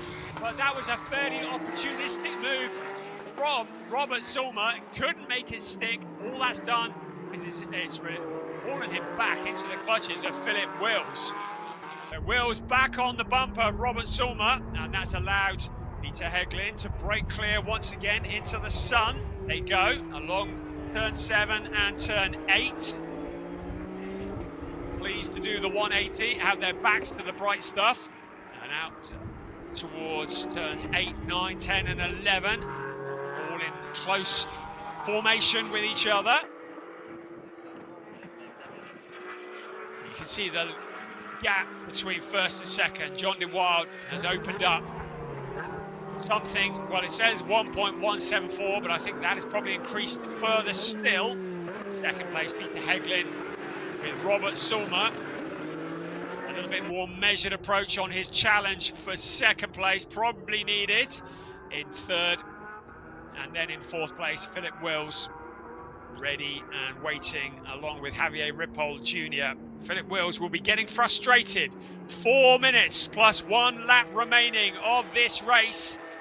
And Philip Wills, having come into this race, to this rounds 5 and 6 today, as the joint championship leader, will have seen that lead disappear as a result of rounds 5 and 6 if things remain as they are. Didier Gloria still in 8th place from stone last on the grid. So he's made up 12 places in this race. Wants to make it 13. Yuka Roller stands between him and that. Johannes Zelga has broken clear a bit at the front of them. Johannes Zelga, who was the quickest man of anybody on the track last time around, has just broken clear of Yuka Erola, and in 6th place, Didier Gloria, with what is left of the tyres, pushing hard. Mihal Mylov has had a warning for track limits on turn 1 in 9th place.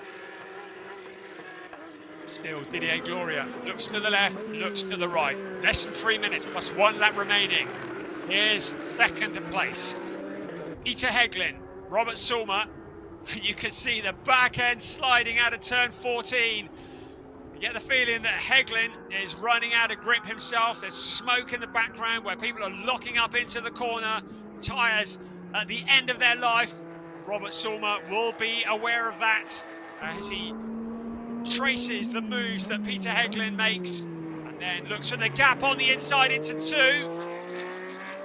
Gets the thing slowed down. Still Heglin in that 2nd place. And now Sulmer to the inside, he sees a gap, but Heglin shuts the door in his face, and that leaves Robert Sulmer a little bit vulnerable to Philip Wills. Philip Wills, though, has Javier Ripoll Jr., who is joining him, and look who's joined them, Johannes Zelga. Suddenly, Philip Wills, who was challenging Robert Sulmer, now under pressure and being overtaken. Javier Ripoll Jr. comes through on the inside under braking. He has the faster line. Philip Wills has to submit that position and suddenly into the clutches of Johannes Zelga, who's in 6th place, the man who has made massive progress in the last few laps, closing in on the lead pack. Zelga now putting the heat onto Philip Wills. This takes the pressure off Robert Sulmer, who is still in that 3rd place, but now broken well clear of his main championship rival. And there Didier Gloria finally makes a move on the inside of Yuka Erola to steal away that position.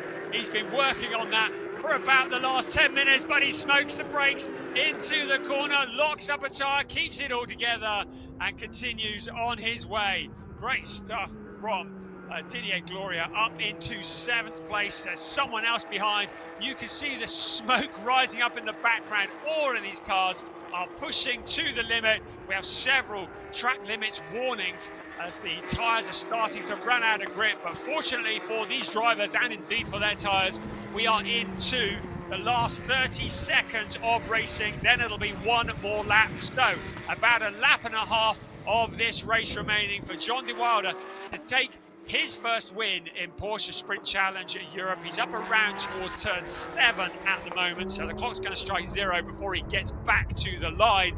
Then he will have that additional lap to do, and he will take that win. Peter Heglin in 2nd place. Robert Sulmer now with the pressure off in 3rd place, because that man there, Philip Wills, has been mugged by Javier Ripoll Jr., who moves up into 4th, and suddenly Johannes Zelga, who has found a lot of pace towards the end of this race, is keeping the heat onto Philip Wills and stopping him from moving further forwards.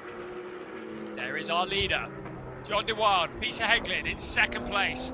Robert Sulmer, I think he'd take that. Thank you very much, to go with his win in round 5 earlier on this afternoon. So around in turn 14 for the penultimate time, and out across the line they come to start what will be the last lap of the afternoon in Porsche Sprint Challenge Southern Europe, round 6. Out towards turn 1 for the last time. John de Wilder, he's keeping it all together. Peter Heglin in 2nd place. Robert Sulmer in 3rd. Javier Ripoll Jr. Philip Wills looking vulnerable to Johannes Zelga. Turn 2, Zelga fancy stealing that position away.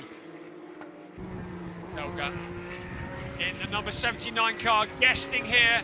Philip Wills will now just want to get that silver Speed Lover prepared car back home, get it across the line, take what points he can without losing any other positions. I don't think Johannes Zelger wants to get involved in a championship fight. He doesn't want to get in between what Philippe Wills and Robert Sulmer are up to. So maybe he will just not put too much pressure on. But Javier Ripoll Jr. in that 4th place, and Johannes Zelger stand in the way. Philippe Wills in 5th place, Javier Ripoll Jr. and then Robert Sulmer. Sulmer and Wills are championship rivals. Here comes John de Wilde though, on his last lap of the race, heading in to the sweeping turn 13, and now into turn 14 for the very last time. It's going to be a win for 51 John de Wilde here in round 6 at Valencia of the Porsche Sprint Challenge Southern Europe. Peter Heglin second across the line. Robert Sulmer will be delighted with 3rd place because in 4th it's Javier Ripoll Jr. Philippe Wills in 5th place. Johannes Zelger didn't get past but made it to 6th place. Didier Glorier from the back of the grid into 7th place ahead of UK Roller, Alexander Dobik, Michal Mylov rounding out the top 10. The winner in the GT4 category was Robert Cronin in 13th place, but Graham King and Henk van der Rel had closed in to 14th and 15th. So Robert Cronin continuing the winning streak of car treble 2, and that car has now won 6 out of 6 races in the GT4 category here this year in Porsche Sprint Challenge Southern Europe. The rest of the cars crossing the line, a very entertaining race, and John de Wilde, who takes his first win in car number 51. He did 1 race in the Porsche Carrera Cup France last year at Le Mans, winner of the 2021 Porsche Sprint Challenge Benelux GT3 category. But this is certainly a trophy he will be delighted to add to his cabinet, winning here in round 6 in Valencia in the Porsche Sprint Challenge Southern Europe. Here is your provisional result. It's John de Wilde taking the win ahead of Peter Heglin. Robert Sulmer, championship leader, picks up more points. Javier Ripoll Jr. in 4th. Philippe Wills will be frustrated with 5th place. Johannes Zelger, 6th place. Didier Gloria, very impressive from the back of the grid, 7th ahead of UK Roller. Then it was Alexander Dobik, Michal Mylov, then Andrea Barati, Jürgen Vollet, Robert Cronin, the winner in the GT4s ahead of Henk van der Rel, Graham King and Vincent Stanislav, Niels Lofterud, Ernst Inderbitzen and Corrado Costa, who of course was removed on the cherry picker, having had that crash earlier on. A thrilling race to conclude round 6 of the club division in Porsche Sprint Challenge Southern Europe. The cars now heading into the pit lane.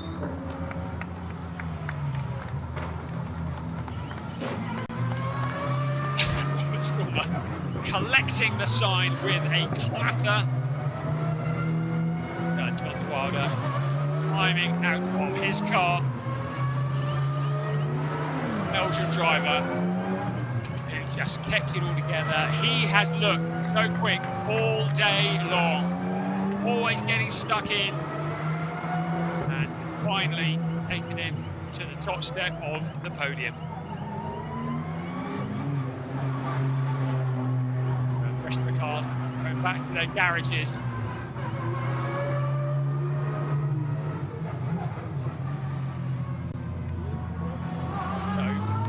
Runners also in the background. There's Peter Heglin, who's parked up there as well. So John de Wilde, well, he just looks like he's been for a drive in the afternoon sunshine, doesn't he? Very laid back.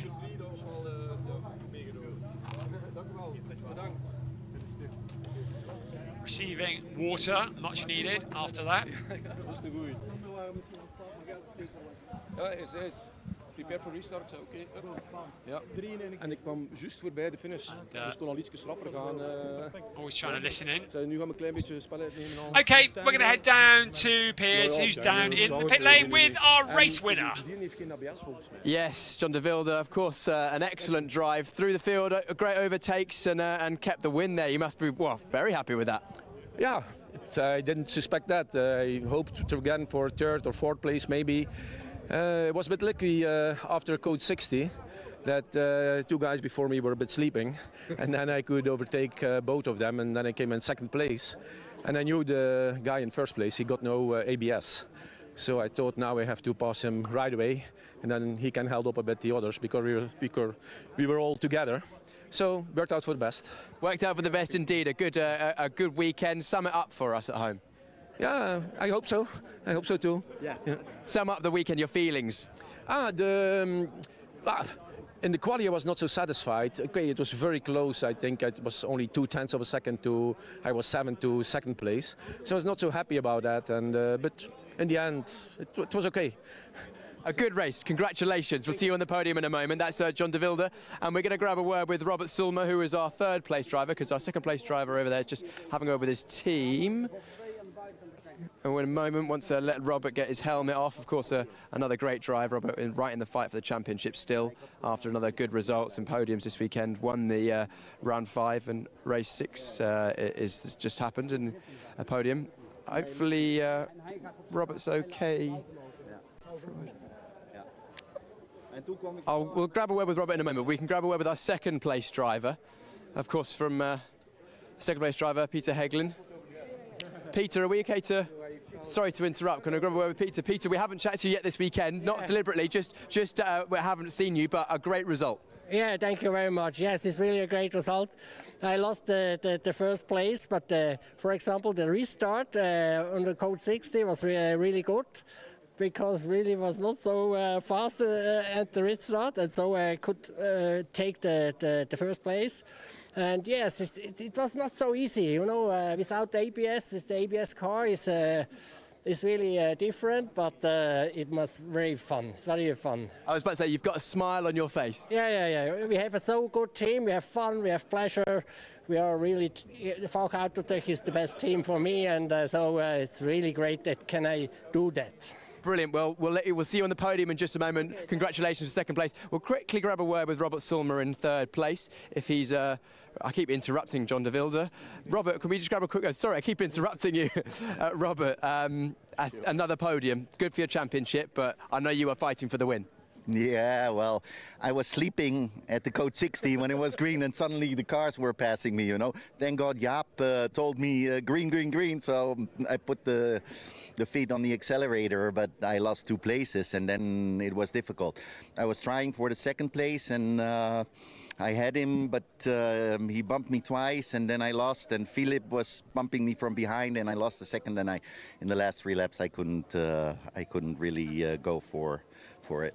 Yeah. Still good result for the good result, of course, another podium, good for the championship, and we go racing in a week's time at Barcelona. What are your thoughts? You looking forward to it? Yes, very much so. Yeah, definitely. Yeah. Good to see a smile still on your face. We'll see you on the podium in just a moment. I'll hand back to Brian so we can get that podium ceremony underway. Here from the podium finishers as well, and everybody looking pretty happy with that. Robert Sulmer saying, as we suspected, that he was snoozing when the code 60 came out, but consolation is that Philip Wills was as well, and he was probably snoozing a little bit more because he actually lost more as a result of that. You can see the sun is shining as we now have a look at some of the highlights from that race that has just been. It was a race that had Philip Wills on pole position, the rolling start in the late afternoon sunshine. They headed into turn 1. A lot of jostling for position, but they all made it around and they all kept it within the white lines.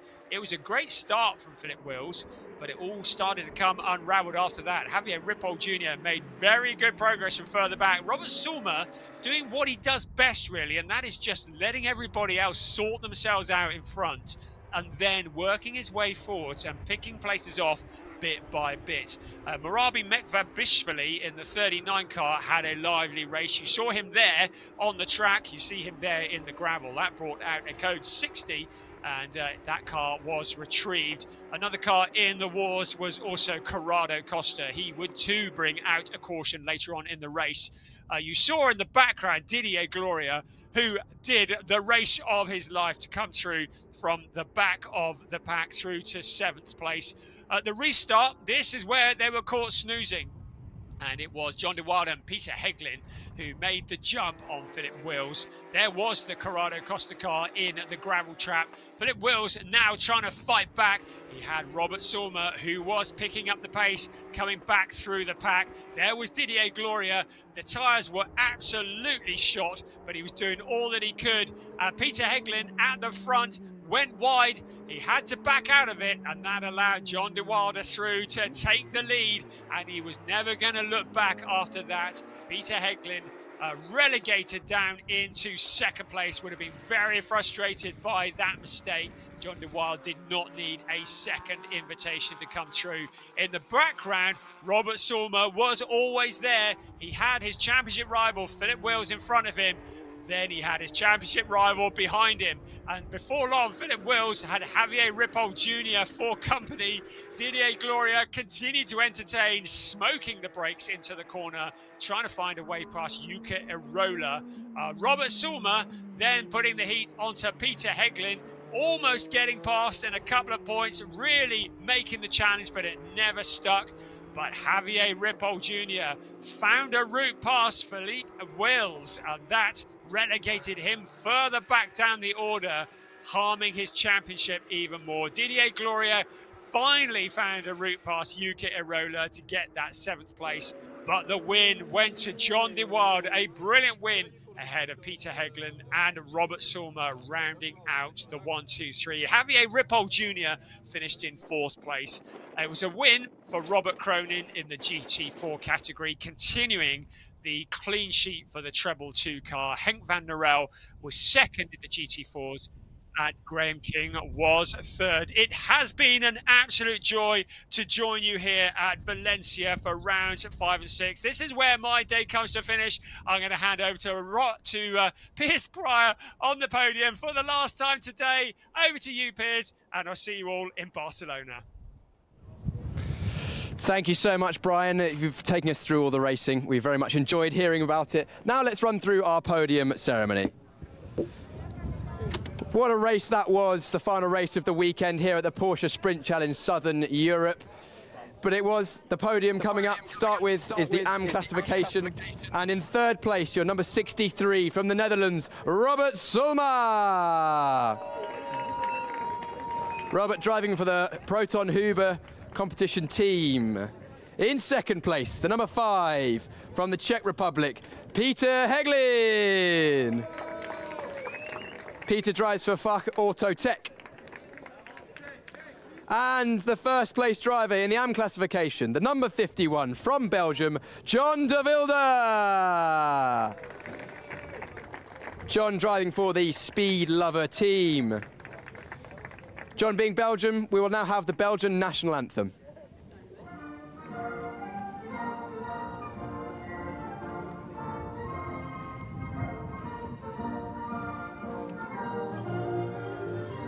Emma, right? Emma.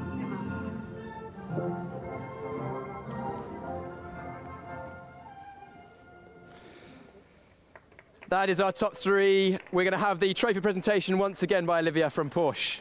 Porsche. Porsche. That's the 3rd place trophy going to Robert Sulmer. The 2nd place trophy to Peter Heglin. We must say they're excellent trophies here at the Circuit Ricardo Tormo. And the 1st place trophy to John de Wilde. And guys, please collect on the top step of the podium for a final round of applause for the AM podium this weekend. That is round 6 of the Porsche Sprint Challenge Southern Europe for the AMs done. Congratulations, guys. We'll hopefully be seeing all of you back again in just a week's time at the Circuit to Barcelona. The Circuit to Catalunya in Barcelona. Brilliant, thank you so much. Now on to the GT4 classification. In third place, the number 11 from the UK, Graham King. Graham driving for the WDP Racing team. In second place, the number 989 from the Netherlands, Henk van Norrel. Henk drives for the Snell Motorsport team. And your winner, the number 222 from Ireland, being represented by Emma Robert Cronin. Well done to Emma for stepping in for Robert. Congratulations. Emma drives for the Parker, Team Parker Racing. And we'll now have the Irish national anthem.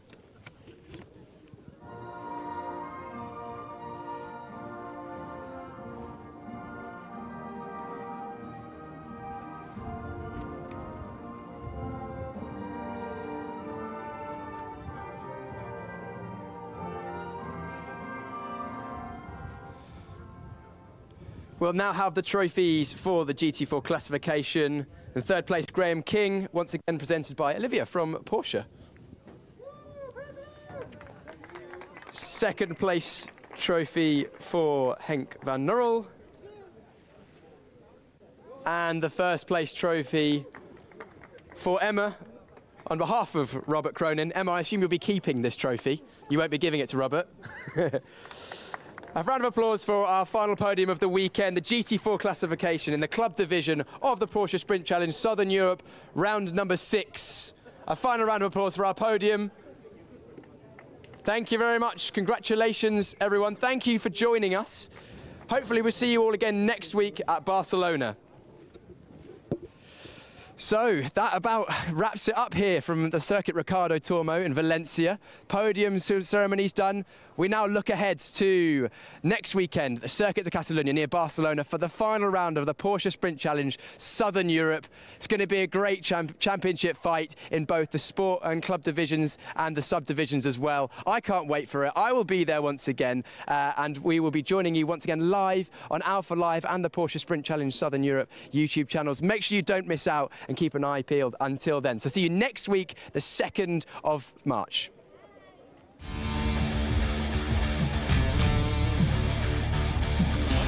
There we go.